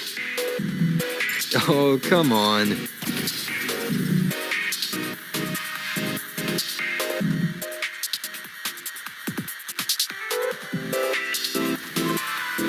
Track system activated. Done. This track was used to transport experimental samples from space. The storage facility should be just ahead.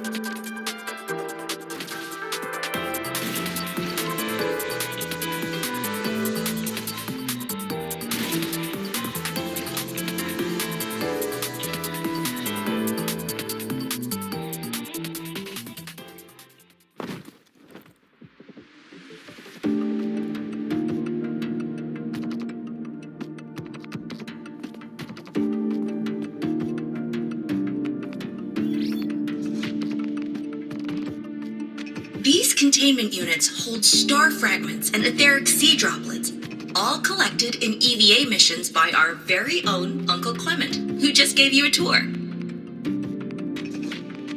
It's exhausting work. After each mission, he requires a full cycle in a recovery pod. Let's thank Uncle Clement, and then gather here.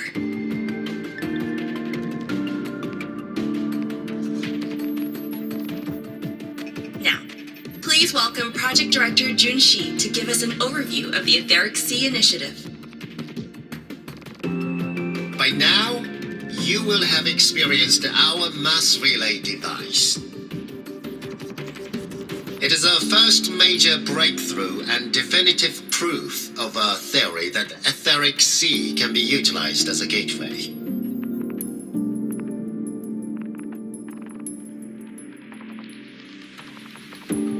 The droplets exhibit unique quantum properties. Used as a medium, they could help us reach places no one on Solaris has ever set foot.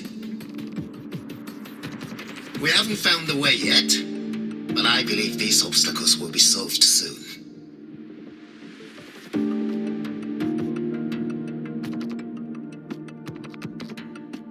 I have faith, not just in the cult of Savante, but also in humanity's resolve to explore the stars, and in the budding curiosity I see before me.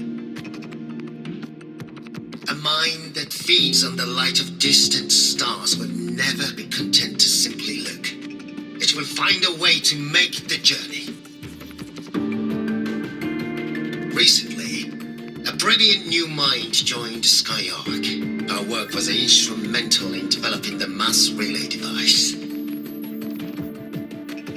Let's welcome Professor Wei Ying to share her vision.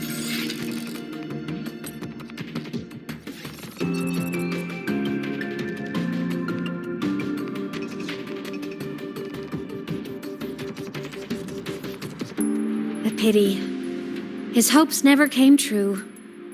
Humanity's quest to reach the stars has only gone backward.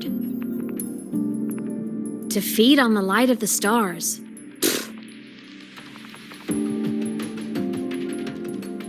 Venturing into the unknown beyond the Etheric Sea. Romantic idea.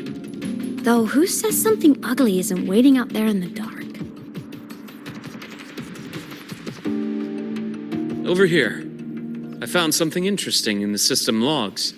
The station fell long ago. But according to this, the Skyark system was briefly reactivated after years of silence. Could someone still be alive? Not likely. We'd have found signs of life long before now. The activation sequence was used only to seal hatches and lock equipment. After that, nothing. Can you see who activated it? Hold on. Yes. Clearance belonged to Clement. The one who gathered the droplets. That's all I can pull for now. But the Academy will run a full investigation later. I'll keep you in the loop. Good. Keep me posted. Shame the director's speech got cut off. I can't help but wonder what that colleague of his was going to say.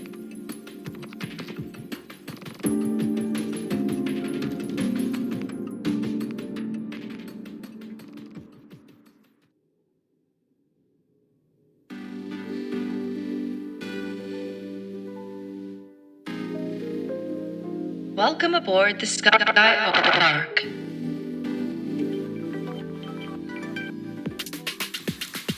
The station's security grid is offline in this sector.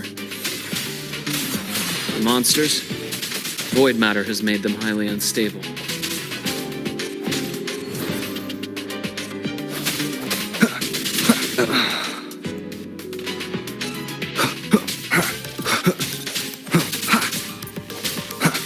Keep it together. No hesitation.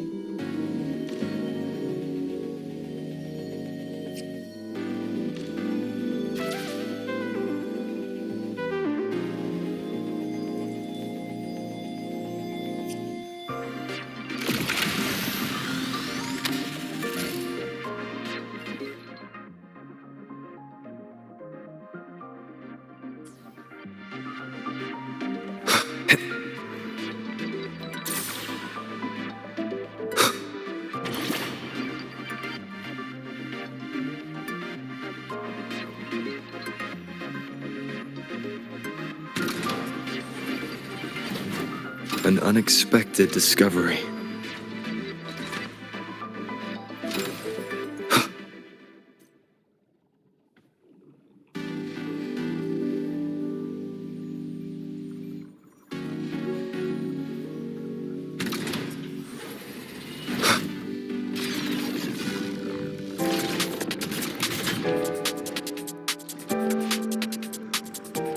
Leave it to me.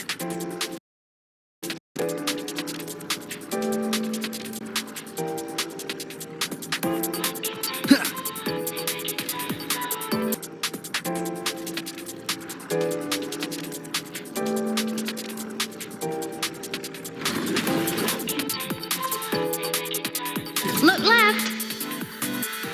I hacked the SkyArc system. This is the data archive sector.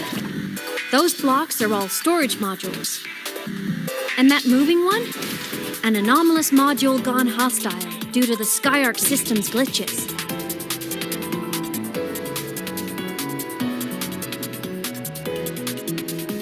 Hopefully this helps. Void matter levels seem to have risen.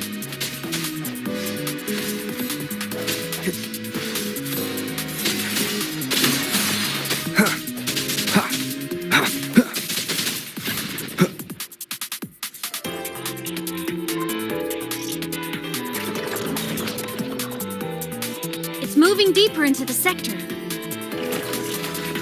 I'm on it. Look! Lahai Roi Blocks is complete. In the Space Fantasy Katia series, every copy included this minigame. I love it so much, and I'm really good at it. The anomalies here are more pronounced than before.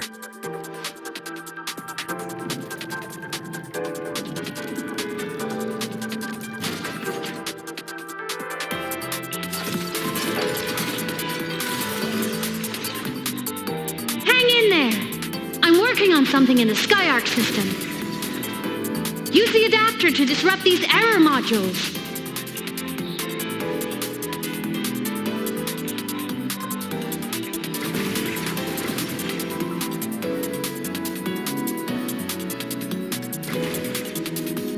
Breach complete. Hey, do you know how to play rock, paper, scissors? Good. Now, go rock!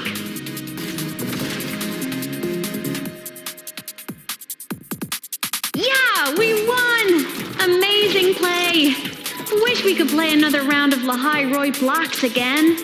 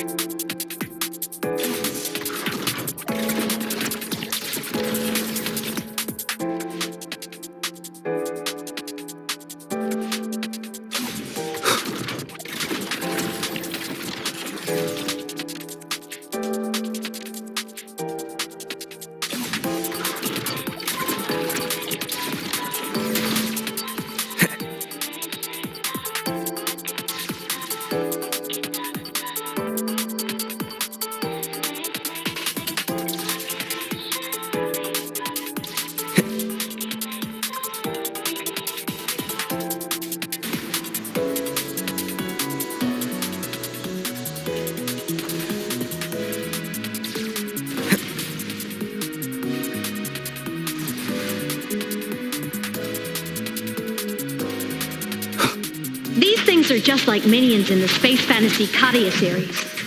I'll clear them out for you.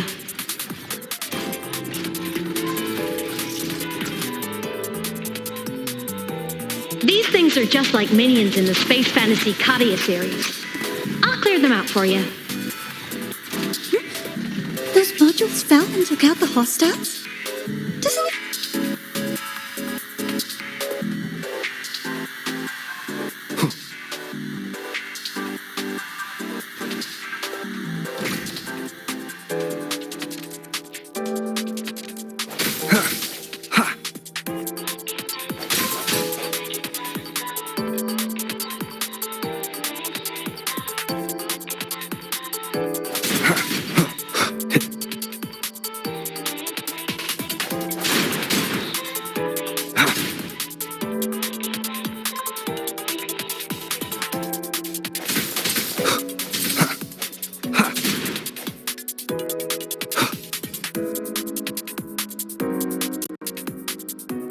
Welcome aboard the SkyArk space station.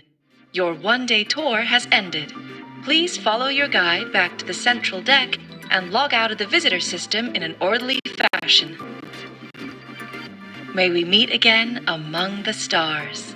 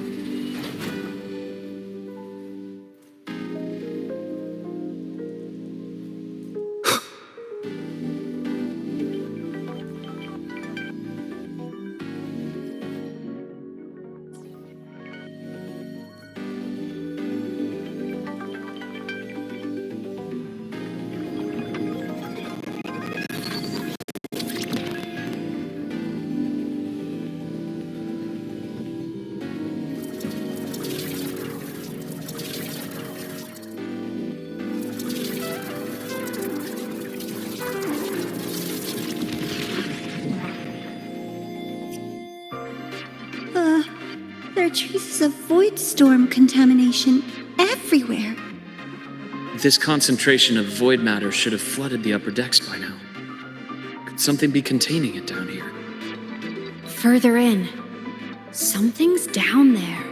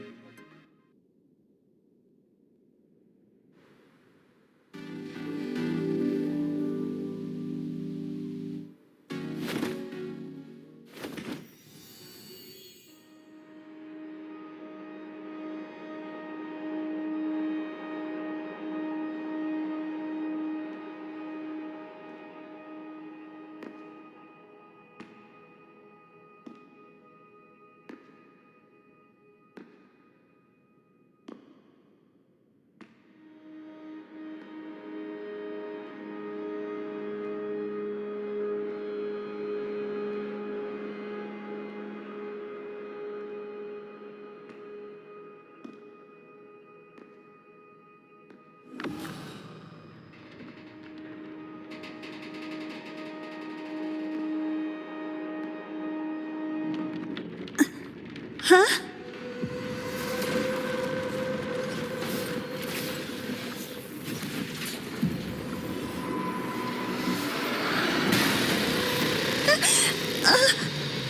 That hurts.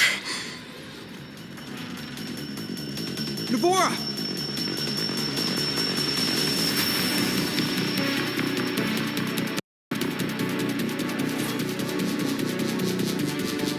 Void matter saturation is critical. The SkyArk system is going into failure. I'm going in to try to stabilize it.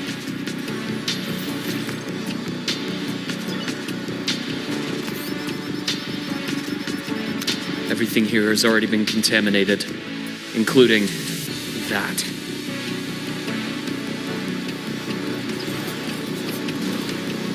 From a doctor's perspective, the only healing left for what this man has become is release.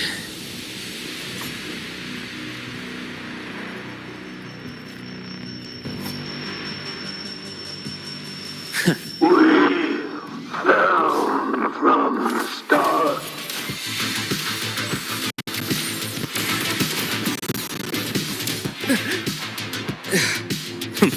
I bestow eternal peace. My past gets deeper. Charge. We can start.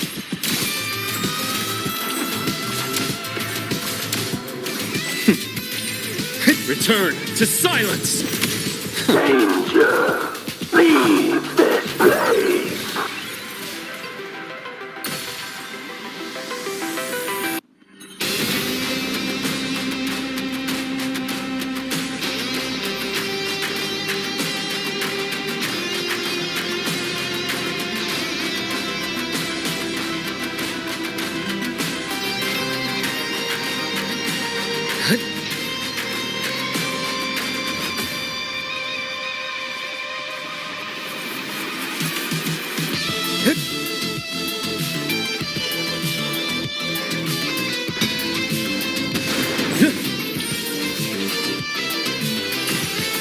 takes form. Time to incise. I deliver merciful death. Rot, resected! Split in form. Charge. Blink. And agony a bearable price. Finally, some blood. Charge. My past gets deeper.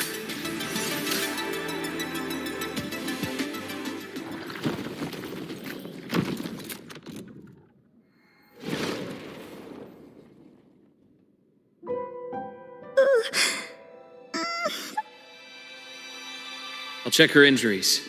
Will you patrol the area to make sure there are no more threats? Got it.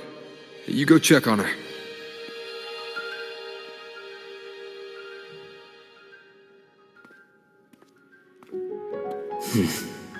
What's that?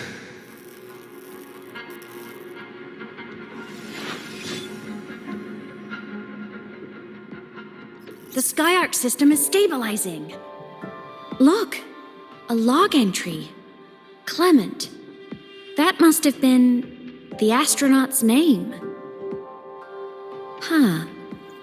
After he woke from his sleep pod many years ago, he initiated a lockdown that sealed in this entire wrecked sector, including himself.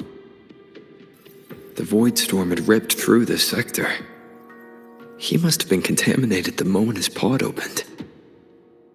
That command was a failsafe. He knew he was going to lose his mind, so he wanted to stop himself from reaching the upper decks and hurting anyone. Tragic thing is, the station had already been down for years. There was no one left up there to save.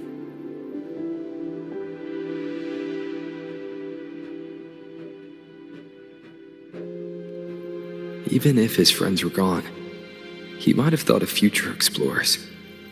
Someone kind to children would have wanted to protect the innocent. To wake up from one long dream only to fall into a deeper nightmare. Maybe it would have been kinder to never wake up at all.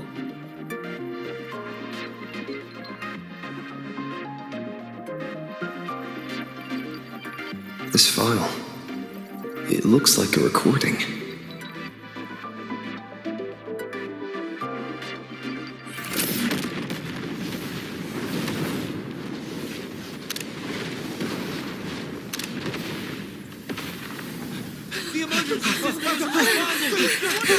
Professor! Polaris's magnetic poles are shifting! Professor? Look. Someone's falling straight from the etheric sea.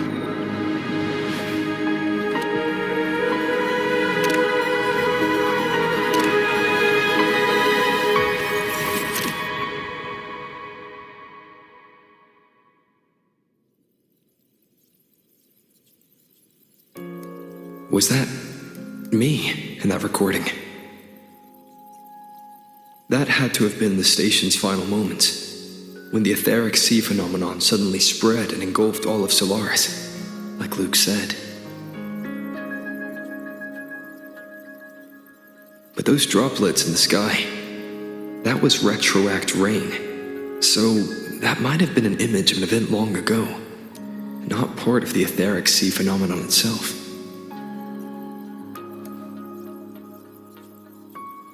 Did I really fall from the etheric sea? Or what lay beyond it? Junchi did say the droplets could act as some kind of gateway.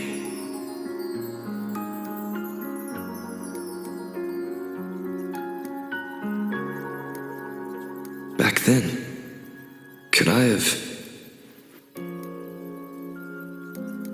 Imeth? What's up?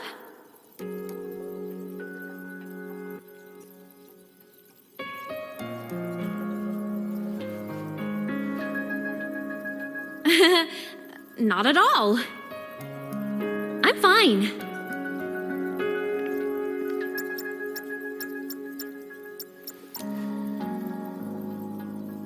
I'd recommend you keep this private.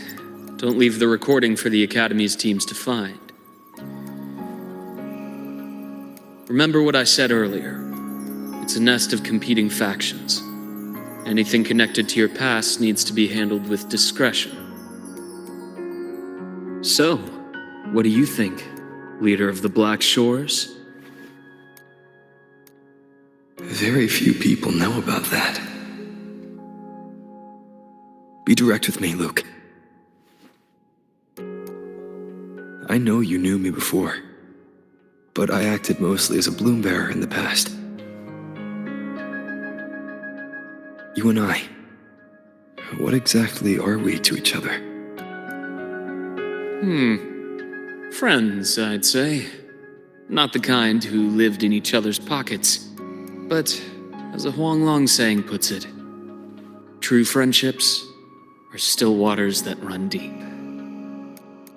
We met by chance, and by another twist of fate, you entrusted me with a rather long-term assignment. How about this? Strangers in passing who became confidants. How does that definition suit you?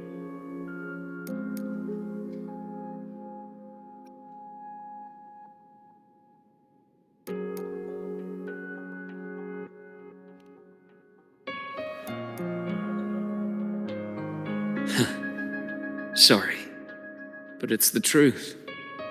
We didn't spend much time together, but we got along instinctively. Star Torch is a web of competing interests. If this video leaks, it'd create quite the cleanup operation. After your sudden exit years ago, people were lining up to unpack your history. Solaris's golden boy, forever a mystery.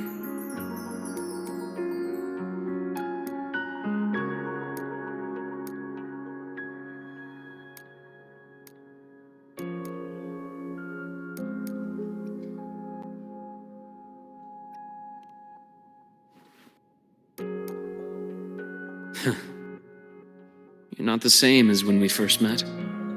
But let's save the reminiscing for later. Navora's hurt. I've stabilized her, but as a doctor, I must stay to watch over her. From this point, you'll have to proceed alone. We'll wait here for the Academy's retrieval team. All right. I'll see you back at the infirmary.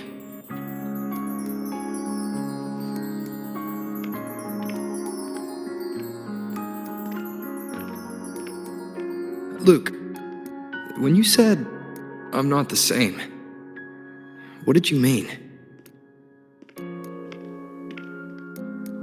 Just my impression. I could be wrong, but you seem lighter now. More hopeful. Happier. And that's not a bad thing.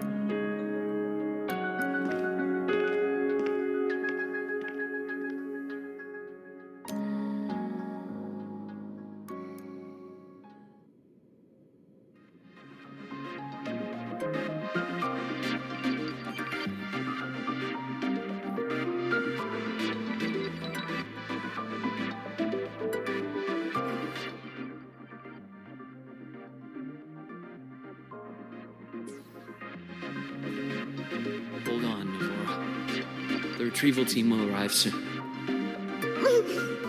Okay.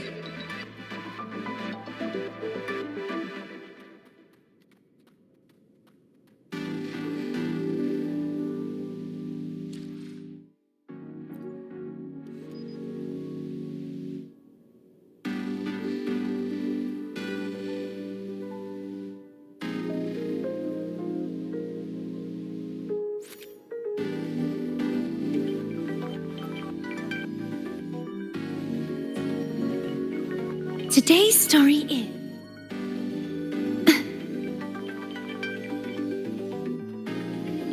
So, our squad of 4 is now a squad of 2. Wait. I don't really count, do I? Guess that makes it a solo squad now. I once got accepted to work at a research outpost in the Frostlands. I took a different route back then. That's a surprise. I thought you'd prefer hobbies over field trips. Well, I was really into void storms. Could count as a hobby, I guess. Looks like a long way. Better take the bike. Let's follow the light ahead.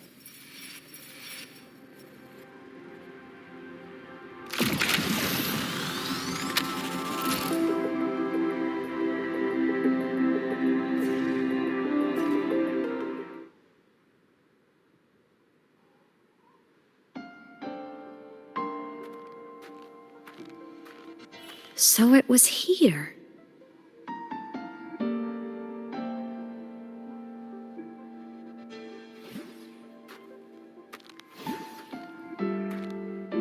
This is the research outpost you mentioned before.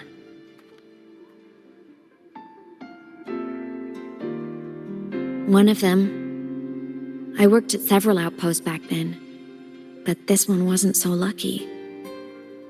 The scan shows it was hit by a sudden void storm surge. No survivors. So that's why I never saw them again back at the academy.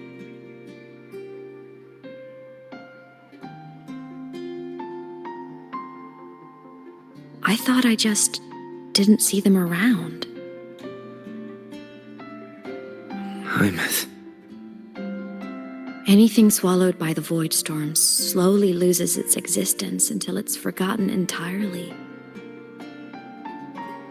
If a cassette makes it out, at least there's a record. But if that gets erased too, then even the fact that they died is erased.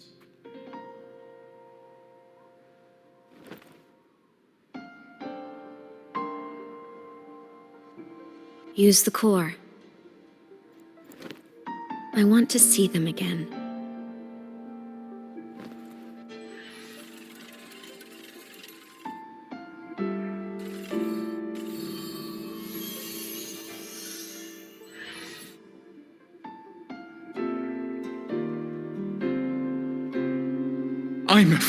You were amazing. If not for you, that Glomoth would have crushed us to a bloody pulp. I'm still shaking, but you're already cool as ice. Are all synchronists from Rebel College as composed as you? If you want to thank her, share your Voidstorm research. To the Frostlands came our little Imeth for this curiosity. You should show her that thesis you've been writing for years.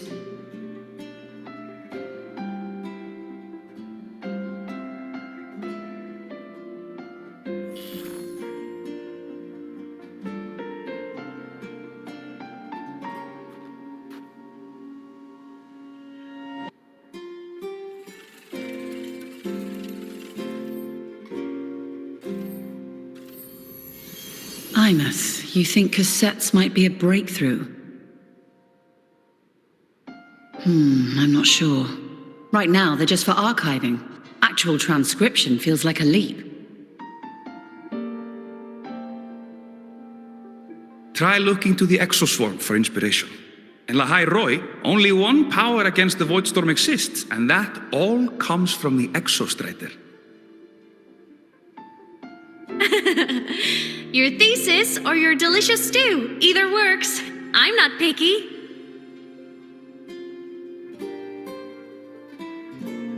As for the void storm, I'll try all your ideas. The problem is, we don't understand the void storm deeply enough.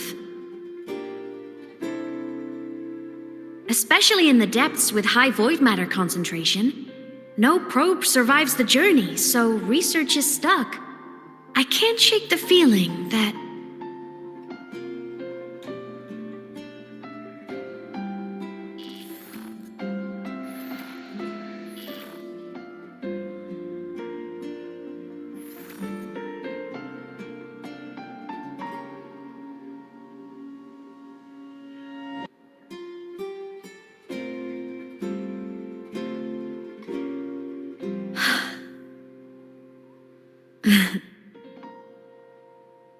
When I was a child, my parents were lost to a void storm. Soon after, I even forgot what they looked like.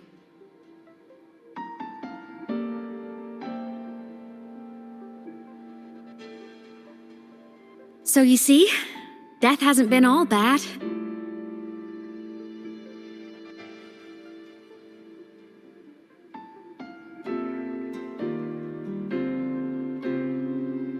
Once I became a digital ghost, void matter couldn't affect me anymore.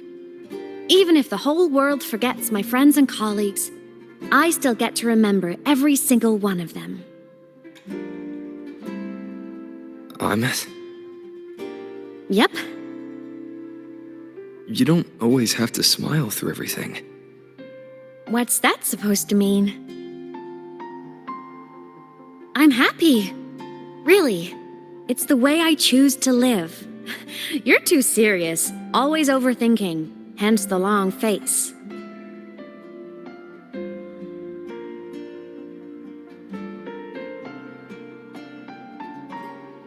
You wouldn't understand how happy this moment makes me.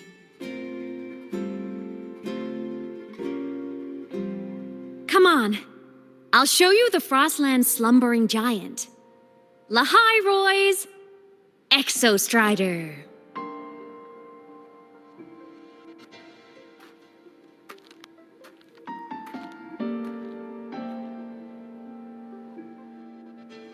Ever since I became a digital ghost over 10 years ago, I've stayed in Lahai Roi.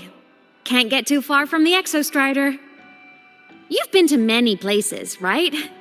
Care to share some stories? Let me think.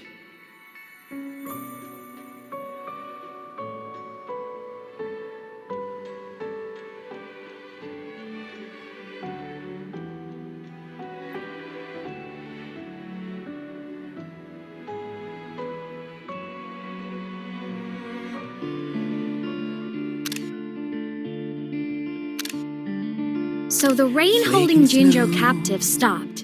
Time began to flow again, and everyone got to celebrate a new beginning with the Moon Chasing Festival. Then you returned to the Black Shores, to the place that's always watched over you from afar. Oh, and the archipelagos, Raguna and Septimont. Oh, I just love how different these places feel. It's all so wonderful. I love hearing these stories.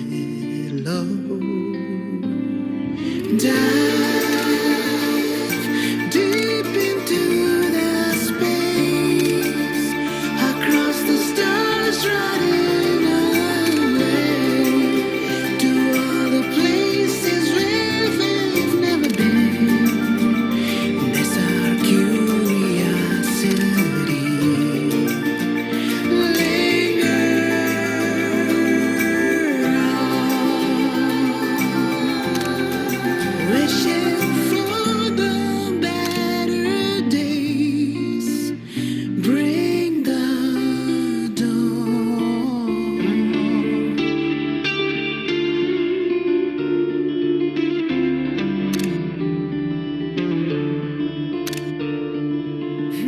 Satellites, quiet core, resonance is hard to find. Meteors crash towards frozen crust that can't crush, crave for the unknown. Engine falls. It wasn't all smooth sailing. Plenty of emergencies along the way. Still, it all sounds amazing. And I know you must care for some of the people you met. Tell me, this journey you've been on since losing your memories, have you been happy? Yeah. That's all that matters. This must be...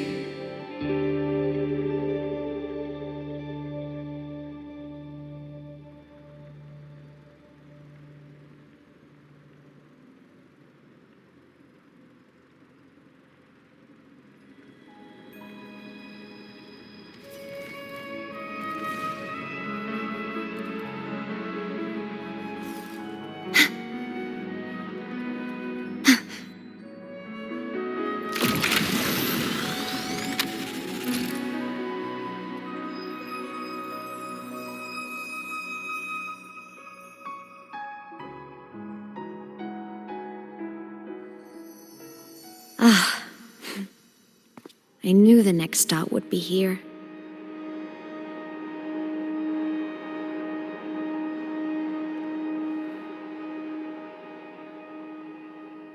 The cabin up ahead. It's where I used to live with my family.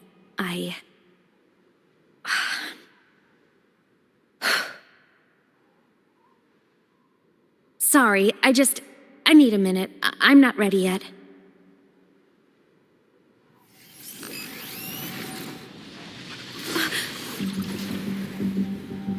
Just like before, the moment it appears, my frequency starts getting sucked out of me. Imeth said it's a Thenodian derivative, like the Void Worm. They share similar frequencies, but my gut says it's different.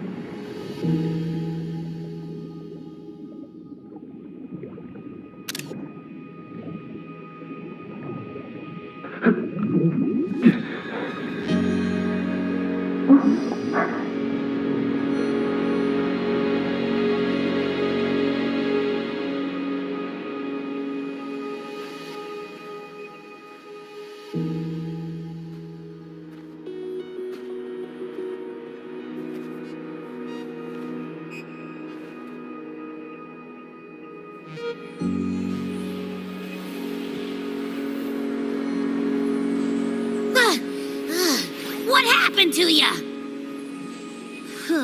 Your frequency's been leaking everywhere. I tried plugging it from the inside, but it didn't work. This is no good.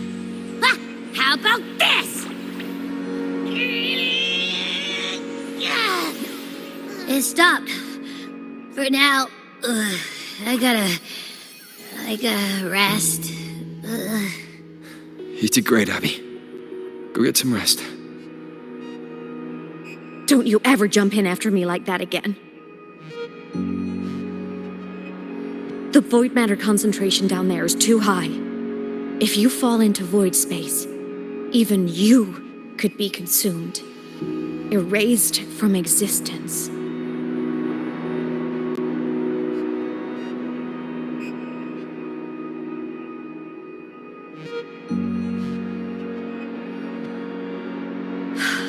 Always making people worry.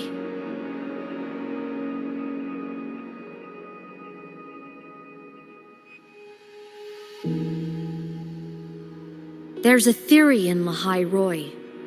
Threnodian Aleph 1, the devourer of existence, is the embodiment of voidance, the dissolution of all things. Its true form is like a black hole. And that theory is correct. I've verified it myself. So far, I'm the only one who's reached it.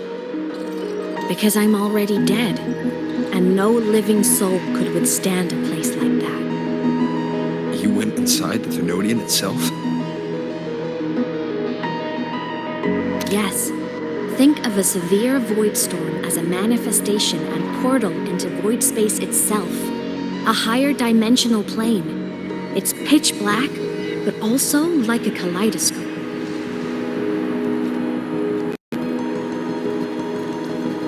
Inside, time and space aren't linear. Everything is warped.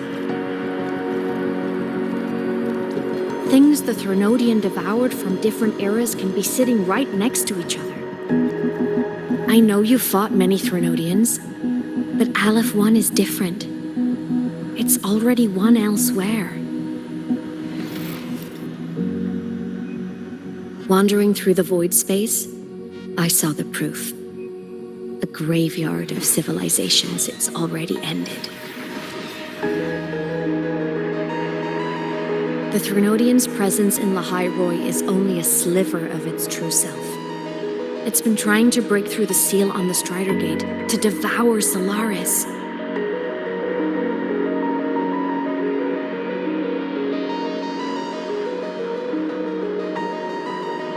So, don't go wandering off alone. Not until the Exostrider awakens.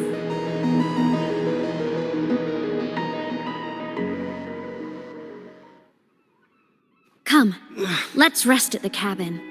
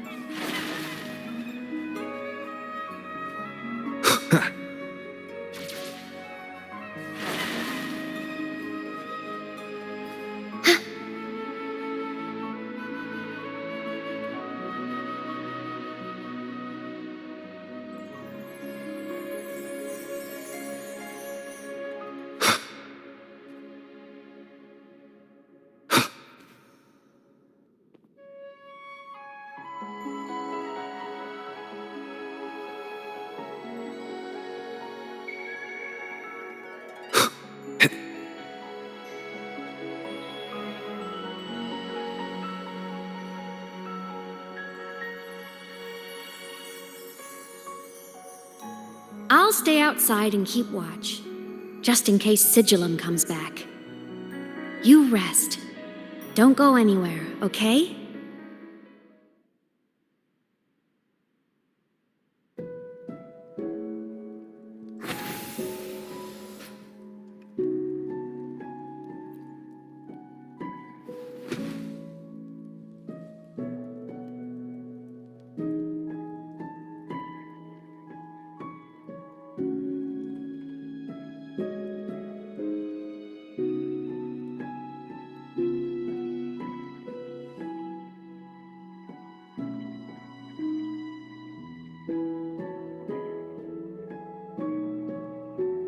I thought I remembered something before in the lake.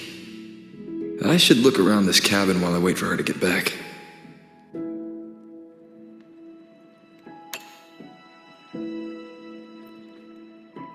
Childhood doodles, all telling stories of heroes saving the day. Well, she had a creative approach to art.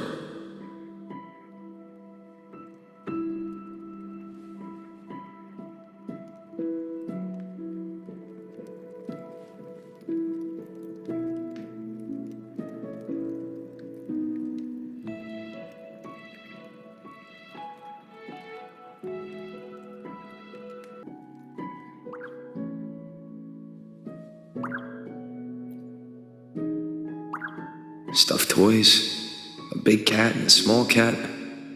They looked like they were well loved.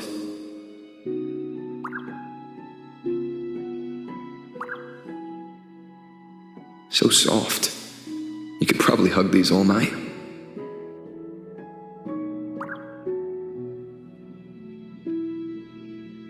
The Solaskin rushed toward the couch.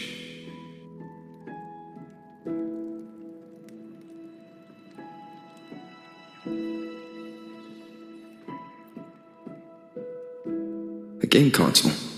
2 controllers. The screen is covered in dust. Hasn't been touched in years. Space Fantasy Katya 6. Split stars. Most games here are RPGs or co-op games.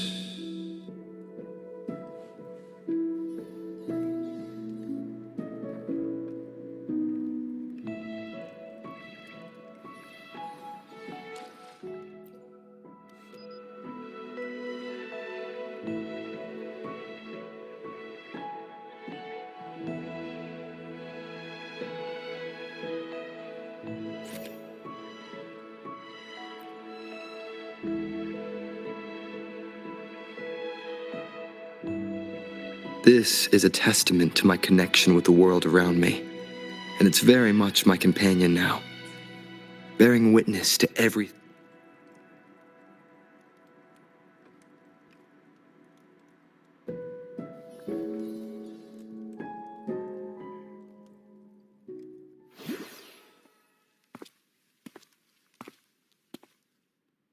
I'm still isn't back.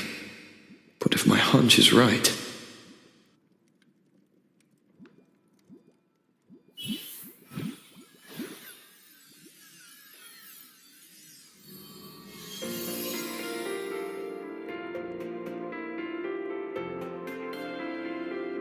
Imeth, have you been out terrorizing those snowfluff seals again?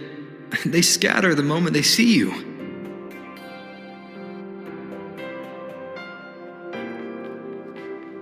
Keep this up, and it won't be long before there isn't anyone left in the Frostlands to play with.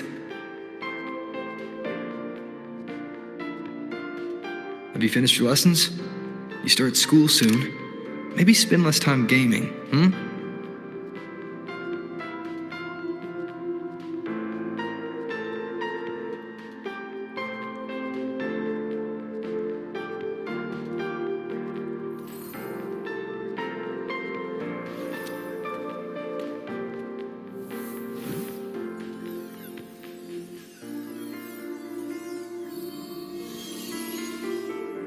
Nuh-uh! They love playing with me. Why else would they crawl over and play before running away?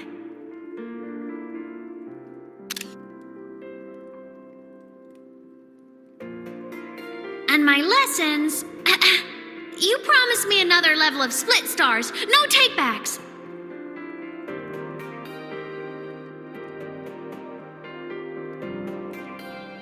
But I want to learn how you folded that thing first.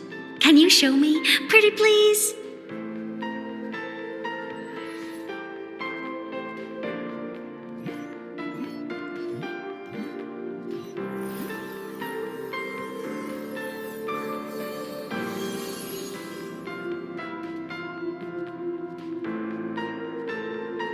You mean the paper plane?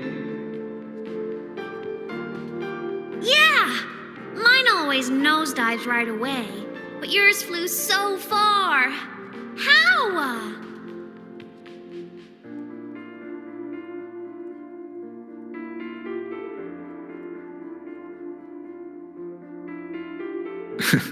Of course, there's a trick to it. I'll teach you. But first, you finish your lessons. Then we'll fold planes together, all right?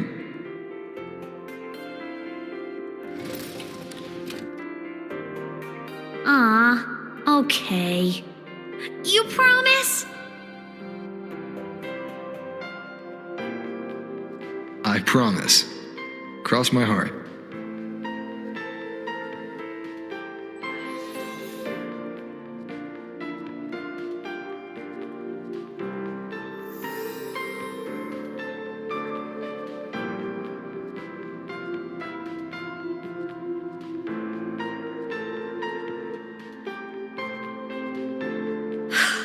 I've been wondering how to tell you this. And now...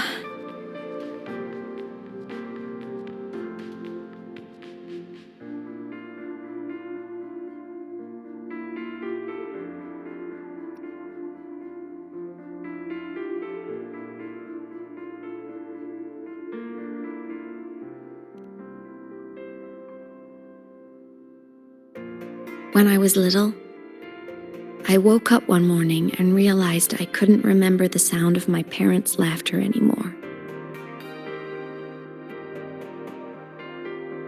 Their voices, their faces, their warmth. Everything about them dissolved in the void storm. Later, even the memory of forgetting them began to fade from my mind. It terrified me to the bone. I didn't know how to fight it. I felt cold, and I knew I had to do something, anything to make it stop. So I ran away from Bjorder Woods by myself. I hid in the Starwood Riseway and made my way to the Frostlands. My parents, one was a foreign researcher, the other a Roya. They were stationed here during the Void Storm. I wanted to return to where we once lived, but I couldn't remember the way. I stumbled around for so long, until I finally reached this lake.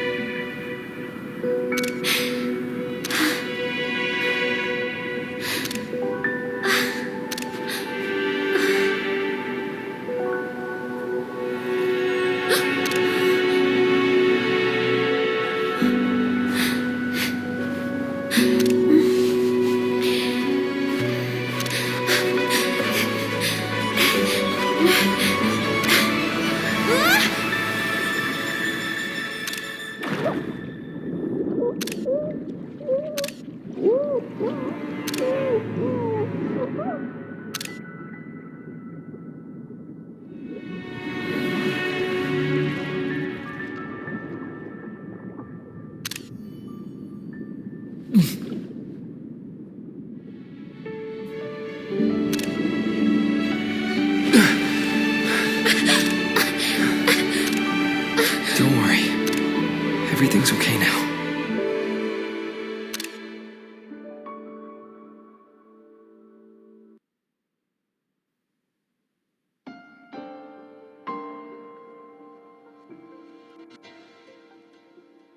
My past self saved you. I was sinking into the lake, choking. Everything was fading, until a pair of warm hands caught me.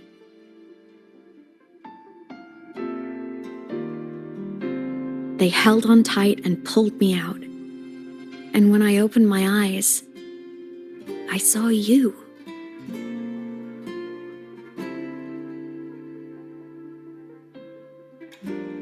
But then I realized the talisman my parents had left me was gone, probably lost to the deep. The thought alone broke my heart. I cried so hard, and you had no choice but to scoop me up, comforting me as best you could. You took me back to your cabin to get warm. And after that, well, you guessed it. I stayed with you there, under your care, until the day you left Lahai Roi. Why did you keep this from me?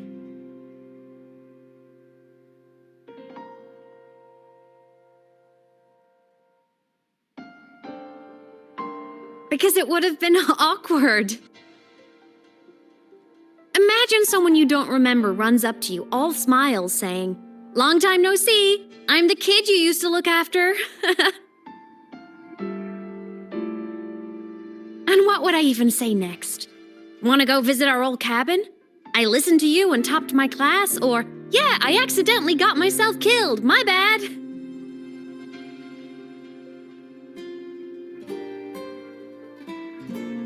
Saying any of that would only burden you. You never asked for any of it.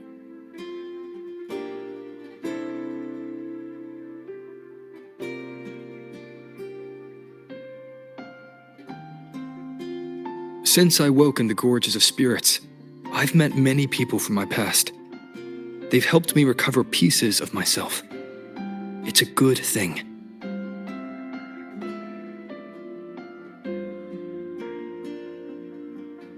I can make my own choices. You should have a little more faith in me, Imeth. I see.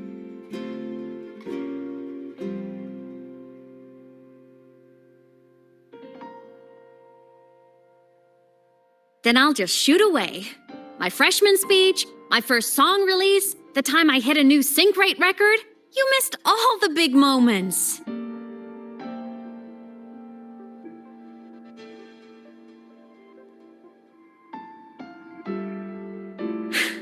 But I couldn't be mad. I knew you were busy. You were always off saving Solaris from the lament. You had to, and I do think that's a good thing. So I thought, why can't I do the same? Look, I kept Lahai Roi safe while you were away. Sure, there was a cost, but not bad for your unofficial apprentice, right?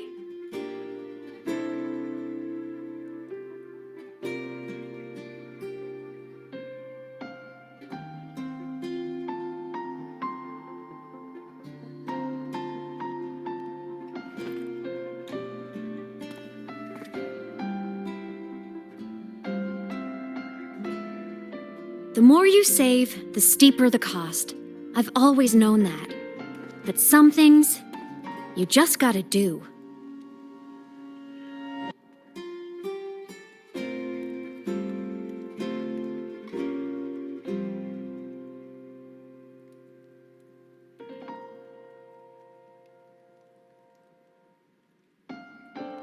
You mean after you left? Well, pretty normal, I'd say. Went to school, enjoyed my days, just like you wanted me to.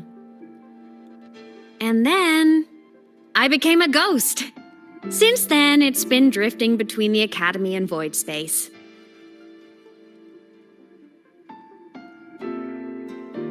See, there is a bright side. Dying gave me a free pass into Void Space. I'd call that a win. Gotta explore somewhere, right?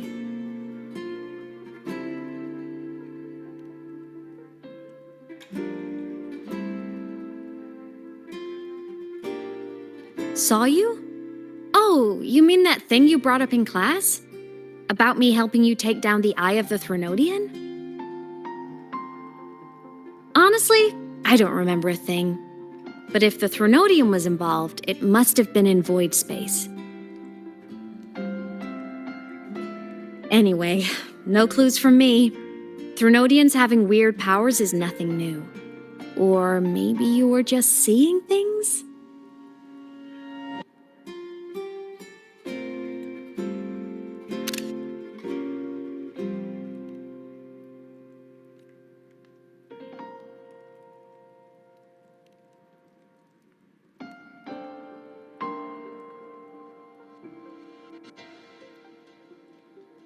Hey, easy now. Just rest here tonight. We'll handle everything tomorrow when you're stronger. Project Rebuilding Myself is going great. Once we reach the Exostrider and recharge with the reactor, we can make for Sigillum and finish it for good. I will take care of the problem for you.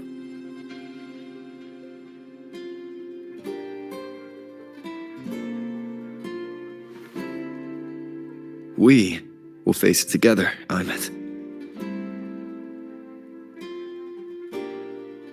Of course. But for now, bedtime. You take your old room.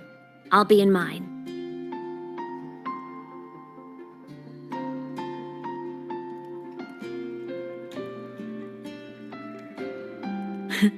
Kinda takes me back, saying goodnight like this. Just like old times.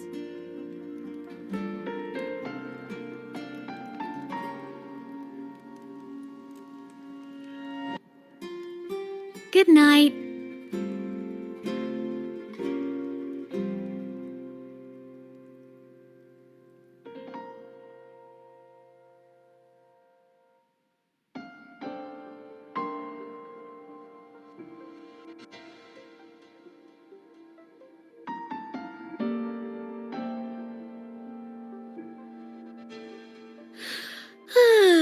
Huh?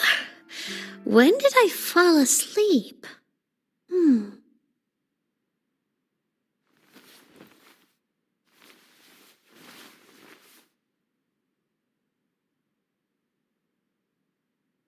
My paper plane. I have to show it to him.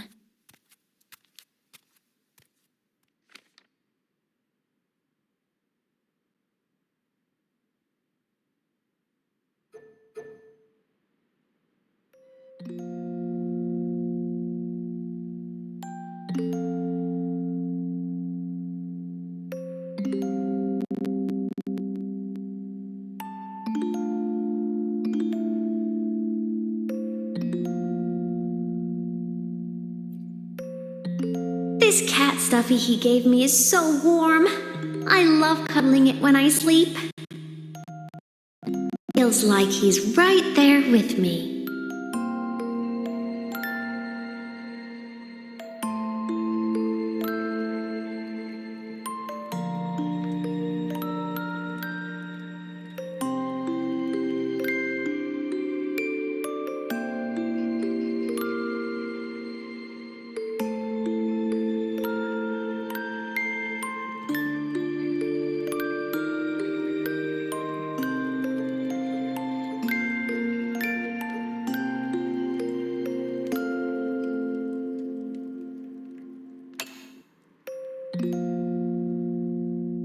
I drew my favorite story, the challenger fighting the dragon, and the lone hero battling the evil galactic empire.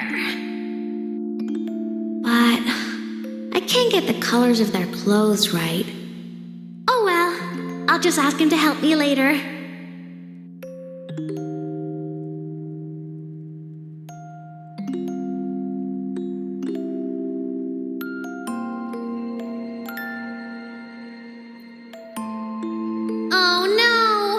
I forgot to save my game. That was my best score ever.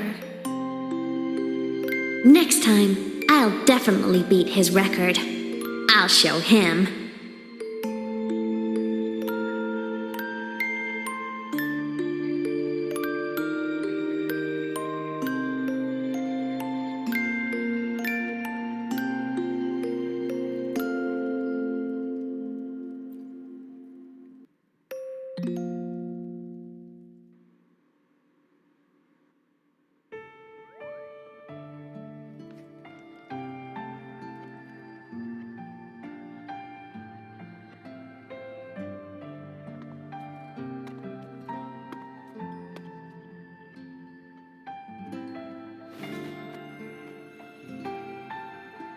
No. Imeth. What's wrong? Can't sleep? Are you sad right now? No. Just thinking about some things. You're lying. You are sad. You see right through me, huh? I'm not sad. I just... Well, to put it in your words, I guess I'm thinking about my homeland. Then, do you want to go back for a visit? I can't go back. Why?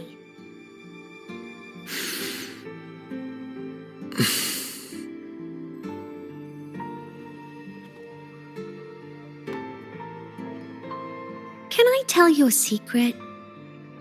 After Mom and Dad went away, my chest always felt all tight and heavy. When people in the tribe talked to me, their voices always sounded really far away. But that day at the lake, after I cried in front of you, the feeling got a little smaller. I didn't feel so bad. I know you can't say this stuff to other people, 'cause they all think you're super strong. But I'm just a kid, and I don't think you're that strong. So, if you need to cry, you can cry with me. I'm really good at keeping secrets. So, you don't have to be sad by yourself. Okay? My homeland is far, far away, Imeth. The people there gave me a mission. That's why I came here. What kind of mission? It must be really important to come so far. It's complicated.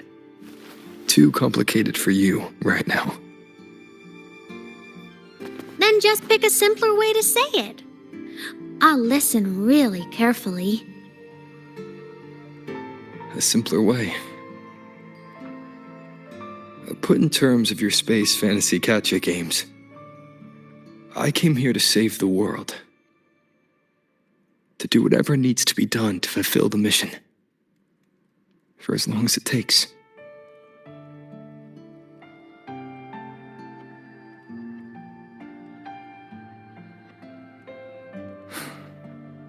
But was it the right thing for me? Because one day, I realized I would never return home. I couldn't stop thinking about that faraway place more than I ever had before.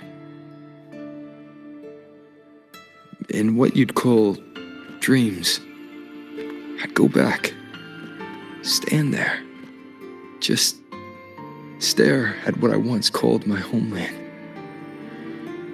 Even if staring didn't change a thing. Even if it was pointless. Oh, I see. You miss home. Maybe. But talking with you makes it not so bad.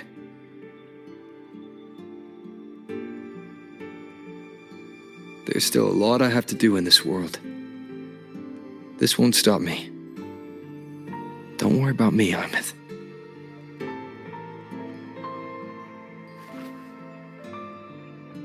Yeah? I'm your family too. Until you find your real family and can go back to your homeland, I'll be right here with you. Sounds good. Thank you, Ahmed.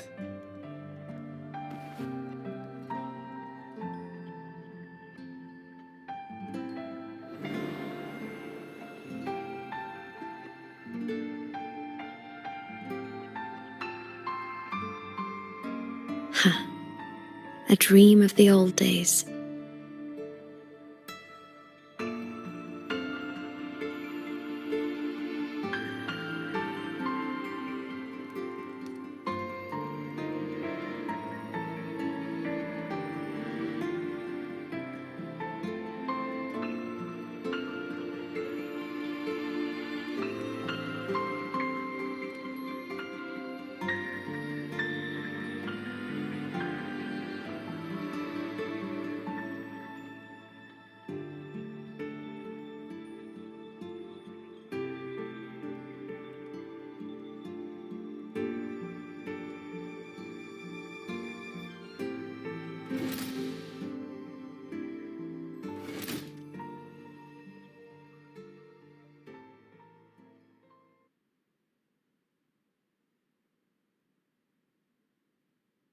Homeland.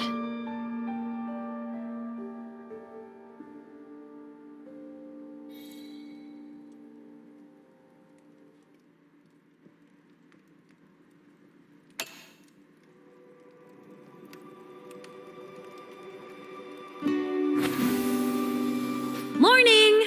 Off to see the Exostrider we go!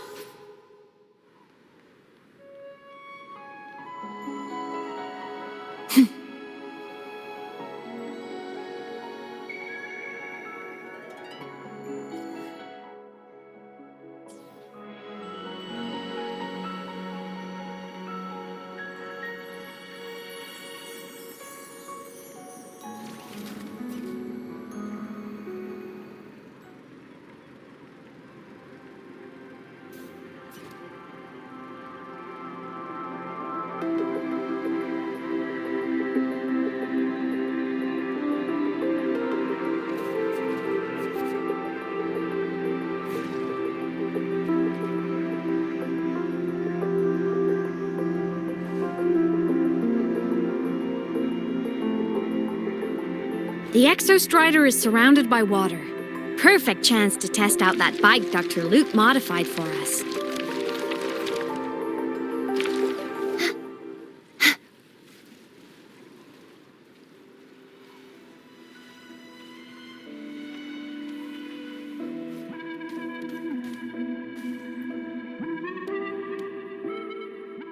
Are you ready for the end?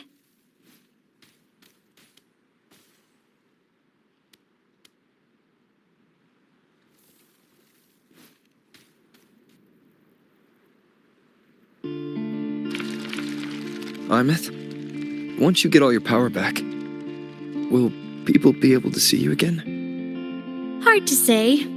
There's no precedent for my situation. It's all just theory. But what if it works? What would you want to do then?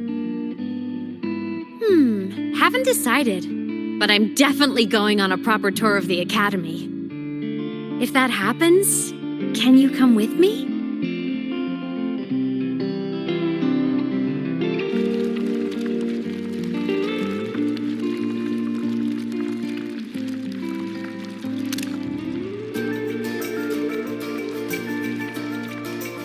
Look, it's sleeping.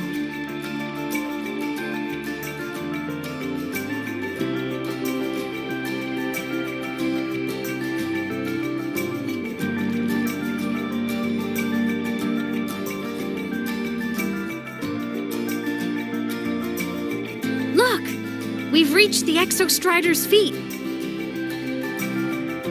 Once I find more pieces of my existence here, I'll be strong enough to face Sigillum.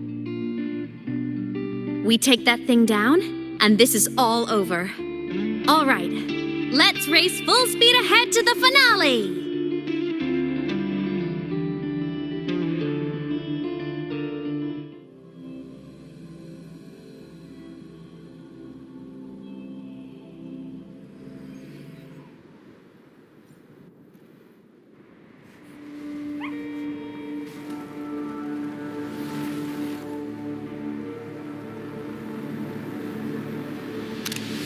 Hand over.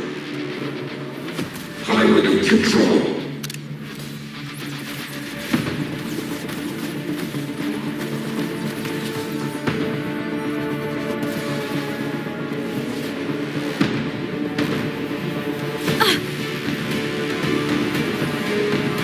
Imeth!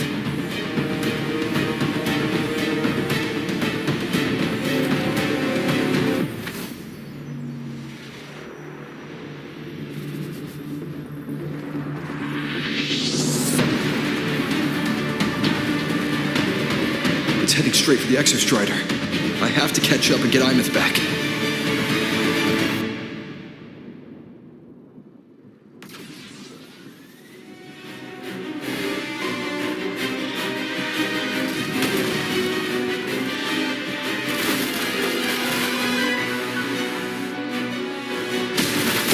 Complete.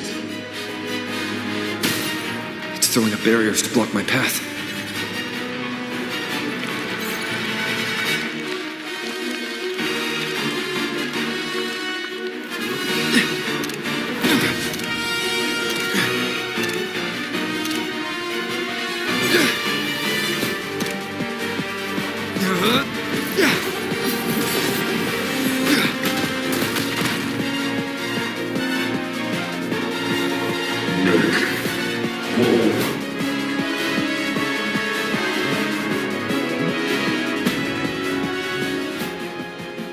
Need to find a way out of here first.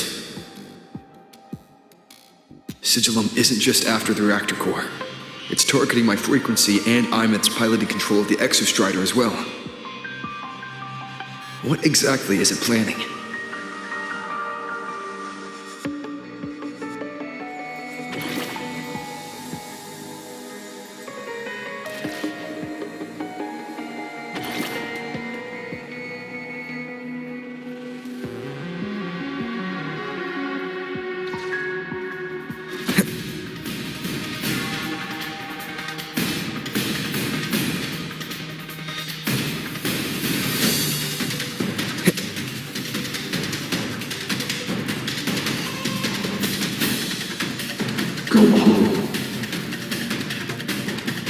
Enough! No more of this stupid idea, Sigillum.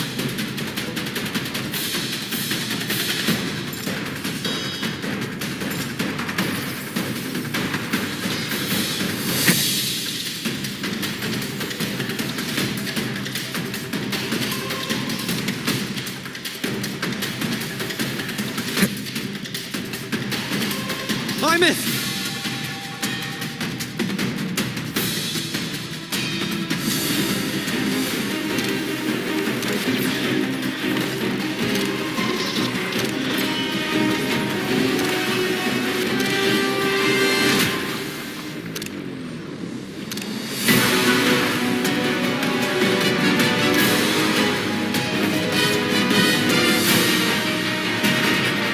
Destroying you is the only way to protect him.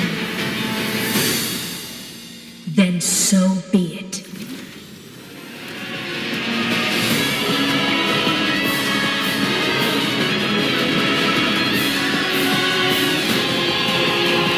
Damn it! Can't force reboot. Open Strider Gate. Not while I'm here. Don't even think about it. Hymus can't fully control the Exostrider. She needs my help.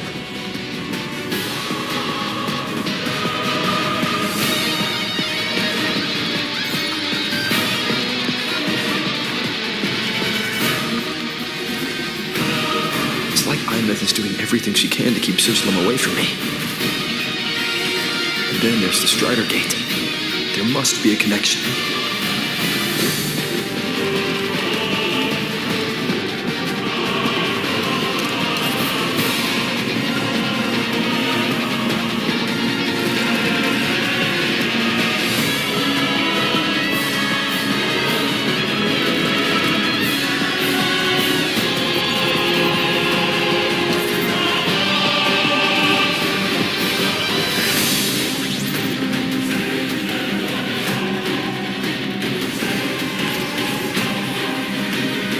It's already speaking McClurian now. I can't let it drain any more of his frequency.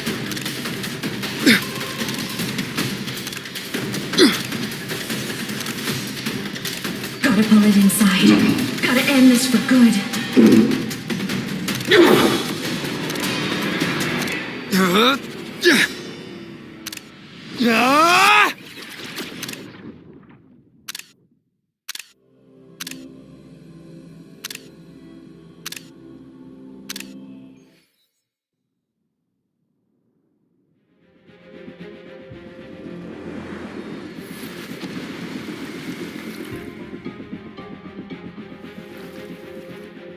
Are you alright, Imeth? All good. Inside the Exostrider, I'm the one in control. Go home.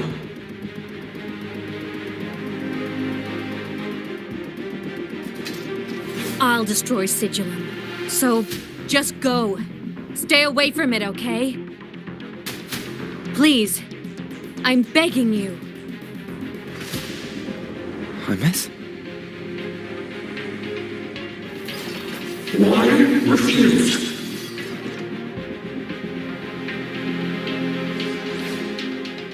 So lonely.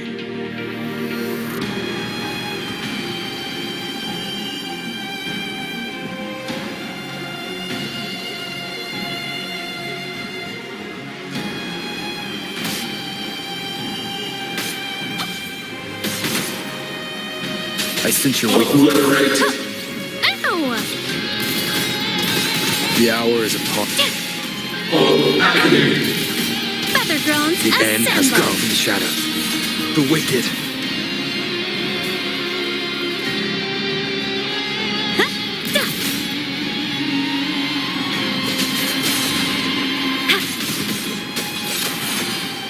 Be swift and resolute. Time to shine! I sense your weakness. Hey!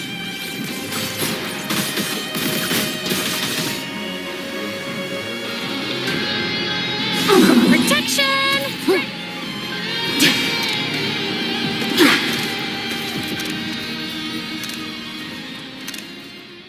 Obey the Strider Gate. Go home. Shut up!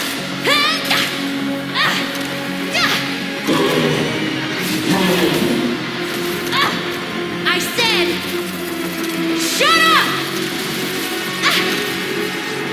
That is not home!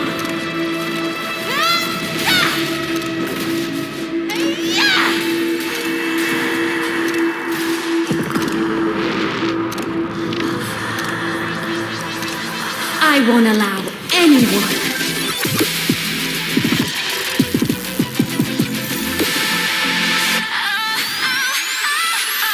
Time Rover.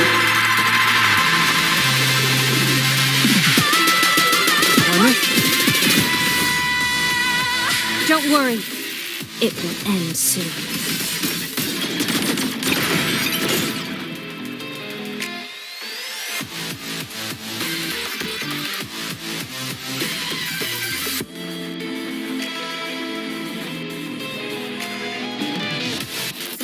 The world is mine to guard. Objective logged.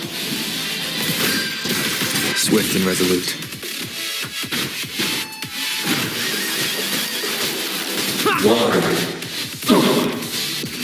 One with the sounds. Whirling up! Rough smile! Sparks. Ignite the world.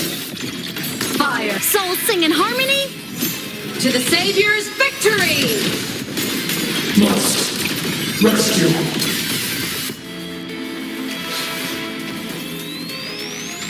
This fabricated dome shall melt away.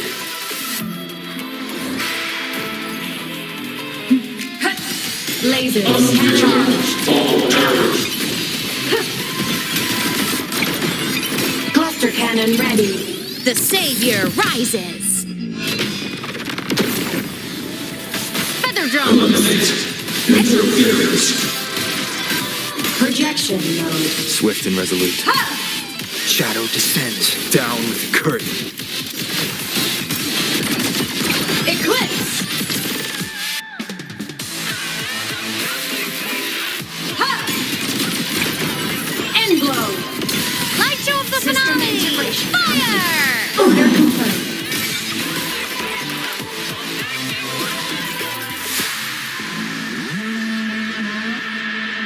This mission has become an eternal shackle.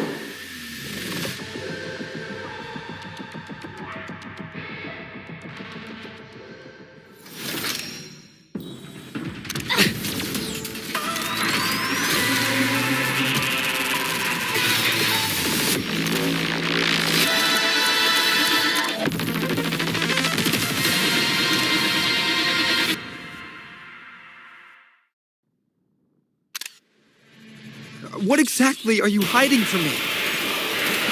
You don't need to know. I will protect you. Aynen, haven't you noticed you're not yourself right now?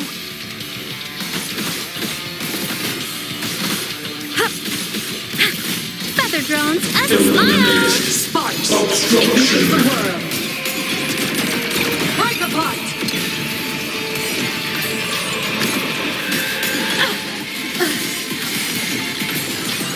Crash For now. what cause do you fall Heroes silent? on! Lights up! Line lights checked.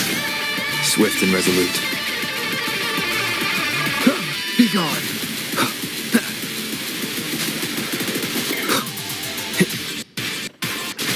Stars One with the sounds. descend and perish. One. Whirling up!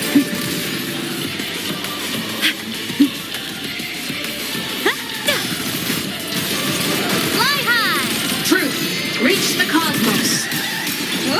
Target locked. Destroy. The world is mine to guard. Objective logged. Souls sing in harmony? To the Savior's victory! End blow. The shackles of purpose. Break here. Aim system unresponsive. Cannon ammo. Body limit unlocked. The Savior rises. Swift and resolute. One with the sounds. You will obey.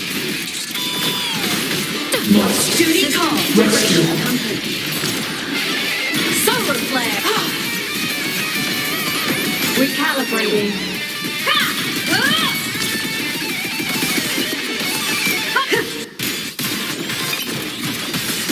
Heroes on! Lights up! Line lights checked. Thunder! From the sky! Consumed by time. My existence is fading. Blade cleaves the night. Herald, purged in light! Eliminate obstruction.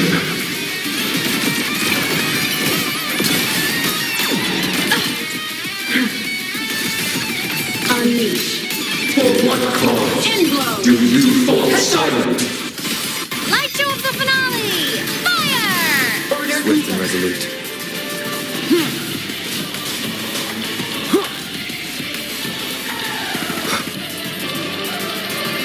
Flawed trajectory. Bad timing.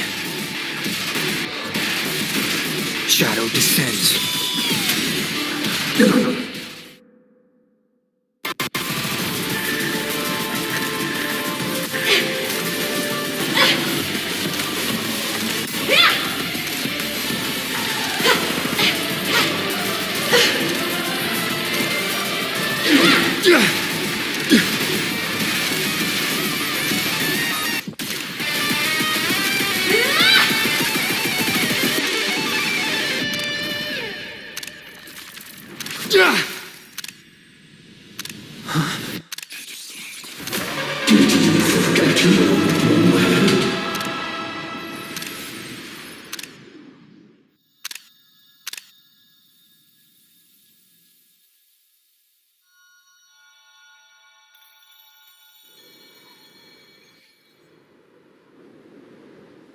Imeth and Sigilum are gone.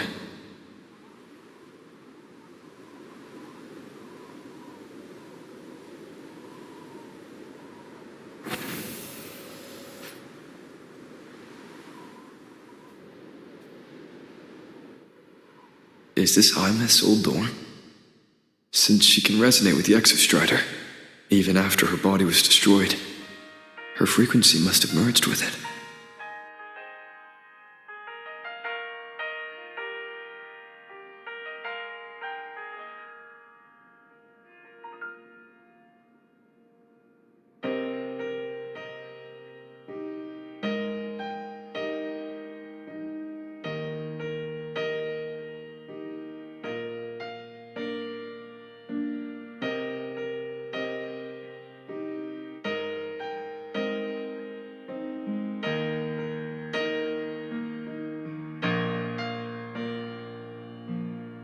Isn't it so incredible?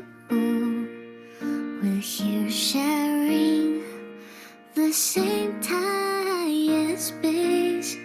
In your eyes, the sparks look like thousands of bright stars. I've gazed at for thousands of times.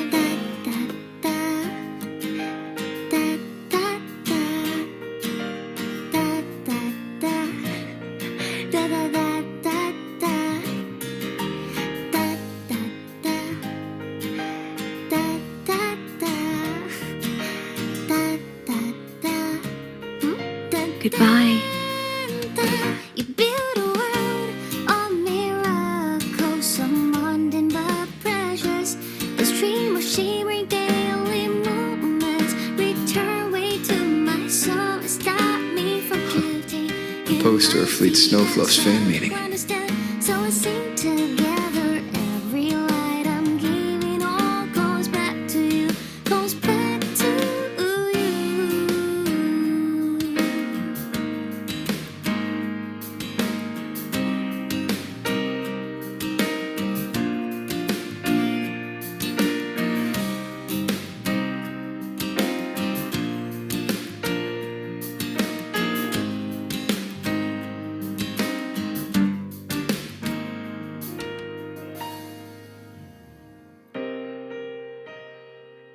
A photo album.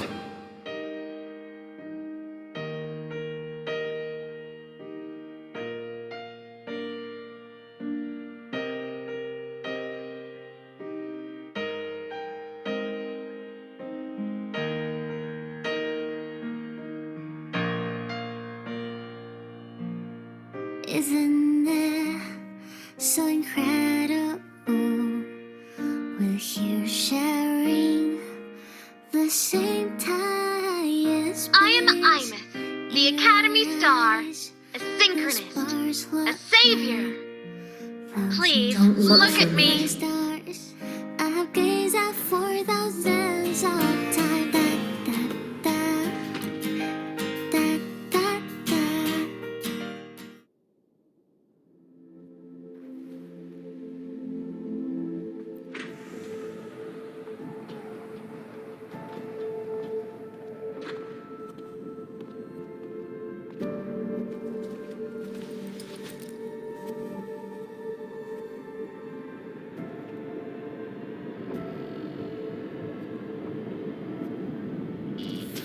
piloting the Exostrider. Huh. It doesn't matter to me. But if this is what it takes to lighten his burden and ease his pain...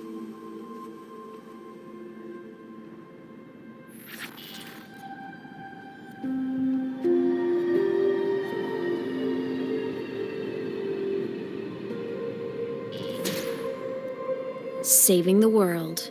Huh. Nothing but a pair of shackles. Heavy, eternal shackles.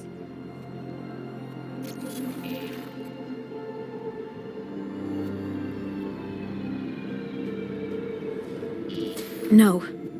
He can't ever know this. I must keep this secret. Bury the truth deep.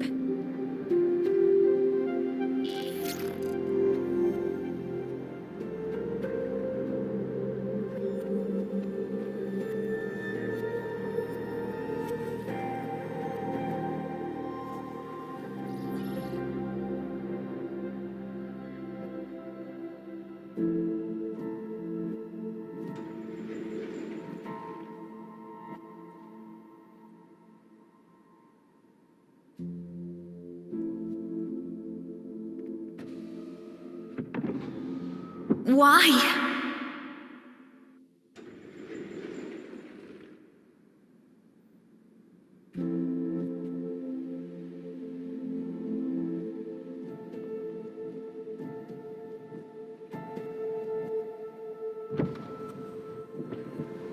It hurts.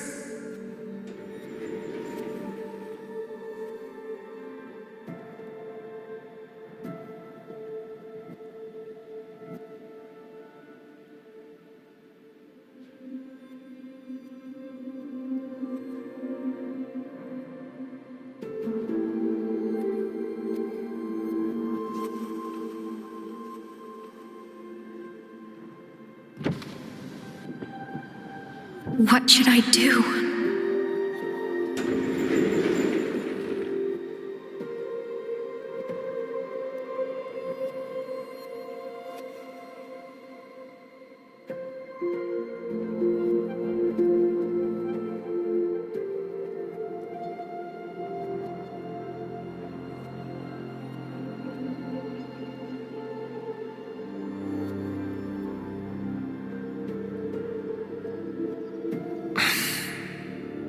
I can't go back.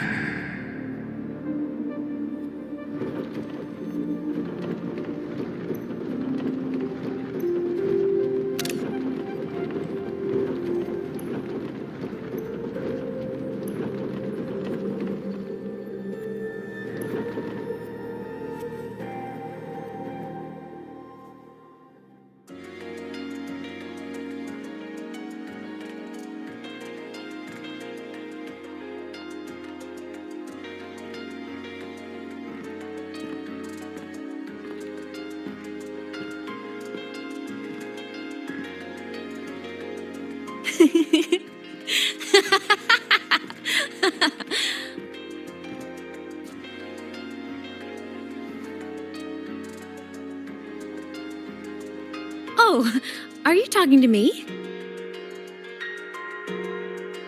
I just heard the most hilarious story. Couldn't help myself.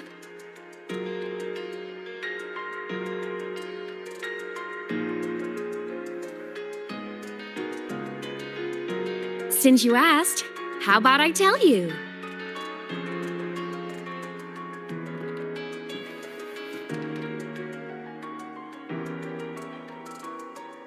Once upon a time, there was a black cat who set out to save the world. Why? Because everyone told the cat it was a savior. The cat didn't get it. When it opened its big golden eyes, it was just stuck in this tiny cardboard box. And inside that tiny box, it was crammed full of even tinier little creatures. The cat was shocked. It had to tiptoe around, careful not to step on anyone.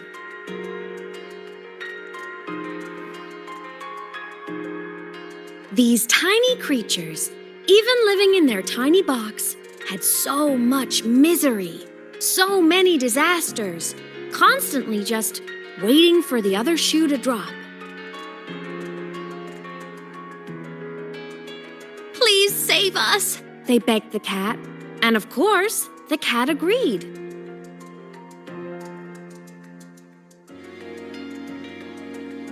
Even if they hadn't asked, the cat would have helped anyway, because that's who the cat believed it was, a savior. And so the cat took up its sword, always fighting, always talking, always roving. Saving the world over and over. Until one day, it realized the cardboard box had been sealed shut.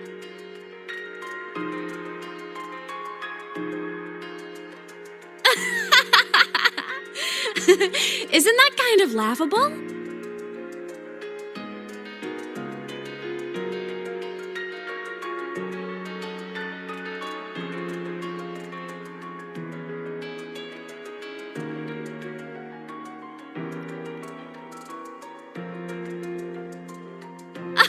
Where's your sense of humor? Isn't it absurd? The sheer ridiculousness of everyone ignoring the fact that it's just a cat. But in such a laughable story, somehow everyone else gets to be happy. The ones who relied on the cat, the ones who hated the cat, they all got exactly what they wanted.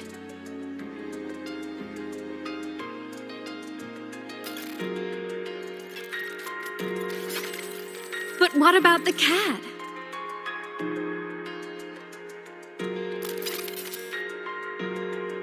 It wants to go home, but no one remembers. The box is sealed shut, and the ones who put the cat in there have already turned their backs on it. Even the cat itself has forgotten.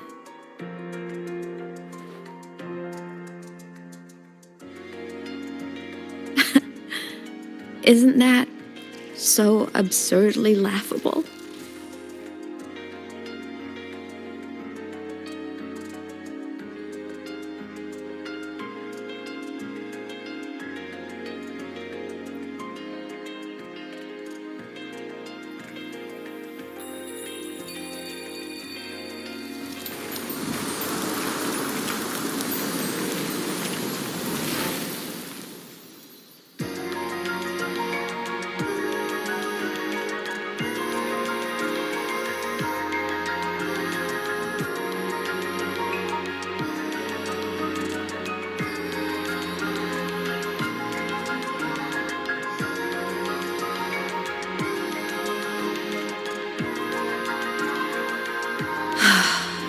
My head's been loud.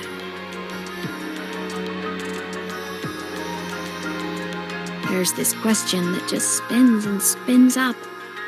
I still don't have the answer.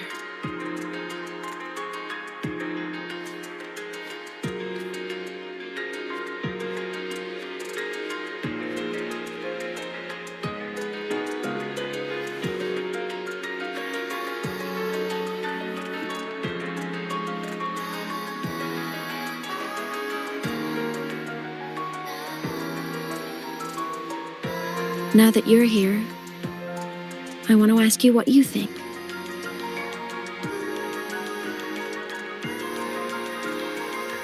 That person is my family. Family is supposed to look out for each other, protect each other. So I want to do something for him. He doesn't say it, but I can see it. All the stuff piled up inside him. The more you hide, the less you share. But I saw him recently, and I think he seems more carefree than before.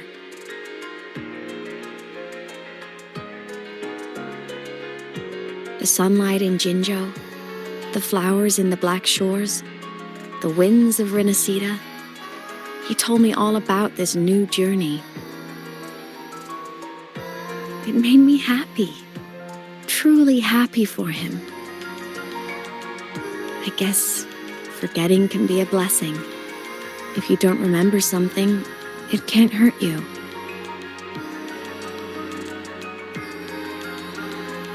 So I started thinking, maybe I shouldn't tell him what I saw in void space.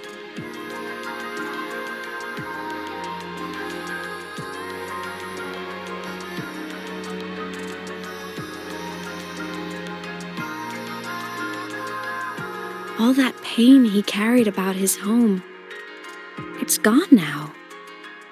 Why bring it back?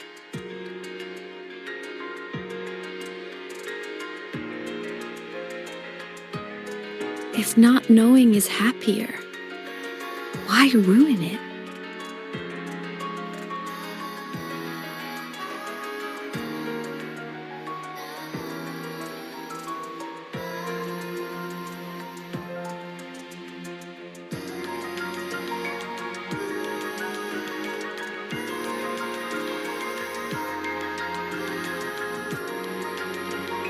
Even if the truth destroys that happiness,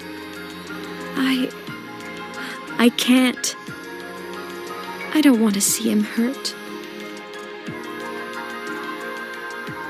I want to protect him.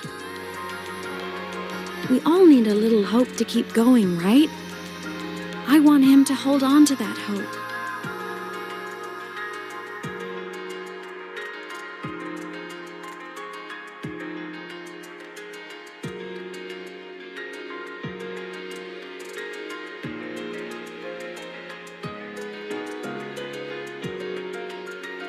What Sigillum said is unnecessary. It's been feeding on his frequency, trying to complete itself, spouting things that should have stayed unsaid, things that would ruin his peace.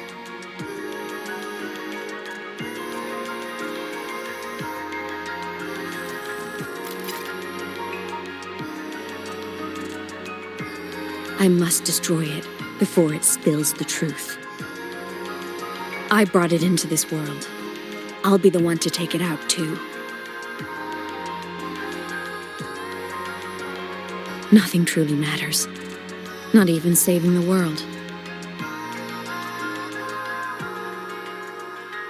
But you have to believe what you're doing has meaning. That's the only way to keep moving forward. And that's why.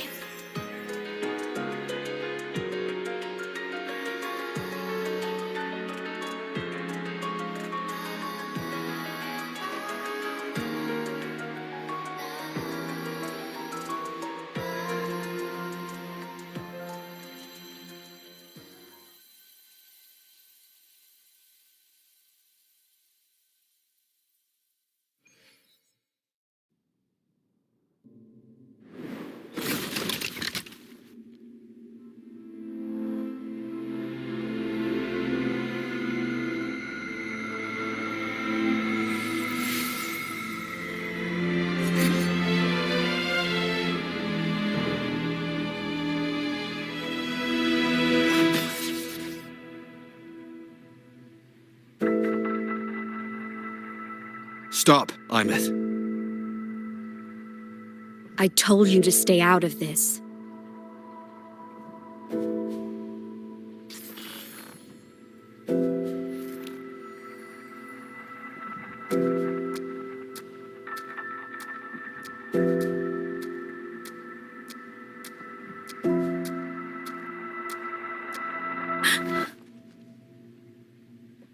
I know you did this for me, to protect my happiness, and I'm grateful.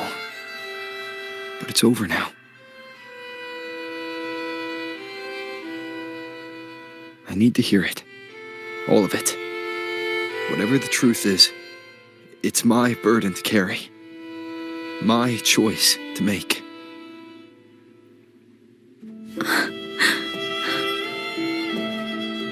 Carrying this on your own hasn't been easy, has it?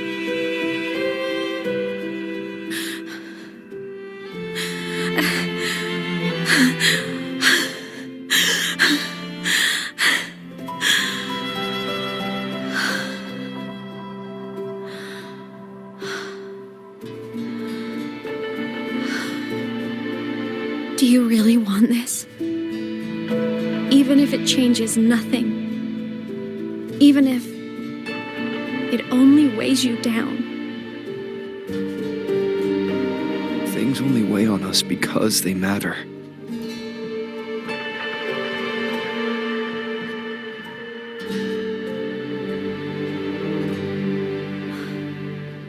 All right then. Back when we lived together, you once told me you'd come from a faraway place, that you were on Solaris to carry out a mission. Current research suggests the Exostriders and Sentinels were made with technology from the same civilization. I think that civilization is the faraway homeland you spoke of.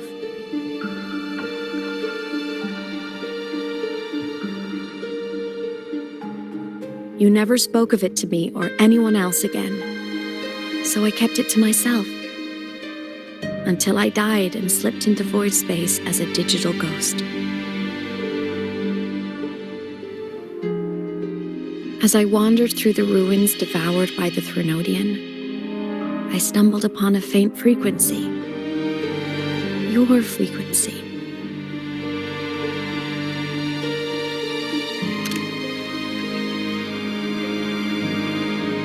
Time is chaotic inside void space.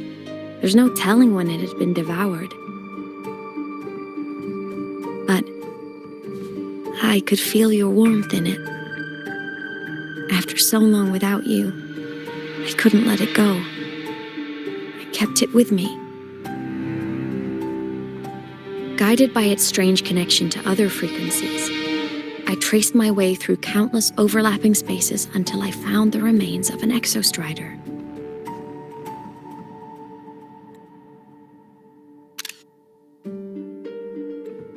That was when I realized that Exostriders were built to transport Sentinels.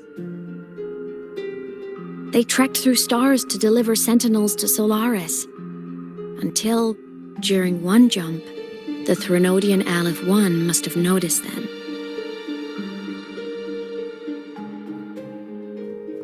Its hunger had festered for so long that not even devouring the entire universe could sate it now.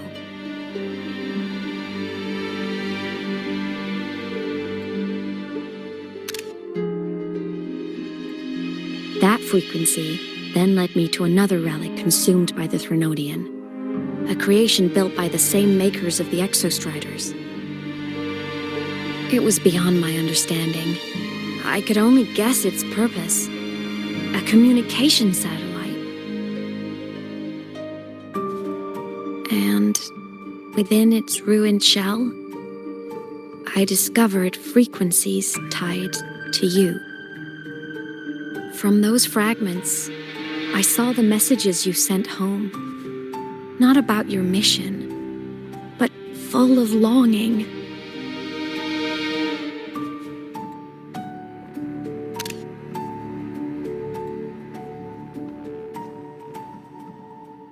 You said you wanted to go home, even if just to lay eyes on it one more time. But their reply was a rejection, because it wasn't part of your mission, because it was unnecessary.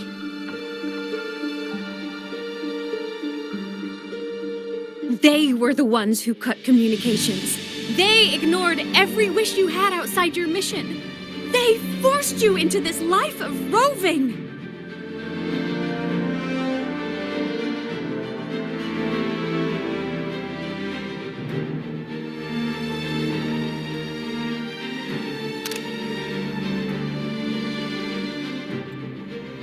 And still, you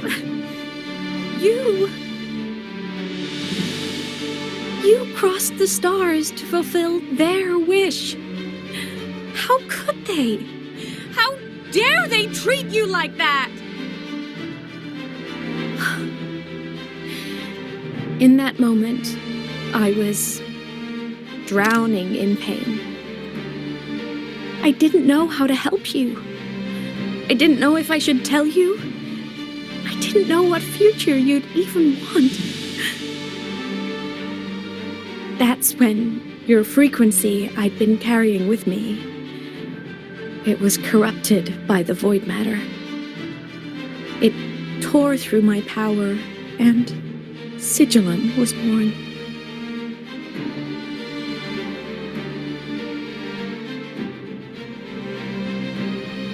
It was born from my mind, from all my worries, my fears, everything I imagined you'd suffered.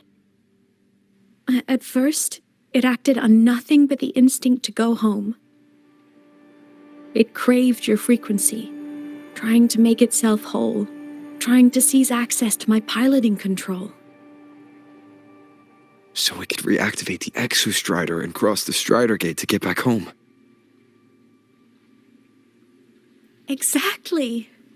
The more of your frequency it consumed, the more coherent it became. I couldn't let you hear those words, so I tried to destroy it. This is what I've been keeping from you. I'm sorry.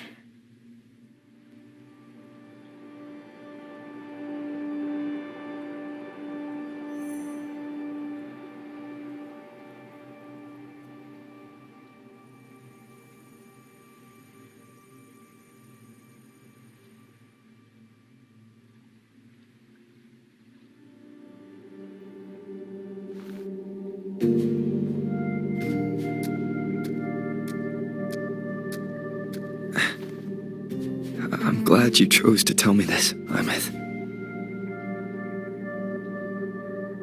Hearing this, it's a lot to process. I'd be lying if I said it wasn't. I just need time to figure out my next move. This homeland of mine, even saying it feels strange to me. But don't worry.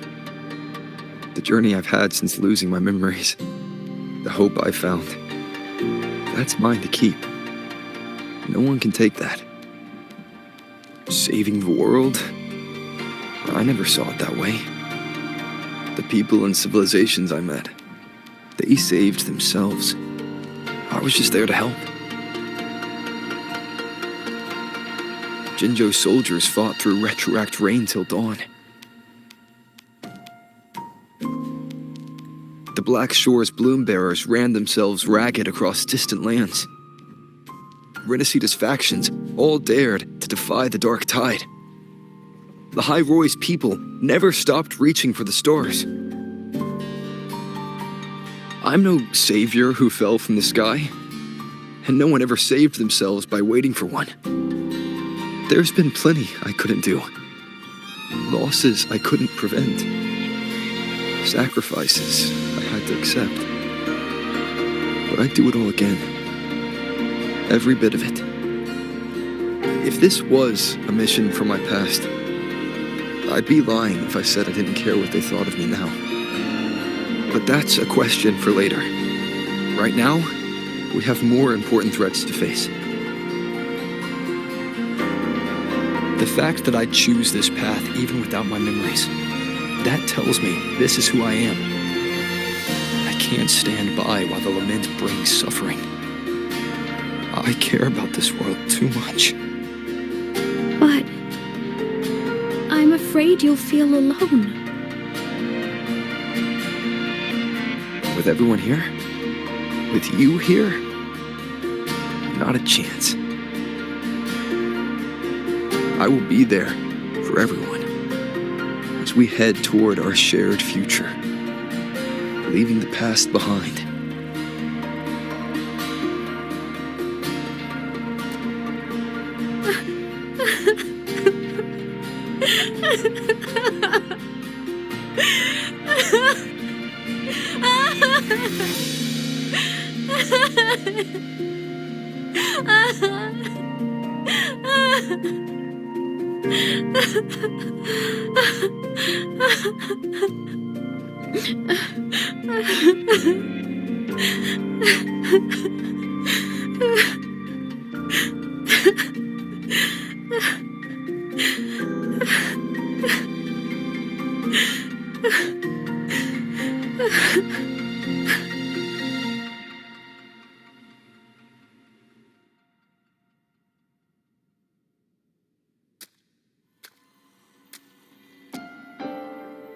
So, this is your choice.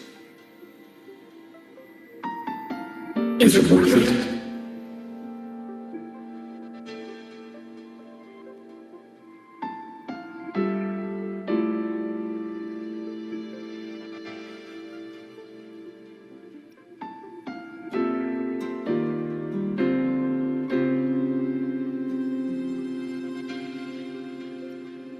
I know where I'm going now.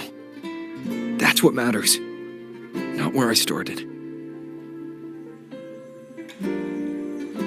Then keep going. No matter what.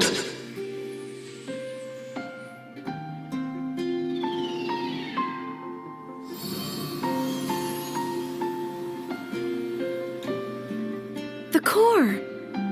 It's returned to the Exostrider. It's one step closer to finally awakening. And you? Your power should be restored now that Sigillum is gone. It's more than restored. The core's return has rebuilt my frequency from the ground up. I'm a full Exostrider resonator now. My original body is still gone, of course. I'll always be a ghost in the machine. But my existence is now strong enough to be detected. It's like a faint current turning into a bright, flickering spark. So will others be able to see you now? That's right. Guess our little road trip movie's come to an end. Time to head back to Star Torch Academy. Together.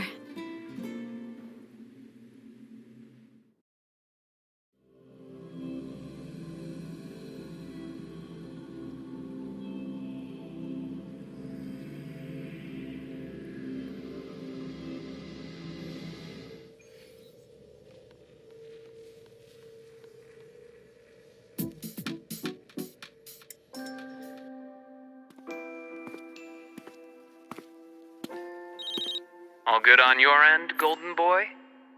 Lucilla mentioned the Exostrider in the Frostlands just moved. Please tell me that was you. That was Imeth. Given how well you know me, I assume you know her too. You found her? I brought her back to the academy. It's a long story. I'll fill you in when there's time. Understood. But I do have to ask, on Lucilla's behalf, what's the status of the core? It was returned to the Exostrider. That explains it. The Research Institute is reporting a spike in void matter concentrations over Lahai Roi. Voidstorm activity is kicking up again. Back when the reactor drive was in the sky, its annual self-diagnostics caused the Exostrider's greatsword pointed at the Threnodian to weaken. The Exostrider is probably running the same procedure now to integrate what you returned. Best for you both to stay within the Academy until peak season passes. All right. I'll be careful. Next time you're in the infirmary, we should revisit your old plan. The one tied to the Exostrider, the Strider Gate, and the Threnodian. For now, just be with Imeth. It must be a great relief to have her back. I'm happy for you. You've earned a break. Get some rest. Looks like Imeth is at the auditorium. What's she doing there?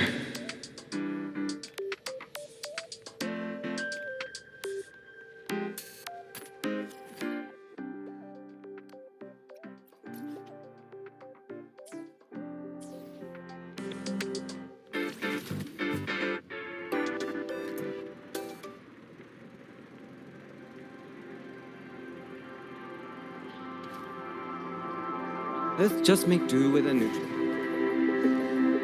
True form, revealed at last.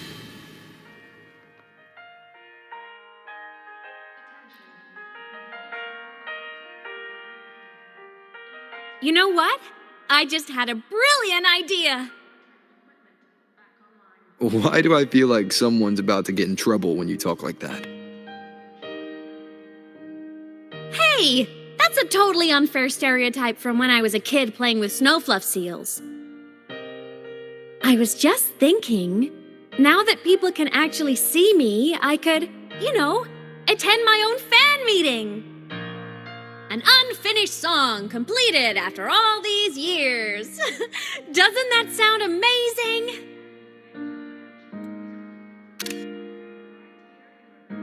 I know, right? You have to come too. You have to see this star perform. Forget all your worries for a night and just enjoy the young energy of Star Torch Academy.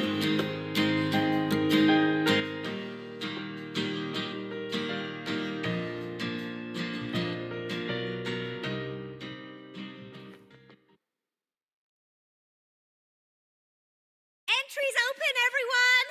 The fan meeting will begin soon!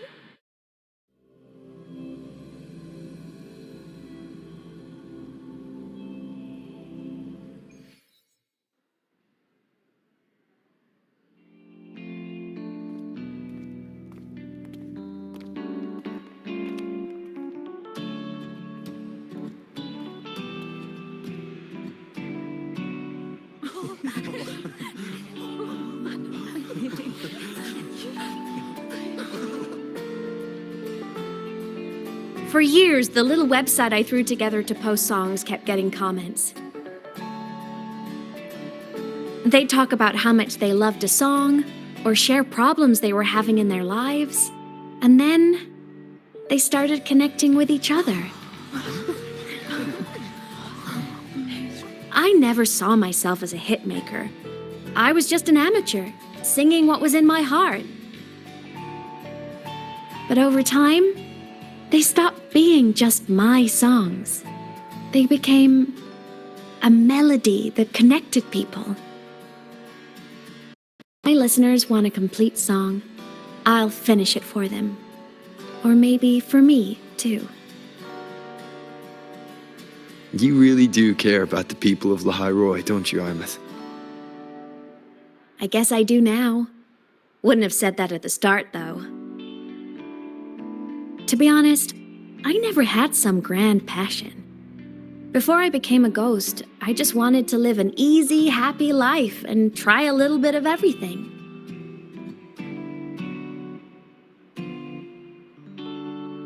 And my whole I want to be a savior thing? Well, that was just me trying to copy you. But after I died, I had all this time. Time to notice the people and things in Lahai Roi I'd overlooked before. So many people here dream of becoming stars themselves, but that was never my dream. I'd rather be the one who looks up at the stars, the one who watches over them.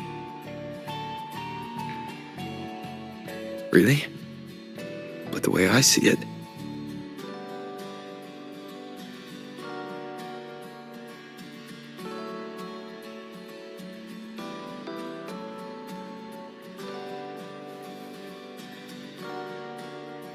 go on then, Imeth. I want to hear you sing. You'd better, because you're my most important audience today. But first, you need a better look for the show.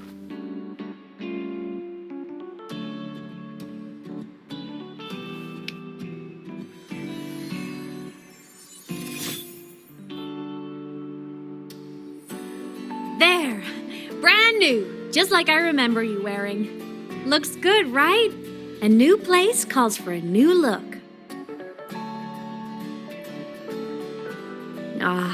This brings me back. I remember when you used to wear this around the academy. You'd leave a whole trail of swooning admirers in your wake. Solaris' great savior.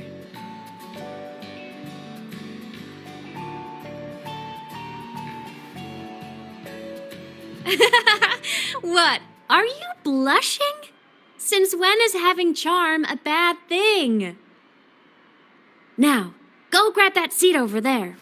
Best view in the house. I scouted it myself back when I used to nap through lectures. As for me, it's showtime.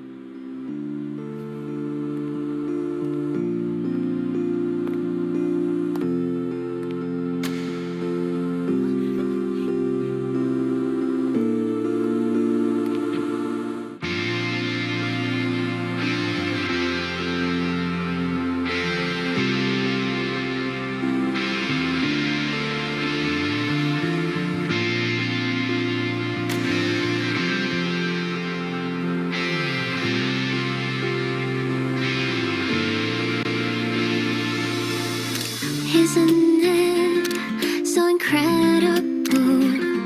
We're here sharing the same time and space. In your eyes, the sparks look like thousands of bright stars. I have gazed at for thousands of time, and they all sweet to take flight. With the truth to be your guiding light, let your curiosity set your spirit free and well like fire. If a lonely night surprised to see our dreams glowing brightly, every second is worth it. You're beautiful, a miracle, someone in the precious. The stream of shimmering daily moments return way to my soul. It's got me roasted in my feet, a solid constant. So let's sing together. Every line I'm giving on goes back to you, goes back to you.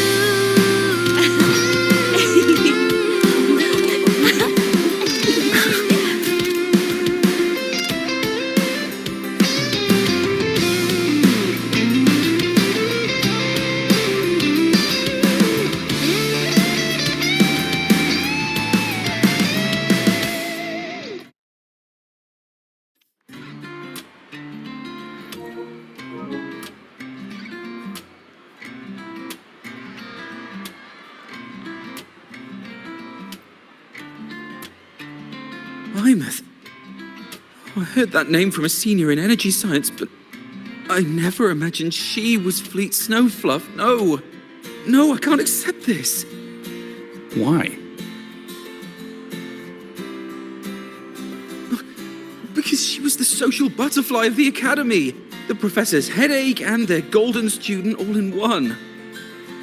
I still don't see why that's upsetting. It all sounds great to me. Her song, Fallen Petals. After hearing it, I always pictured Fleet Snowfluff as a tender, gentle soul. But now... I mean, she never really seemed that way from her online replies. Maybe your impression of her was a little too personal.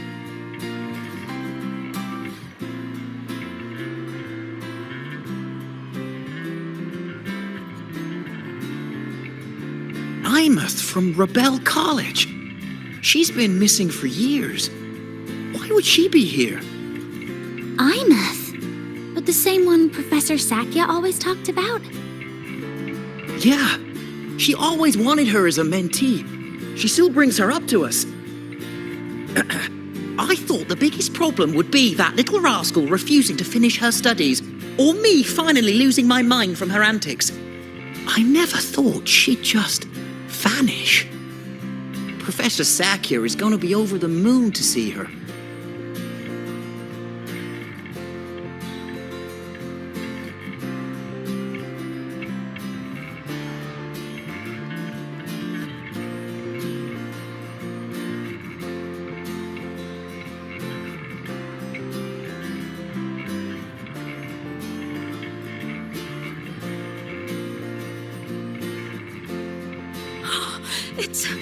It's her! Fleet Snowfluff! That's definitely her voice. Oh, I can't believe she's actually here. See? Skipping class was totally worth it. Oh, she's so bubbly and spirited, just like her songs. I'm getting her autograph later.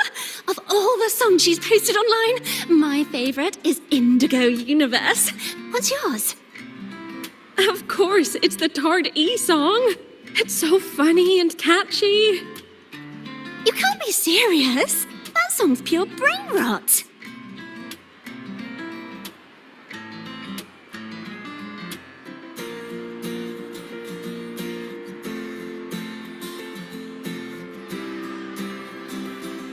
Can't believe I've lived to hear the full version of this song. I'm gonna cry. Oh, you're so talented. Why did you stop posting new songs all these years? An autograph! Please, Fleet Snowfluff! All right, all right. Dry your tears. Autograph coming right up. Why haven't I been writing? Oh, you know how inspiration goes.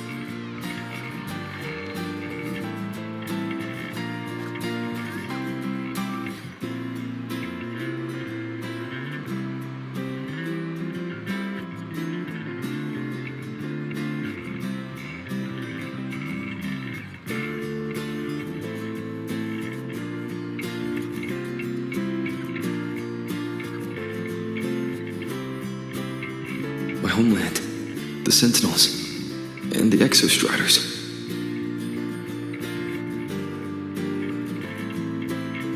The Exostriders were built to transport the Sentinels. The wreck Imeth found in the Void Matter suggests not all of them made it through. The wreck's design matches the Exostrider here in Lahai Roi, the one forced to go offline to stop the Thenodian. Their power should be comparable.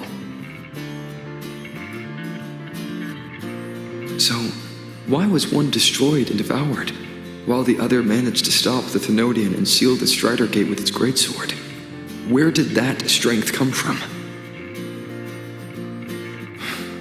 There's a piece that's missing.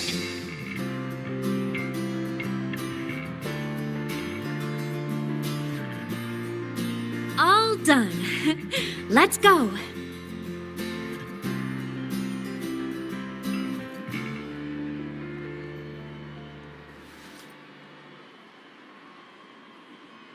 Please, a little meet and greet? I used to host huge parties at the academy. So, where to next? A wander about the academy, just like we planned. No rush, just a quiet stroll.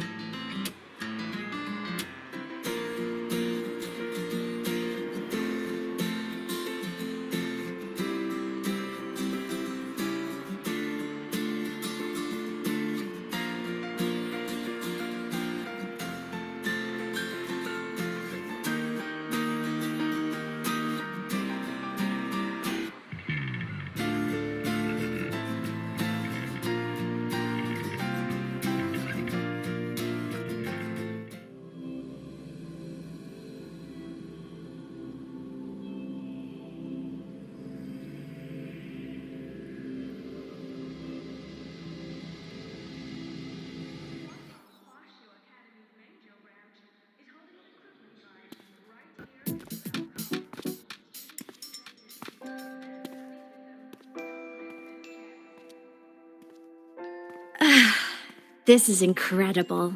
Having company like this? The boredom I felt as a ghost could have literally killed me again. Want to go up top to feel the breeze?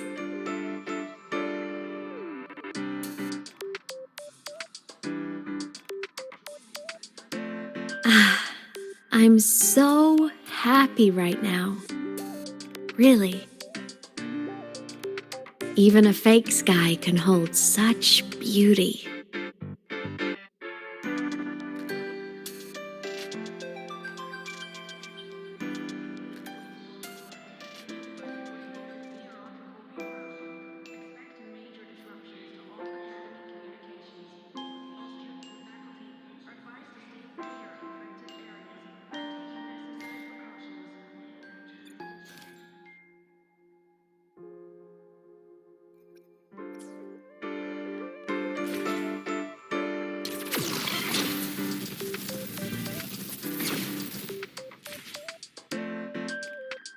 Let's just make do with a Nutri-Pack for now.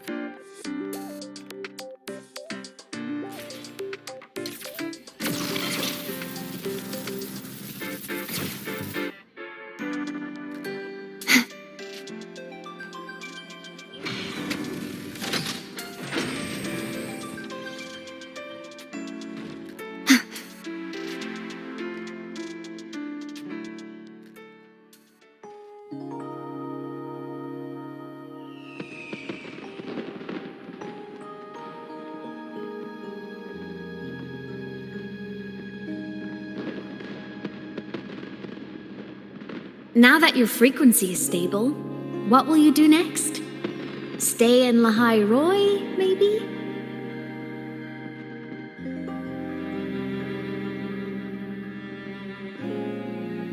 The Thermodian here needs to be dealt with first. Of course. Typical workaholic. I knew you'd say that. LF1 won't be an easy fight. But I believe in you. You're the one who keeps making the impossible possible. And after that, will you keep traveling? Any destination in mind?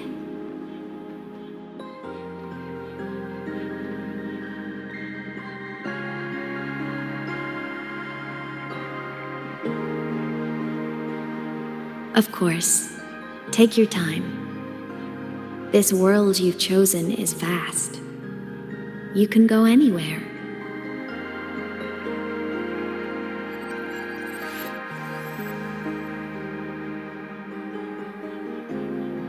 Are you leaving now?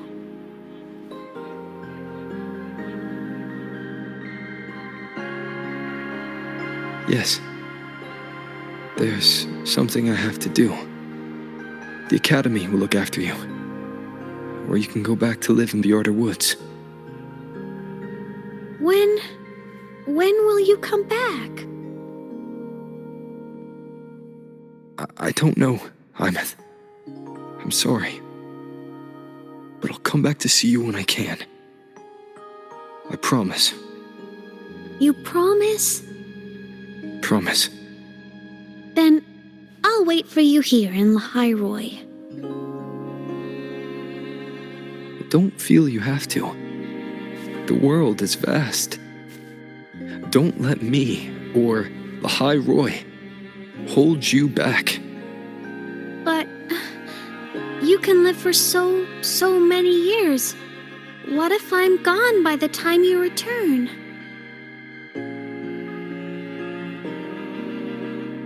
Sorry. I shouldn't have said that. You should go now. Imeth. Just go. I know you're worried. It's not fair. Why does it have to be you saving the world? You're always so exhausted. Always getting hurt.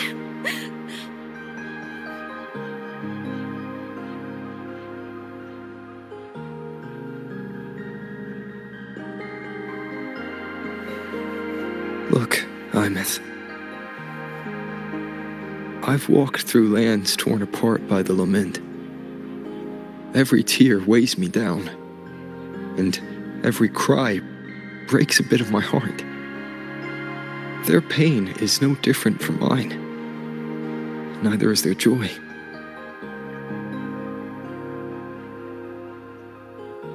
So if I can help, I will. I have to. Then I'll be the one to protect you someday. You protect me. Yes! You're not invincible. You get hurt, you get tired, you get sad. You're just like everyone else in this world. So I'll protect you. I'll chase off anyone who tries to hurt you, like Karia from Space Fantasy. I'll become a savior, just like you. Don't laugh, I'm serious. All right. I'll stop now. I know you're serious. And I'm listening to every word. I'll be counting on you then, Imeth.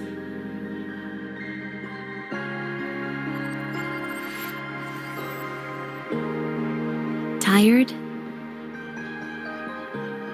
The frequency Sigillum took is coming back.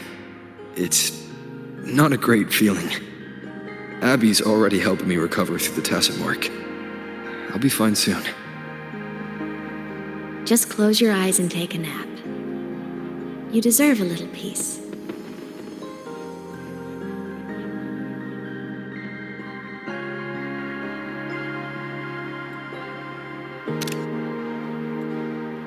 You can count on me.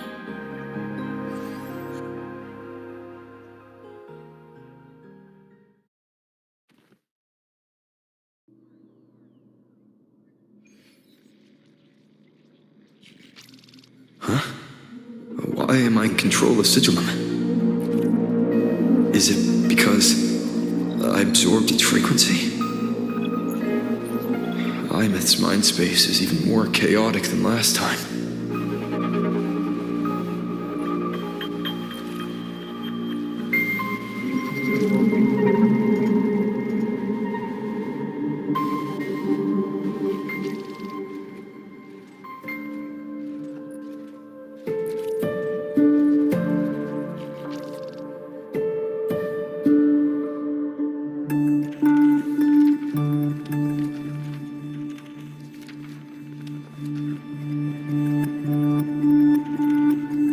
Sigillum.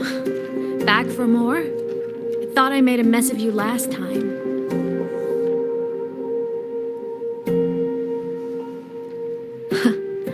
I can tear you apart 1,000 times, but you never really die, do you? Fine. You're going to sit there and listen to me lose it.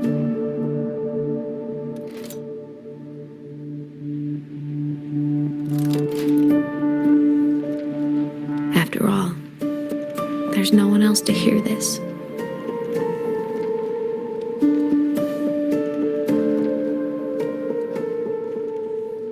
I can't speak or move. Was Sigillum incapable of speech back then?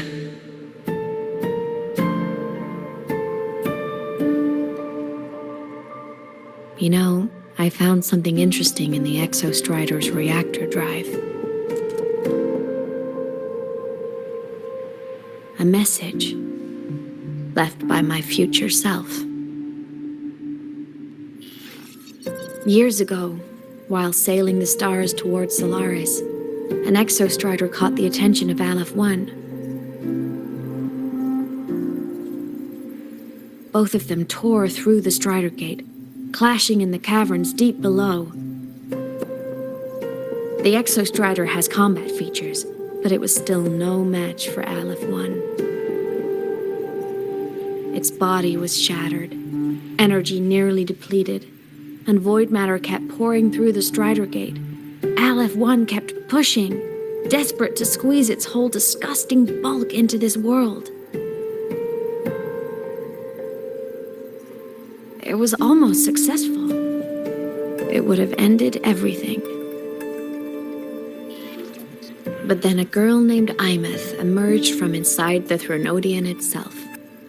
The great savior, making her dramatic entrance at the final moment.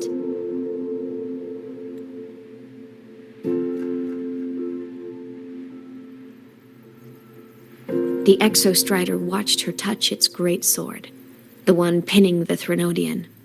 Their resonance sent a surge of power back into the reactor drive. It turned the massive blade, forcing the Threnodian back through the Strider Gate and driving a seal over it. But the human girl who had resonated with the Exostrider? She was dragged through the Strider Gate with the Threnodian, vanishing from Solaris forever. Imeth was the key? She helped the Exostrider seal the Threnodian?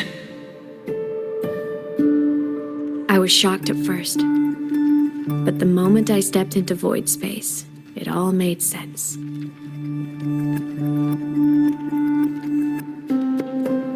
This distorted black hole of a realm where time and space are warped. It appeared when the Threnodian came to Solaris. Anything lost inside can exist in multiple moments at once. Things caught in it can be thrown into junctures of time they were never part of.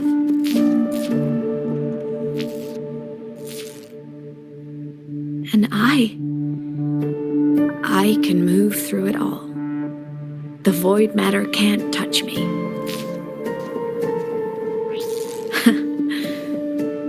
Do you have any idea what this means? Imeth, where is this going? It means I can use it to go back. Back to the very moment Aleph 1 descended.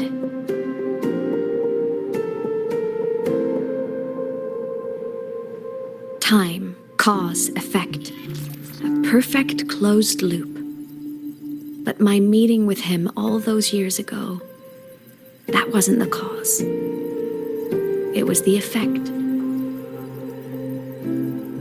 Only by resonating with the Exostrider and dying as a synchronist all those years ago could I later become the Exostrider's true resonator as a digital ghost. And only in this form could I cross void space, return to the past, and power the Exostrider to save Lahai Roi.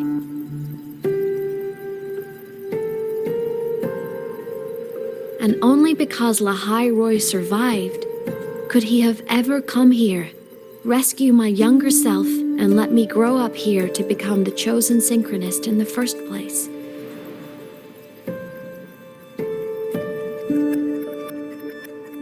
No, I have to get Sigilum to move. I need to stop! Only I can do this. It has to be me. Just like him, I can't turn away from a responsibility like this. There's just one thing. One last wish. Just one more time. I want to.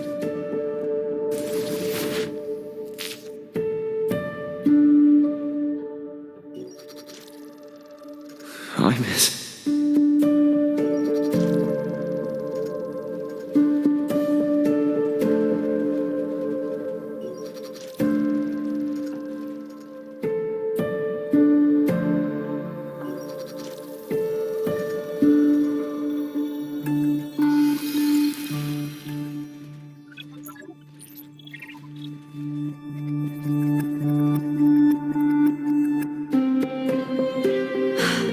For over 10 years now, I've tried the same thing.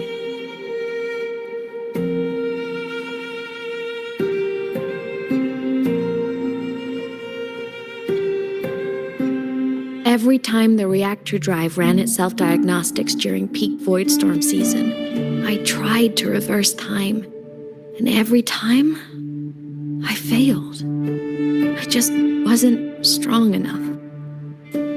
But now, further along the timeline, the edges of void space are beginning to collapse. I don't know why the Threnodian is changing, but I know there won't be another chance.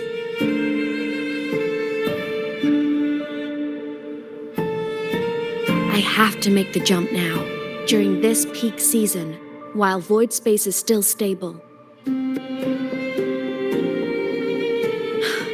I'm not that child who needed protecting anymore. I have a duty to fulfill. Lahai Roi is my responsibility. So if I can help, I will. I have to. But before I go, I want to see him again. That's my one selfish wish.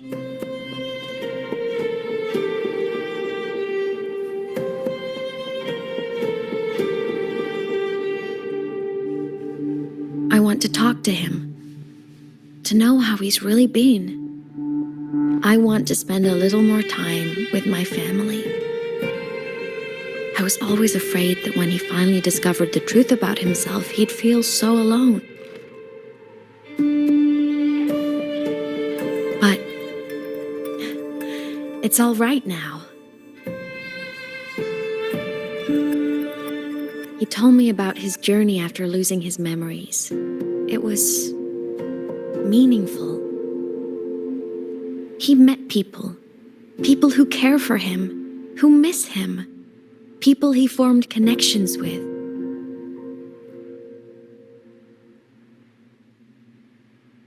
So even knowing the truth about his homeland now, he won't be alone. He has a reason to keep living. That's enough for me. Now I can finally let go.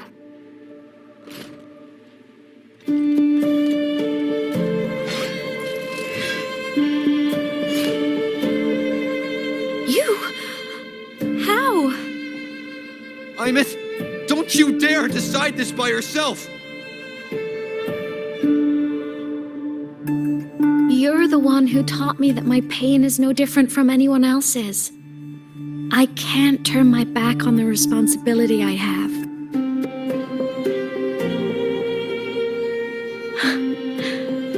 Forgive me.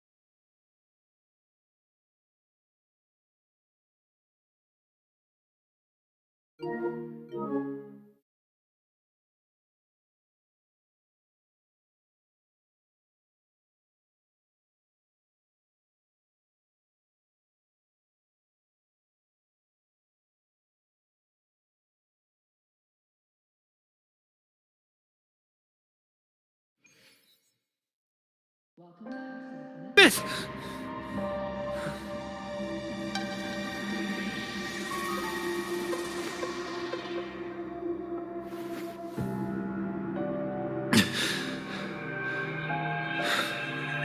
She's gone.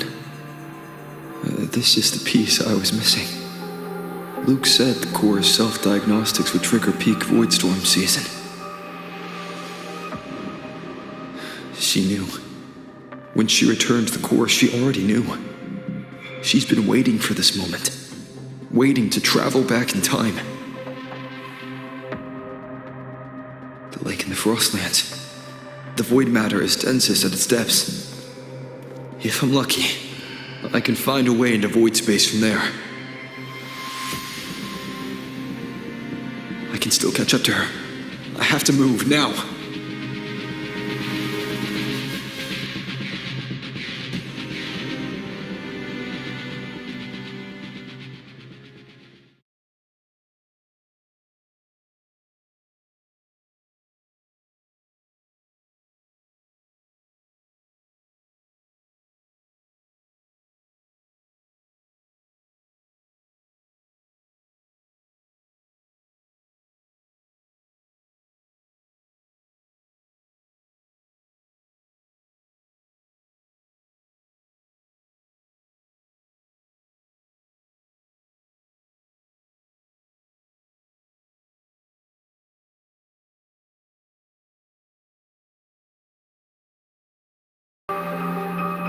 have to jump into the lake from there.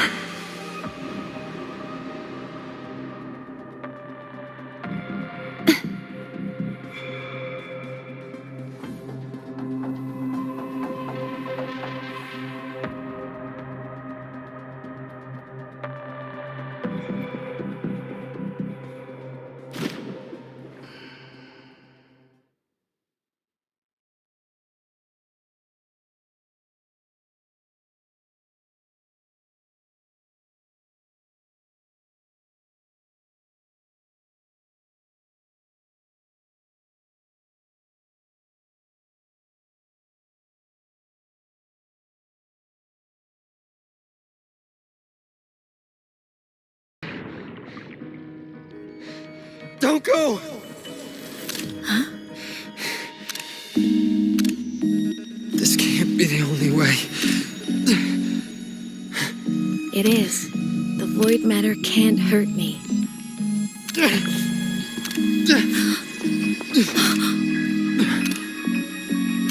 Don't try to save everyone on your own. This time, you have to trust me. No. If you do this, there's no coming back. The Strider Gate will shut you out forever. This is the only way. The loop will close. And Lahai Roi will survive. I'm it! And we will find each other in the Frostlands. To the very edge of the starry ocean, even if are meant to fall apart, I will get sad where you are for all time. Above all else, may your path be clear. May you get aware. Dreams are all crystallized.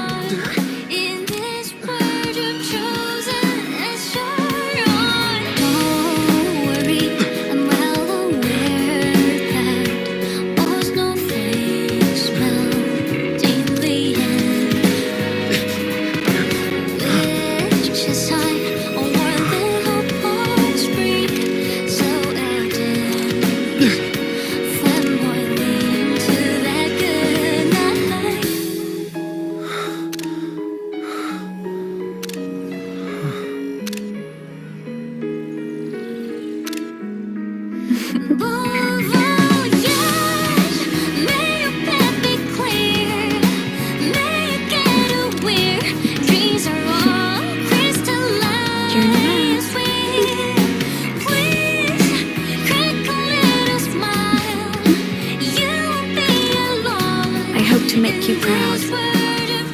I hope I haven't let you down.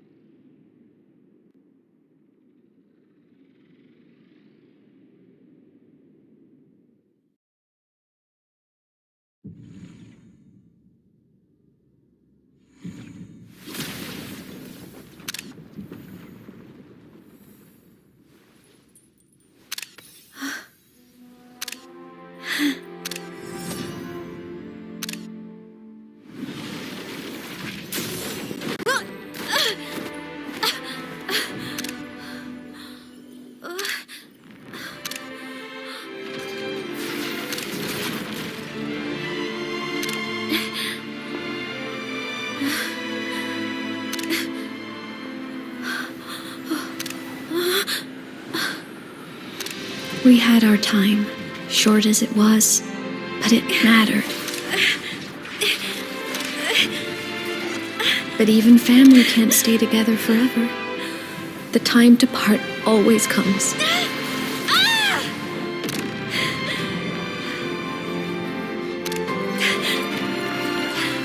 I've long come to terms with this responsibility.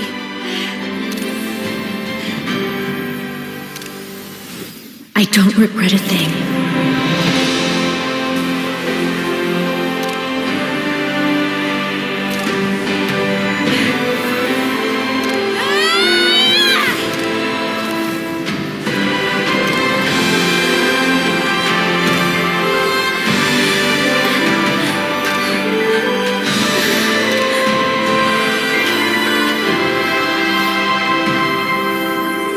But still.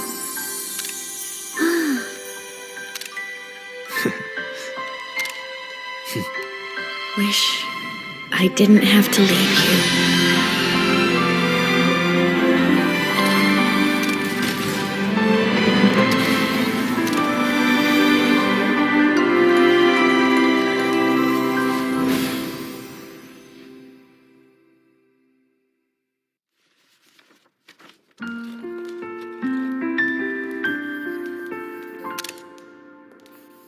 So, what kind of person do you want me to be when I grow up?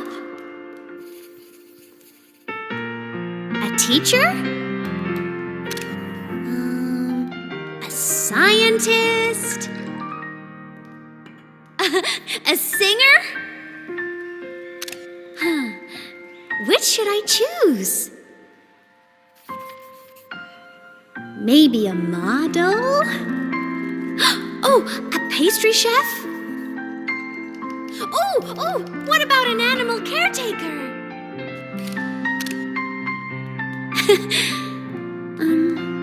What would make you proud? Imeth? My only wish for you is that you live a happy life. I see. And you? What's your wish for me? I wish that in your long, long life, you never forget how to feel the sorrow and the joy. Oh, getting to share this final journey with you makes me so happy.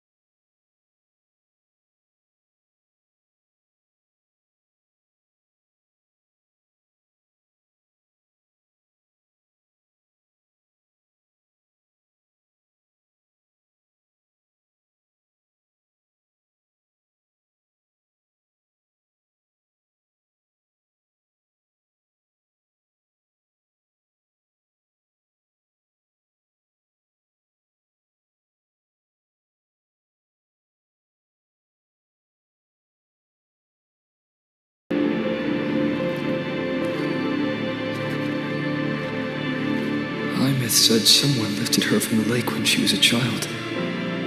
That's when she lost her talisman. It wasn't my past self who saved her. It was me. Right here. right now.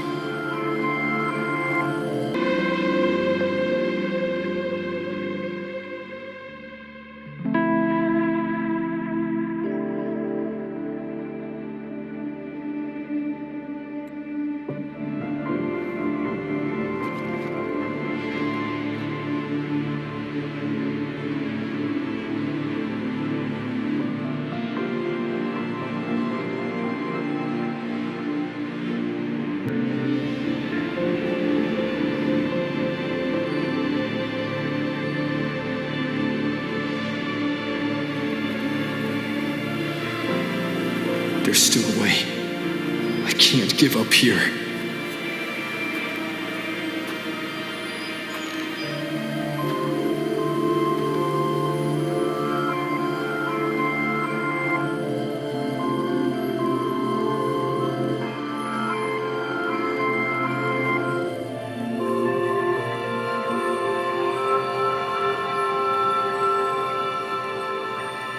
Imeth is on the other side of the Strider Gate.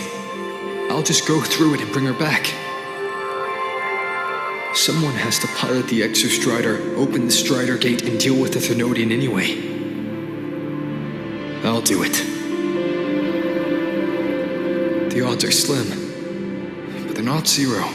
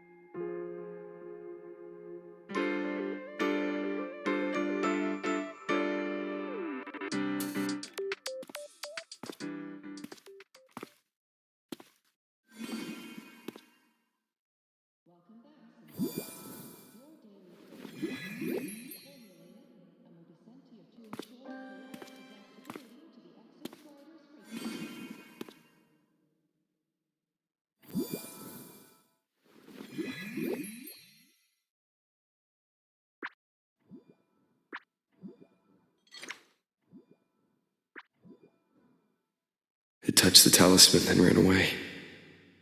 Is it trying to lead me somewhere?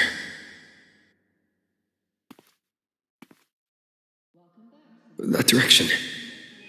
It's the Synchroling training grounds. What's wrong? The simulation pod won't open? Seems so. It bugged out with an emergency error and just locked down. Maintenance is on the way.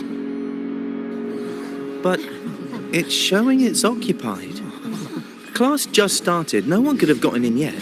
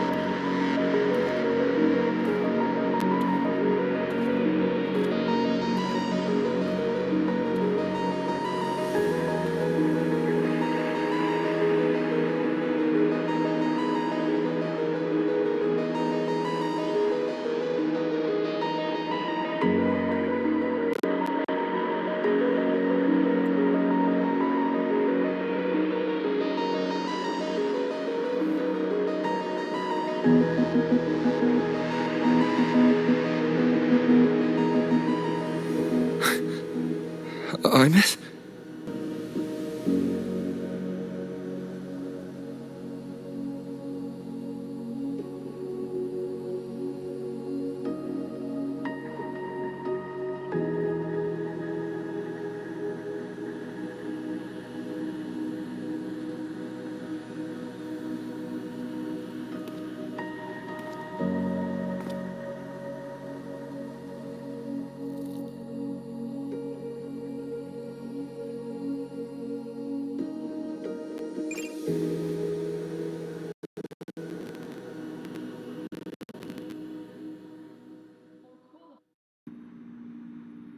The train for Star Torch Academy, the Frostlands, will be departing soon. All passengers, please take your seats and fasten your seatbelts.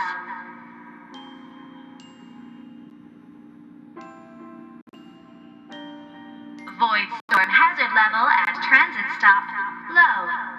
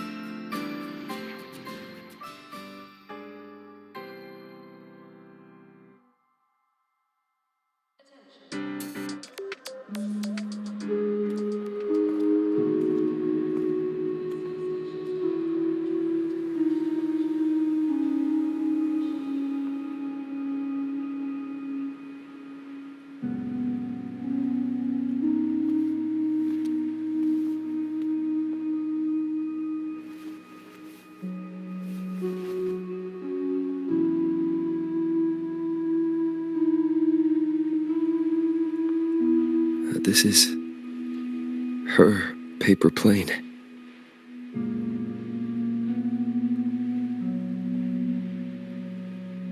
You can keep it, if you'd like.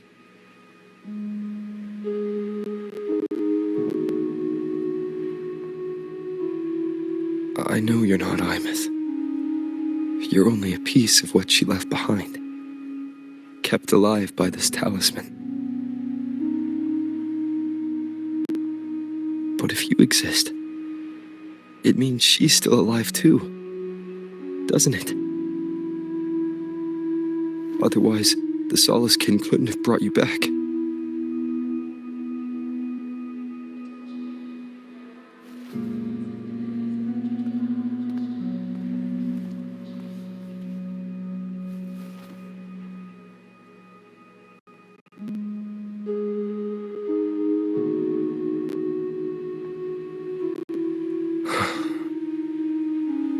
So, it wasn't for nothing. If I hadn't gone looking for Imeth, I never would have found this talisman. And you wouldn't be here at all. Luke told me you're a piece of her, a thread that might still tie her to this world. If I follow it, maybe I can find where she is.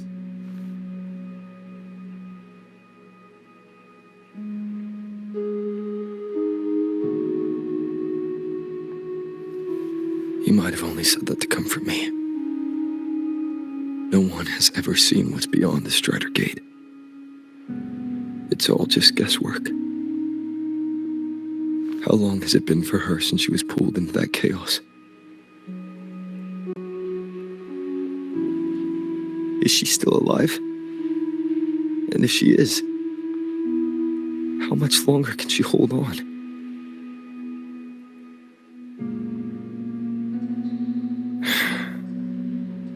I don't know.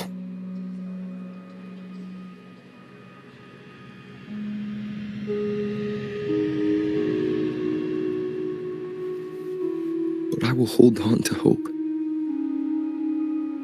Because the world she saved is so full of it. So peaceful. And so beautiful.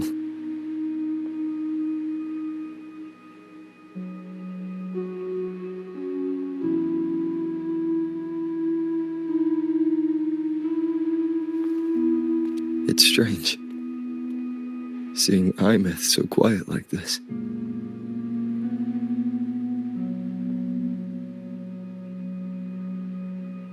I will cross the Strider Gate and bring you home. Wait for me, Imeth.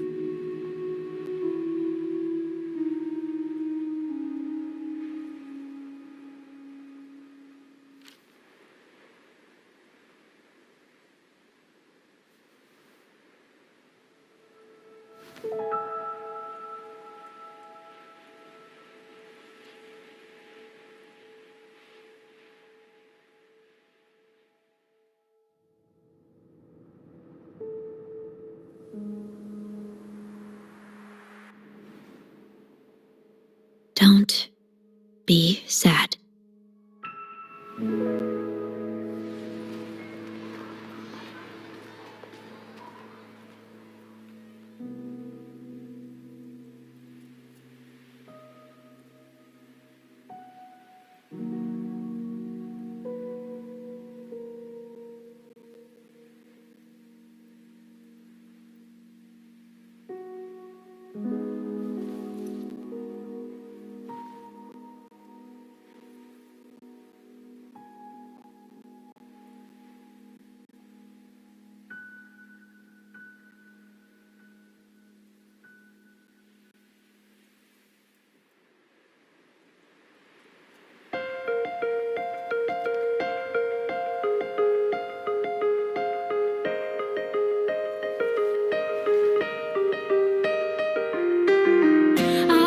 Wash the sunlight, spreads over the grass and window panes. When the last whisper of smoke dissolves in the lake, as if nothing had changed, those black and white turned into colors on every piece of pattern, softly gleaming.